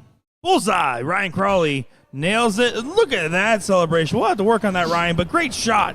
Nonetheless, that's a good stuff for Ryan Crawley and King Cal. Yeah, getting it there. That'll work as they will advance to the finals. And that puts us in a little predicament, but we'll figure it out. Oh, they're going to have to wait. Yeah, that's what I the figured. ladies They'll first. just have to wait. They're already halfway through. All right, well, we're getting a couple extra warm-up. There's maybe a quick little restroom break happen there, but now I see all 4 ladies back. We should be getting back into the mix. It's going to be tough to call who gets this one, considering how this match has gone so far. I agree with you. Been anybody's, there's been times it swayed in both directions.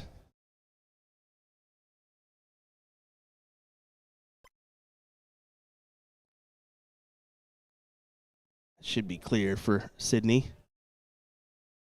Yep, takes advantage, and once again, almost dead center for her.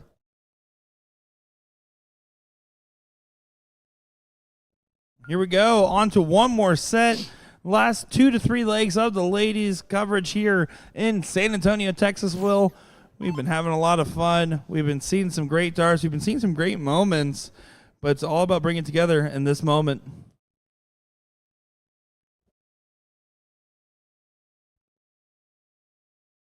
I don't know what dollar store you're shopping at, Super 8. That ain't my Braswell.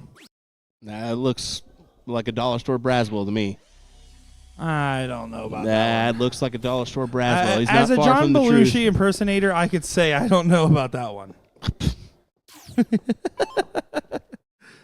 Your John Belushi needs some work, buddy.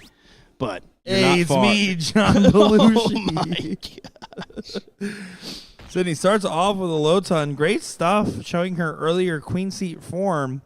Nina finds the bull, kind of retaining her form from the last leg. Both those ladies have really taken to this final and have had their moments. Sporty and Sydney have had these moments where it's absolute perfect timing or the worst timing possible, and there's no in between, it seems. Yeah. That's really good timing there. Sporty finds the low ton.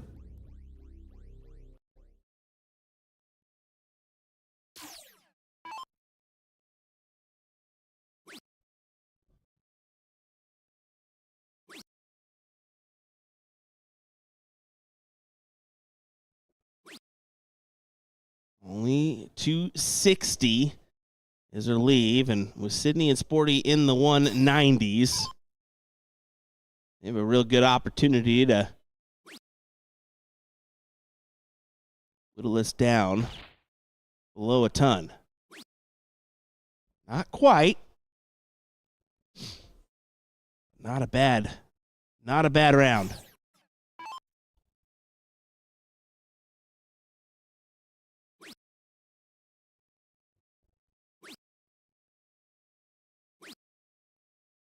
And Nina starts to struggle on the bull here. Just a little. Yeah, bad time to find those struggles. Especially after you complete the first set, you've gotten some ground. Last thing you can afford to do is to say, hey, we just did all that work. Let's go ahead and undo it. Yeah. I mean, we've seen that time and time again with Z falling just short of her comeback at the very end against Katie Norman Friday night.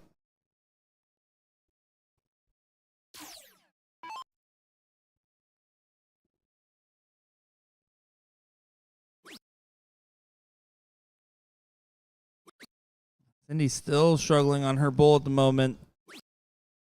Sydney, on the other hand, not. Bull 14 bull would be the shot in this given instance. Scenario. It's an instance, is what I almost said. I still think you can stay for the bulls. I don't think you need to get too fancy with it. Your opponent's not on a finish. Try to go trip 15 for trip 20. Yeah, I agree. She could have just stayed there for the bull. And if you hit the bull in the second dart, single 5. Yep. No harm, no foul, although Nina going to go ahead and switch up to the 20s, finding some success early on. Almost finds a lot more. 83 points.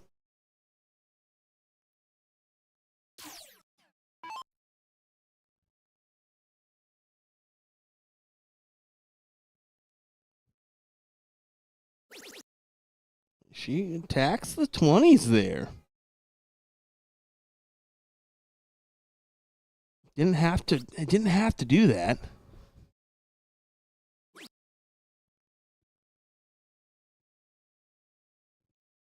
To each their own. Cindy really needs to bring this down. Yeah, definitely facing some trouble. Nina, 1-2-1, I believe absolutely is in her wheelhouse, but only if she can shoot at it. With the freeze in place, one more bowl need to be hit. No chance now, as it's a combined 150. So no matter what happens here, Nina cannot take a 1-2-1. SOLP looking pretty good so far for leg number 1. Double 15. Doesn't quite go. Trip 10 for the fans. Trip 10 for the fans. Should have done it. It's never trip 10 for the fans, man. However it goes in, just get it in. It's never trip 10. No matter if it's trip 10 or floats into the double 15, I'll take it.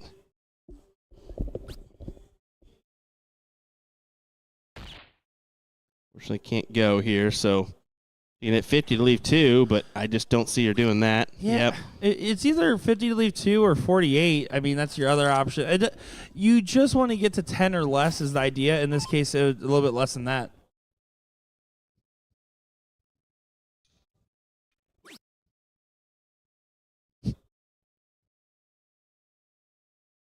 $50 for 28. I mean, that's not a bad move, but she could do this too. 50, 57? Oh, just about took it out. Looked likely. Instead, it's 21 to leave 36. That'll do. Now, we've seen crazier things happen. Again, if you're AC Strikers, you have to be thinking about these game plans. It's at the point of the final where it's so important, all or nothing. Sydney needs to focus on leaving a finish. Hope that it comes back around. Great shot there. Gets all the way down to 59. If Sydney busts, it also leaves Nina unfrozen. So you can't think about any of those possibilities. Needs to focus on just winning the leg. 215s. Even if they're singles, that's okay. But gets it 1-0 in favor of our Hill.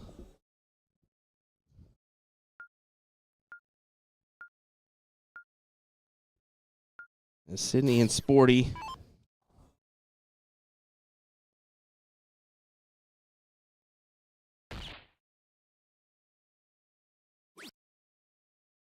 Is it going to go down to the wire once again? again? It very well could go to the wire here.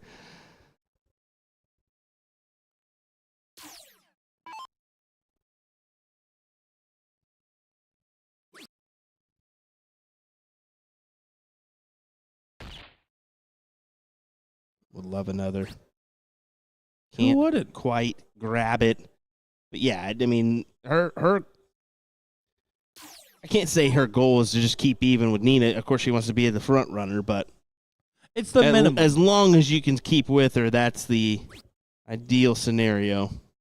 Yeah, you're thinking about the minimum of what I need to accomplish. I need to make sure I keep up with my A player follows A player, B player follows B player. That's the bare minimum. The next level of that is I need to try to take away their throw. And the final level of that is I'm just going to play perfect. Mm-hmm. Or a la the Ram Guevara method. That's what we'll consider it these days. He said one. I guess we can't give it to him that much yet. Good last. Yeah, SOLP keeping this one tight-knit.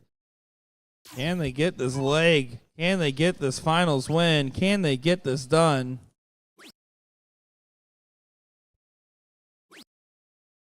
It's a turkey sandwich, my brother. No one else knows what I said that, but he knows. That's your reward for winning this turkey sandwich. I'll give you an extra turkey sandwich. Here you go. It's like in your bowling league, if you hit a turkey, you get like a free sandwich. That'd be a pretty good deal. That's not a bad little promo. Yeah. Like anybody hits a turkey tonight gets a turkey. Back to the match. Sydney trying to get to a finish. Our sidebars are deteriorating, but our spirits are not. The darts are flying, and here we are. We're tumbling down the hill right now. Well, it's been a lot of fun coverage. Oh, man. yeah. It's definitely been a fun weekend here. The first regional in San Antonio. We've been live for 20-plus hours in the last 3 days, bring content, plus those interviews, those new series coming out here soon as well that we were filming. Of course, supervising you accidentally getting 13 entrees at dinner last night. It was a lot of work here in San Antonio. Their fault, not mine. Oh, no. Oh, no. That's at least she got 50 and was able to get the 158 leave, but with the position of those first two, is what I've been saying. I mean, just the high side is always tough. Ooh, she about made that interesting, didn't she? 164 is so fascinating because you usually would go like a bowl for 219s in a scenario like this. So it starts a trip 18, barely misses the bowl, then finds the bowl on the last leaf 48. I still love that play from Sydney given this moment. It's a good play. I mean, she said, okay, 54 first, collects, and then that gives her an option, bowl or trip 20, and she chose the bowl option, and yeah, she's going to get the first look at 48 if Sporty doesn't take out the 108. Yeah, and on top of that, they're in a double free scenario setup if Song and Sporty hits at least a good, decent enough round. So Nina and Sydney in a lot of trouble. Needs to focus on the scoring more than the finishing, but doesn't matter. Bull. One thought on the mind. Bullseye. Not quite, but combined 78 points. Nina frozen, Sydney frozen. It's looking likely that the seat holders will reign true after all. AC Strikers living on a prayer. They're not even halfway there.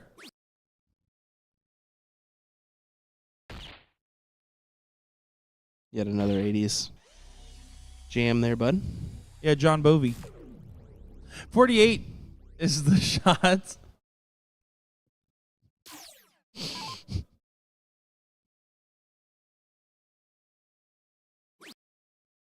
Two 20s. You don't need the double.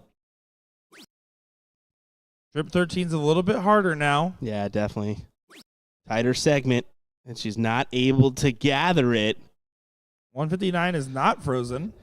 So, I mean... You have to take one dart for the swing, right? Yeah. Got to take a shot. Then he disagrees. She doesn't even swing it. And it only pays off if you find a couple bulls to make up for it. One bull is not going to be enough because it's a guaranteed refreeze on Nina. So now another 6 darts incoming. 30 is the first look. Sporty to sport the 30. Two big 15s will work. Or a 10, follow that up. That'll work. Oh, no! She goes double-double. And not the fun way, but again, 50 doesn't get a shot. It does make it a little scarier because 101 is doable if 35 doesn't go. But at 50, you're thinking trip 14, trip 16, one of those shots right there.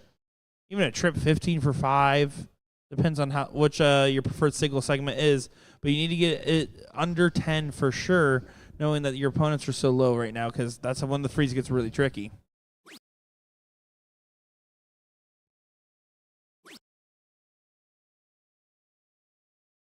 She's going to push. Don't push yet. I don't think that's enough. Yeah, I don't push yet. I don't understand pushing after 20 points there for Nina. That's not, It just doesn't seem like enough was earned. No, I don't think she thinks it matters, though. 15 for 20. It's still not over. She did enough to guarantee, no matter what, that Sydney will get a shot. That's what 30 did guarantee. 101. Tense stuff here. If this goes, I mean, come on. Still can go. Bull, trip 16. Not going to happen here. Still needs to stay focused. Still needs to find a big trip or a big bull.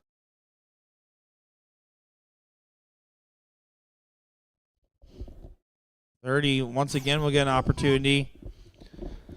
You need to make sure to make that 30 gets frozen as well. Yeah, Can't bust. last time she went double 10, double 10.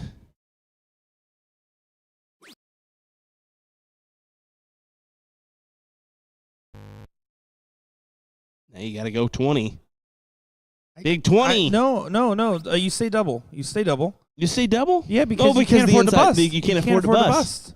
You have to, after the single 10, can't afford to bust. No, that was the right decision from Sporty. It was 45 or even 55. Exactly. She didn't hit the Yeah, other single 10. 45. And she's going to hit again. You can't hit again there. Why would you hit the button there? You can't hit the button there. Like, there's no reason not to take a swing. There's no reason not to take a swing. Are we going crazy? Yeah, it seems Well, like yes, it. but unrelated. Single 15 now. Sydney this time does cross the finish line. SOLP win the title in very dramatic fashion, I have you know. What the heck was going on there? Yeah, I do love all the players giving support, but I just some interesting moves, interesting maneuvers, but either way, I mean, that's your final. I mean, kudos to Sydney and Sporty for pulling off the win here. And wasting no time. This is going to be Is It In versus Cal and Crawl. They'll be coming up here in just a moment, getting those warm-up darts. We'll be back in just a moment's time with more coverage right after this.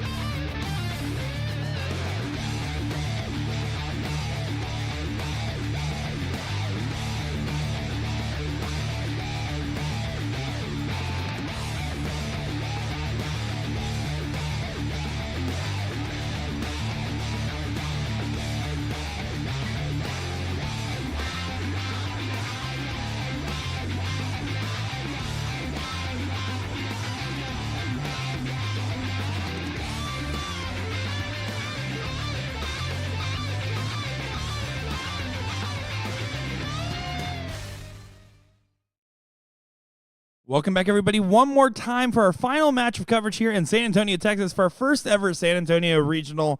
It is the non-pro doubles final here. Is it in taking on Cal and Crawl? My name's Nick Teixeira, joined by Will Thomas Stewart. Will, it's a pleasure to have you on. Yeah, happy to be here. Once again, I mean, final matchup of the regional here in San Antonio.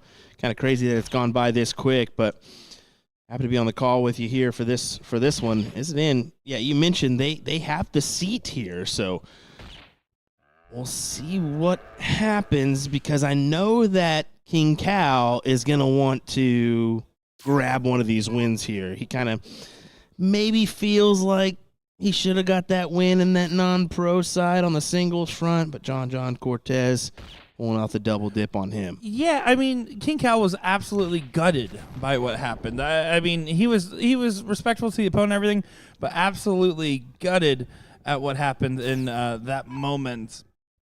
And wants his redemption. He wants to get this done. Is it in? Is currently your seat team. And on the vice versa, Cal and Crawl got work to do. It seems like they're keen to do the work, find some hat tricks to get things going for both the players. That's a good start for that team coming into from the third place position.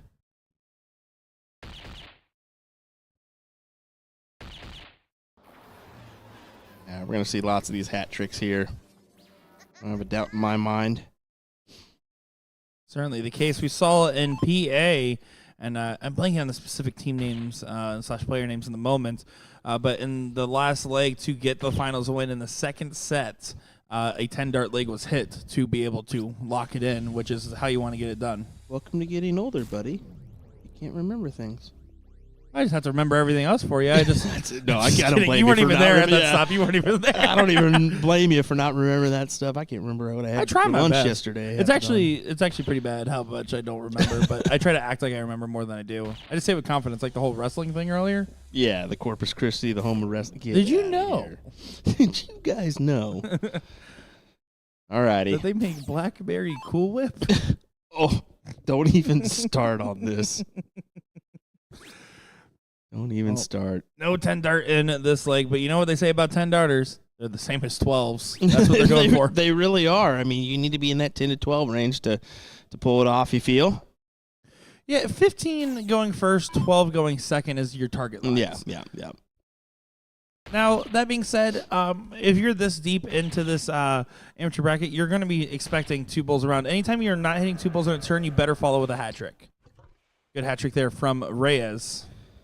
That's actually how Stephen Bunting practices.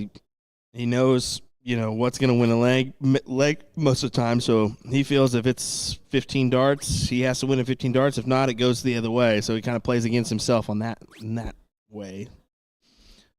But Probably only 23. Yeah, not the ideal leave here, and especially with King Cal at 319, even a 150 there leaves him at 169, so he's kind of in a more difficult spot where he's going to have to make a transition here.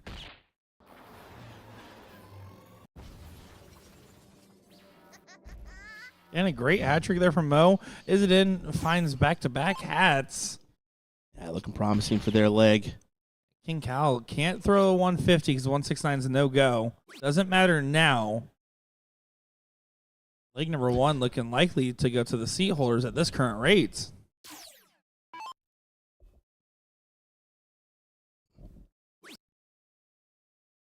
Not a bad fallout because two bulls still leaves 32. It's an open out format. Just the only difference between this and our other brackets is that this is going to be 501 instead of that 301 Fat Bull open. Speaking of Reyes, Alex Reyes was out there. I just ran into him. Oh, actually? Yeah. Wow. So, I don't know if he's just participating in the mixed event here or not, but good to see him in the room.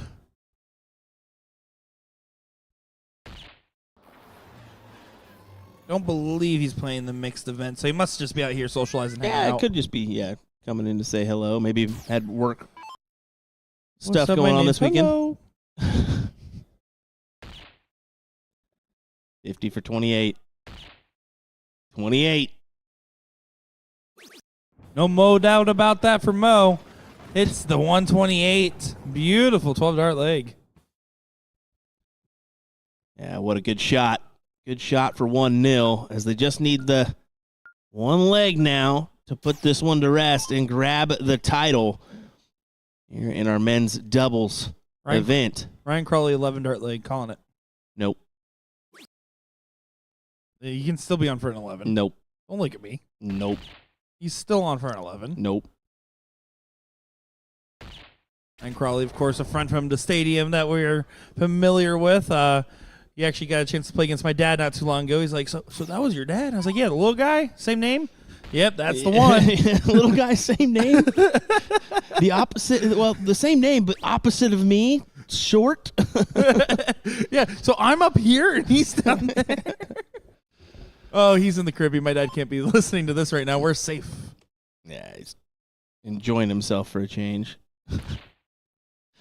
All righty, King Cal, what do you say? A big 150 incoming? Not quite. Not quite.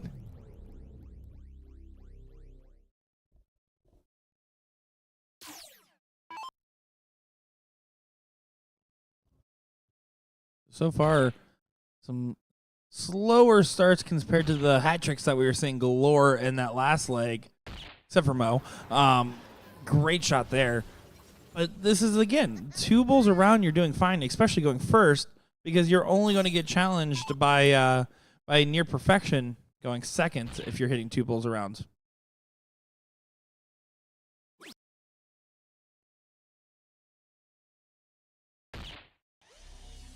Six starts in at 269.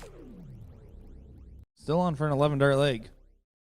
Give it to me one more time. Oh, sorry. Thought you were going to try to sing the song, too. I don't know this one. Oh. He'll keep it straight for 150. Not quite. That last one lingers. Only a 117. And it's still not a bad scoring round, knowing that Mo's out at a 350. Of course, playing at the 4th position in this matchup means that if Ryan leaves a finish, it's still going to feel a little close for comfort. But just another couple bulls. I don't think you need to go for the 9 in this given instance. So I would recommend still stay on the bulls, play for the 10. Sometimes you need to go for that 9, but I don't think that's enough pressure from Ryan or King Cal to have you deviate, and it's a good 110 scoring round. Mm-hmm.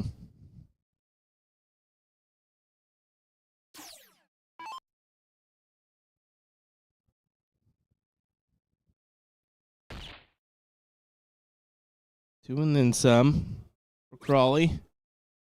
Awkward. And to move. Can he get that bull? Good correction. And you see, perfectly placed on the other side of that barrel. So it was about as precisely as correction as he needed. And a nice leave at 151. Especially nice because it's 2 bulls in the beginning of that shot rather than a bull and then a trip combination. And you can see some little bit of inconsistencies from Reyes.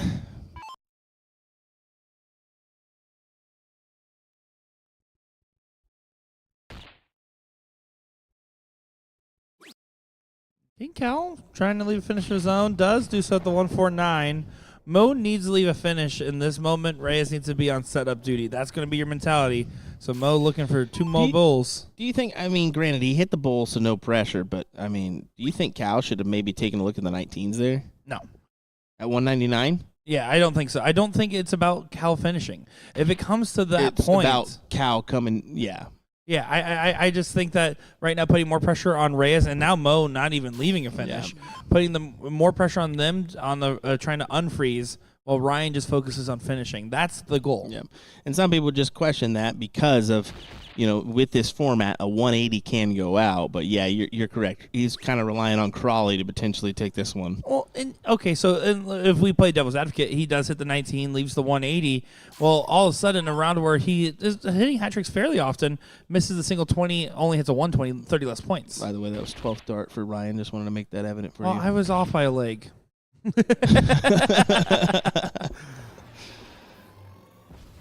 Now that's a great shot from Reyes. King Cal needs to just have a collected shot. If he takes it, he takes it. I think it's even more important to just make sure 74 gets a chance, and 86 may never get a chance if he gets a good enough shot. This is a coin toss. You go for the out. You have to, but also I don't know if 30 is quite low enough because 176 can catch it with a 150. That's the problem there. It's a tough spot. Yeah. I was just doing a little math here. Figuring it up. No matter what Mo does, Ryan will get a shot at 74. He needs to make sure Reyes gets a shot at 86. Hat trick to get to 26 gets him below 30. Would guarantee that. Needs 2 bulls and hope for a bust now.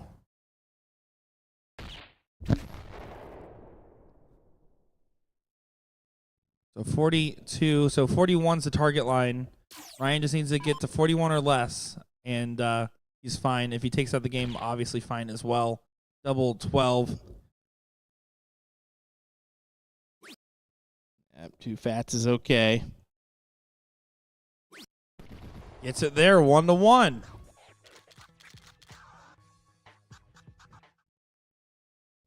Now we're going to get on to a diddle.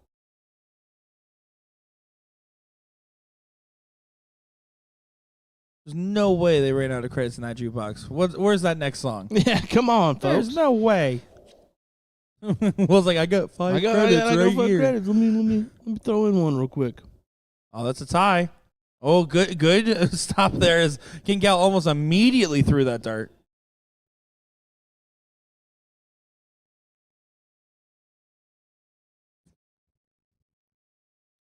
Just a reminder that the ladies are always starting in the mixed. Just letting everyone know out there.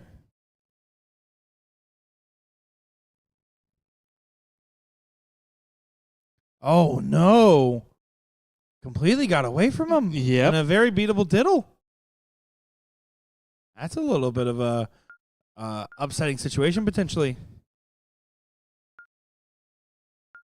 Well, things get a little interesting here. Ryan, to start us off, they need 1 leg to force the second set. If there's a team to do it, this is definitely the team.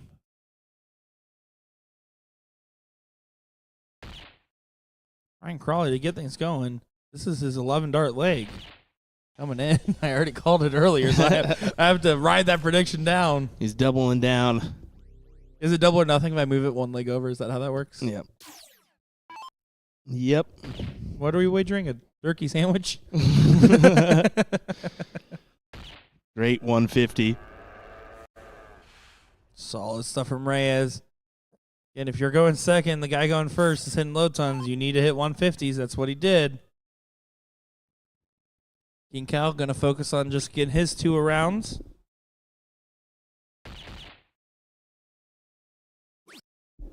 Oh. Doesn't find it. Doesn't find it. And look how Visceral's reaction was. He was not happy with that whatsoever.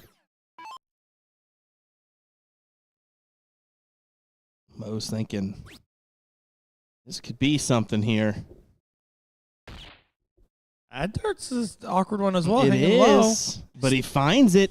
He finds it. Somehow or another, he finds it. And it's so important because if he finds a low ton, it punishes King Cal's 1 bull while also supporting Reyes, who hit 3. You only want to do so in the opening onslaught. But there's one thing I know about Ryan Crawley is not much phases this man. He's going to try his best to keep his composure.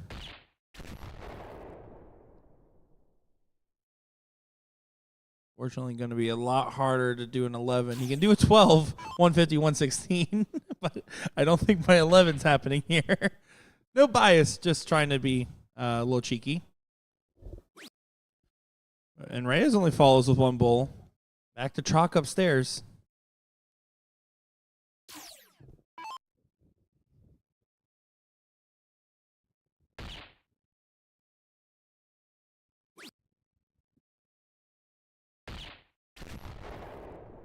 Definitely I wouldn't say a tight game. I mean, they're all hitting 2 bulls pretty consistently, but this is just like such an intense game. You can kind of almost feel the energy in this one.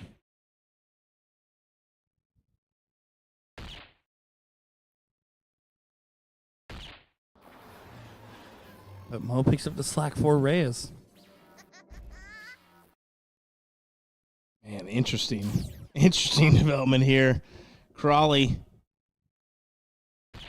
needs at least 2 of these bulls. Fill it up.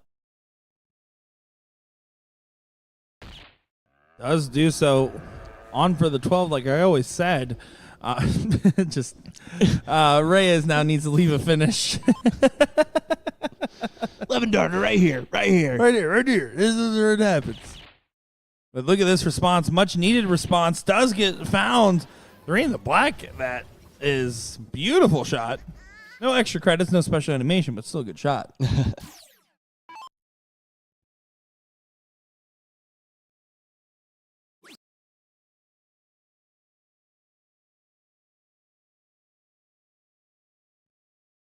And Cal looking to try to find that bull. This is an important moment. If he doesn't hit a low ton, Mo can run away.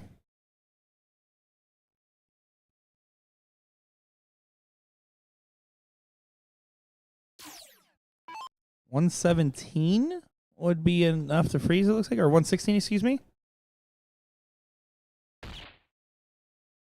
Just fill it up for a hat.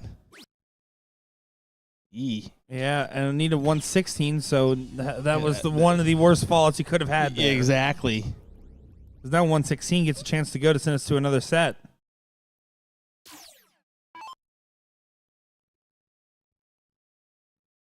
Let's see, attack it here, bull. Bull 16 bull. Simple as they come. There's the bull. Here's the 16. Okay, harder shot, debatably. Double 17. Does go. Ryan Crawley sends it to another set. 12 dart leg, like I always said. Huh.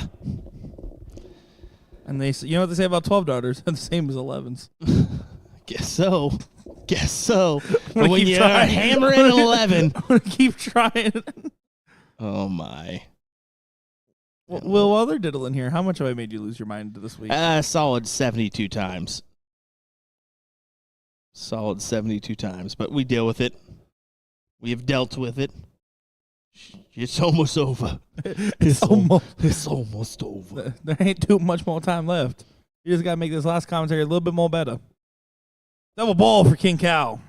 I love, and I want to highlight this, that King Cal is diddling even though Ryan Crawley's going first. When you have a team where both you and your partner are very similar skill levels, I personally think it takes so much pressure off to just, hey, I worry about start, hey, you worry about diddle.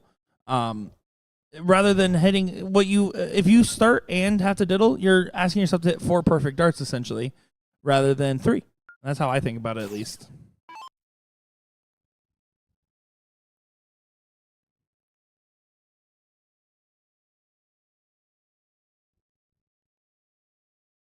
Ryan Crawley will get the start here. Leg number 1 of the final set here in San Antonio for our coverage. Look to start off with a big one, a big hat trick. Just can't quite do it. He was, and you made him shy. How do you feel about that? Not my fault. Not my circus. Not my circuit, just my elephants. That's it? That's it? Yeah, big hat trick from Reyes. Not my chicken, not my coop. Finds the hat trick, exactly. He's been starting off really well in legs. It's just those middle turns that have kind of tapered a little bit. Yep. There's King Cal coming back into the mix, finds a hat trick. And again, you know he wants it after Friday night. You know he's hungry for this win.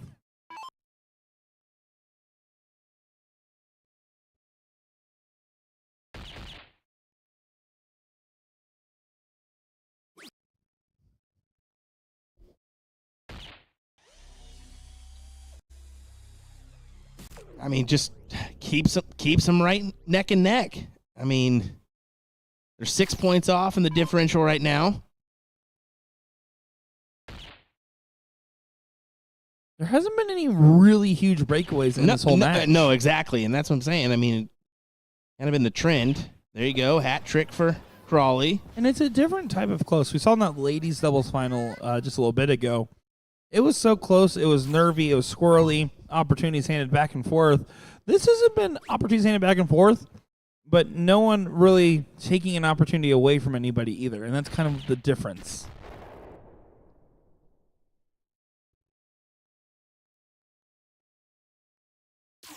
King Cow can just continue to go for the 10. Chuck away at the bull. He hits 2. He's in line with his partner. 3 was for show anyways. It's 2.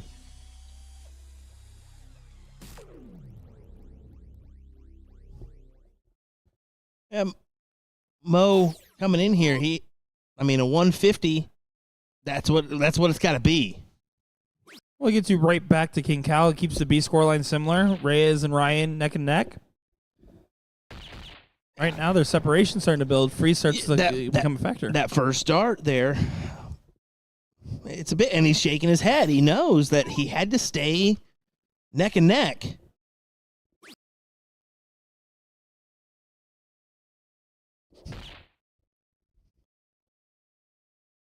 Chance to leave double. Or two, that was a chance to leave a 3-dart checkout there, but potential 2-dart checkout. No, not quite.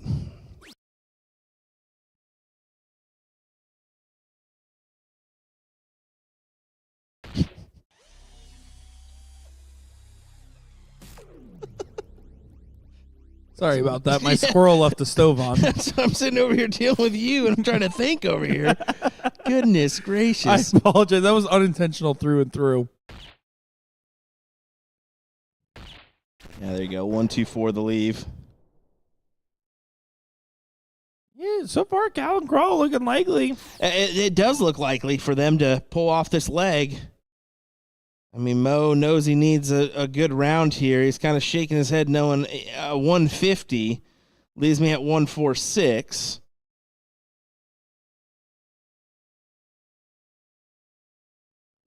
He's trying to think if mathematically how this will work out.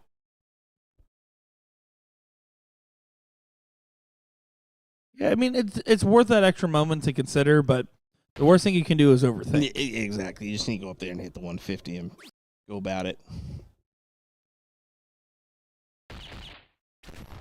It's a low. It's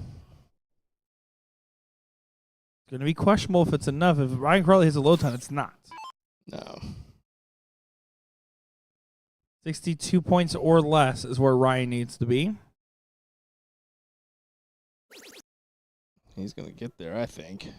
Should be able to get there from this position almost every time. 19. Single 19, single 20.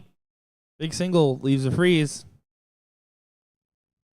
Can't risk deflecting that 20. That starts hanging. Yeah. The 19, you mean? No, I'm talking about the bull. You can't go to like the bull to bring it on down. Okay. And doesn't hit the big number. And that could cost him here, Reyes. Bull 32. This would be a huge This would saving be shot. massive if he can muster this, and it would be huge. Mo will get some relief from it as well. Bull. Double 16. Oh, no, it doesn't go. Womp, womp, womp, womp.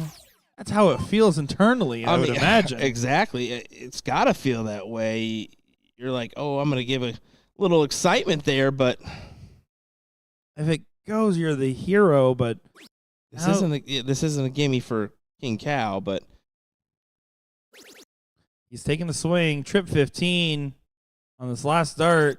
Doesn't go at 39. Okay, well, this is... If you get to 6... If you hit a 150 here... No, your goal is to hit a 180. Oh, no, you can't. You can't get to 6. You're at 187. You're at 187. You can't freeze the 78. So, yeah, at this point, then if you can't freeze 78, you need to leave yourself a shot. That's all you're concerned about. Yeah. So whatever, you're setting yourself up now. That's all you need to think. Don't worry about your partner. Don't worry about nothing. Now you have to accept, Jesse, that you're going to approach back with a 111 if 78 and 39 doesn't go.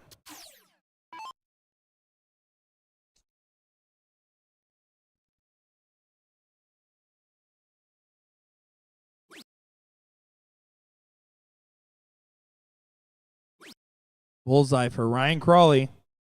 1-0. Their first true lead of this final. And they need just one leg here. I mean, in this race to 2 format. For all the turkey sandwiches, Reyes gets the start.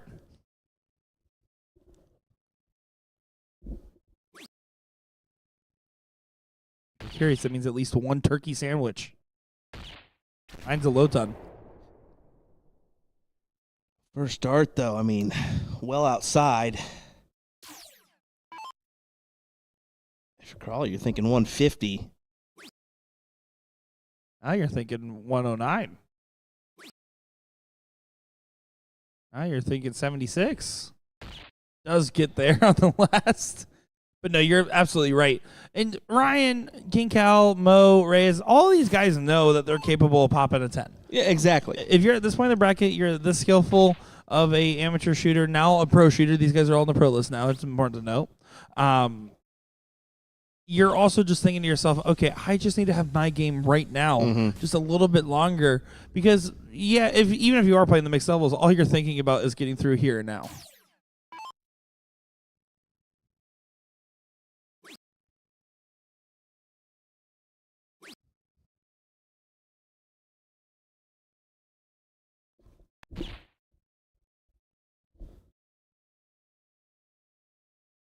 Two 5 apiece. Crawley and King Cal.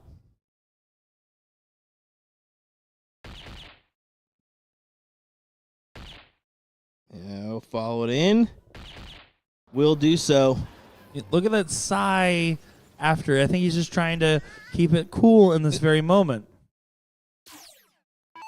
That's it. I mean, you know you're in a tough spot. Just because you had the advantage, now you've let it slip away.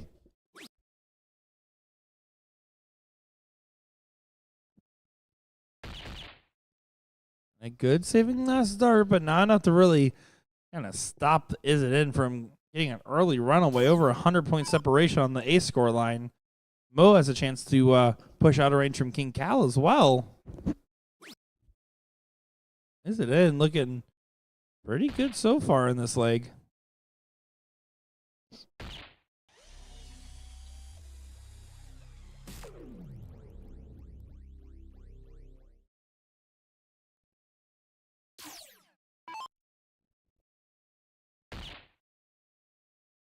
Yeah, I think they've done potentially enough. At least Reyes has. I mean, you're looking at King Cal's the only one that can really leave a checkout opportunity here. Yeah, Reyes continuing to lead the pack, and when he's on, he's definitely been the best on the board overall. Showing it in this very moment. Sitting at 95, Crawley not able to set up from 3-5-2. King Cal would need a heck of a setup shot, followed by a heck of a takeout. Certainly possible, especially with Ryan here grabbing a couple bulls, making it so at least the freeze won't come into play on King Cal's bottom score. But you'd have to imagine this is going 1-1. Yeah, this is going to go 1-1.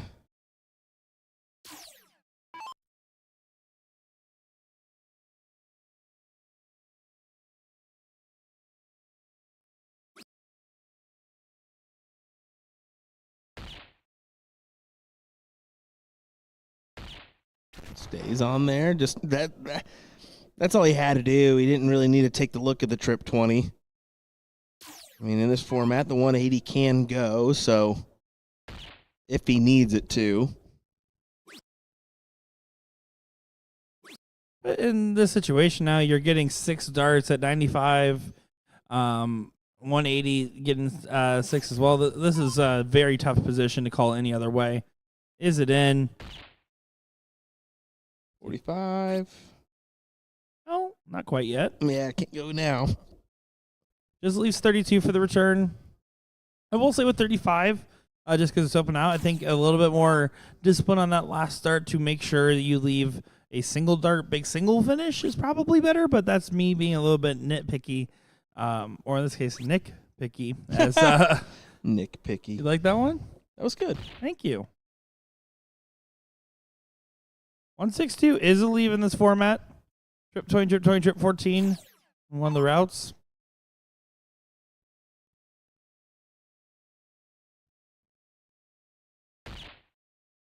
Wise and Mo doesn't even consider the 180.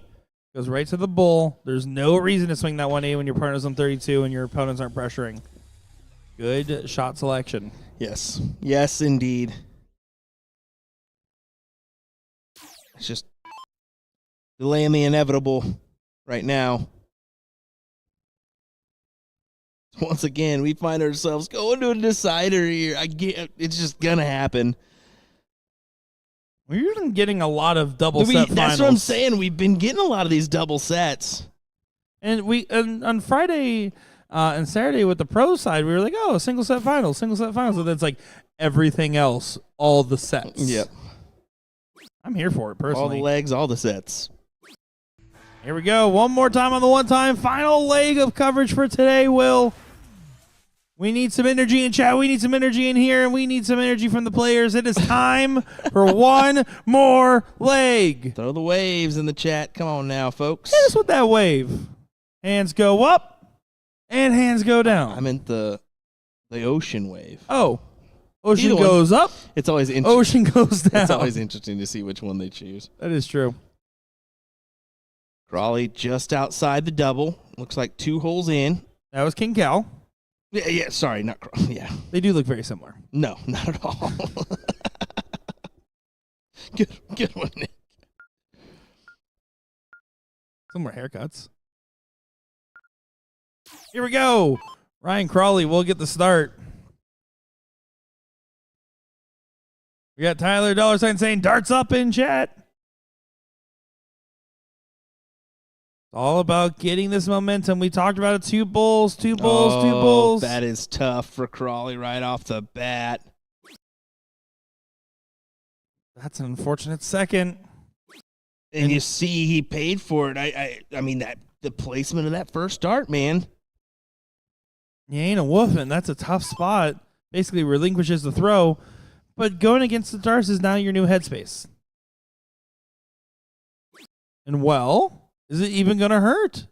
It's not even going to hurt that bad no matter what. Well, you can see he's taking a step over too, because that's almost the same placement as Crawley's first dart.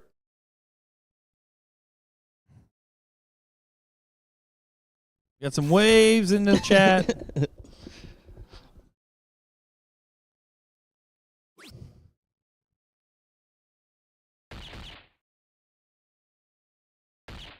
And there, finally, the first 2 bulls hit. Ray is only with 1. Crawley with none.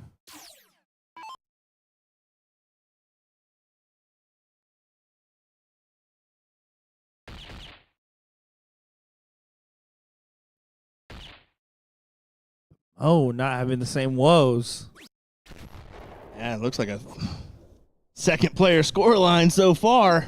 Yep, it's a flip up top real quick. Ryan Crawley now needs a redemption. Low on the bull, should be able to stack up into it. Yeah, he'll get it here. He'll get a little redemption, maybe 2 bulls. Yeah, that's finds 2. Second dart left his hand a little funky. You can kind of see the flight path on it. Yeah. I agree with you there.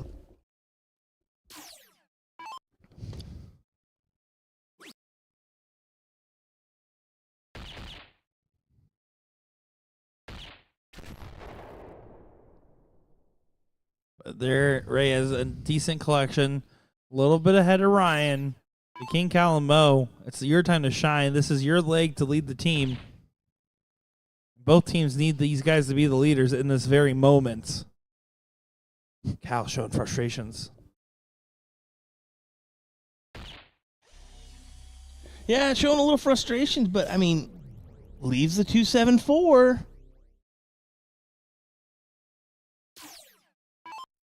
Yeah, and that's in good range because 2 bulls and a decent fallout leaves the finish. Hat trick leaves a 1-2-4, which is a good finish. Yes, and that's what I'm kind of thinking. I'm already thinking Mo is on outside looking in. He couldn't leave a finish from the 380 that he was sitting on. What, it was 388. Well, I mean, he keeps himself chocolate Cal, Yes, but yes. 2 bulls and a decent fallout still leaves a finish, but and a hat trick does leave the 1-2-6. Yeah. So that's the thing is he did kind of leave it handy. I guess I should count the score currently before I say anything. You're okay. But still, I mean, Mo has to make a move. Essentially, he can't. He can't follow. Yes, yeah, he can't follow. No, I wholeheartedly agree, and that's a great hat trick from Ryan. Puts pressure on Reyes to hit at least 2, which he does to keep those scores in line. But that leaves a finish at 171. Huge shot there from Reyes. Leaves a finish at 171. So what does King Cow do here? He said 174 is okay, but he's going to expect more. Exactly. So needs to chuck away. Needs to bring this down. Yeah, that's a good dart. They're all heating up. He should get a 124 here. That's 3 hat tricks in a row. Yep. Now pressure is on Mo, just like you prophesized there, Will. He needs to find something here. 2 bulls at minimum, but really 3 bulls. He has to chase King Cal. He's in close pursuit. That's what I'm saying. That dart being above and where it is so difficult. This is why Fat Bull can be great. It can be easier, but it can also be so dang tough. Deceptively hard. Because of where you position your dart and trying to work around it. So some of those shots, I'm like, I have to move. Even though you feel like the segment's so big, you should be able to place it in. Well, and Ryan wanted to punish a lot more. Only finds 1 bull. Reyes, I think, has to take 1 dart of this, right? You have to take 1 dart in this scenario. You got to take it. Yep, trip 19. Yep, I like that. Trip 19. Oh, it was such a good look at it. You got to regroup now. Bull to leave 45. Important still to get these maximum amount of points. Bull. Gets it. Good dart. Good round from Reyes. Well, now he pressures King Cow here. King Cal needs to try to get a dart at the double because that also means that puts pressure on Mo on the freeze rule if you're getting 2 bulls in this. Just take it out. That's the goal. Drill the bull. Don't hit a single 19. Drill the bull. Force Mo to have to score as much as possible. How do you work that in, though? With precision. Take a knee. I've done that one. That helps Mo out a little bit. No way to freeze the 148 for the record. Just going to be focusing on hoping that Reyes gets a shot. It's up to him. 1 more bull guarantees that Reyes will get a shot if Ryan misses, and that's what he does. Hits a hat trick. Down to the very end, the very last moment. Every player's in this leg. Every player's had their moment. Who's going to cross that finish line?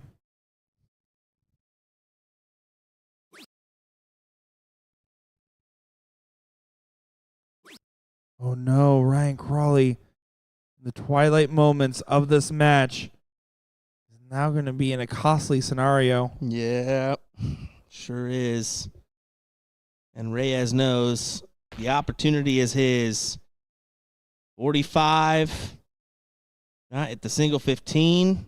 You got a few looks here. 1, 2, 3 on the 15s. Over to the single 20. Gets it done. Is it in? It is in. Cal and Crawl get denied at the very end. Yeah, what a good run there for Cal and Crawl, but unfortunately falling short as Is It In capitalizes on a few big misses and takes the title here for your men's doubles event at the San Antonio Regional. And it was just down to the end. That was a great matchup from both those teams. Yeah. Good back and forth. Yeah, it was good back and forth. Both having pressure-filled shots, and I mean, that should be the case for your final. But once again, we did go the distance, didn't we? So.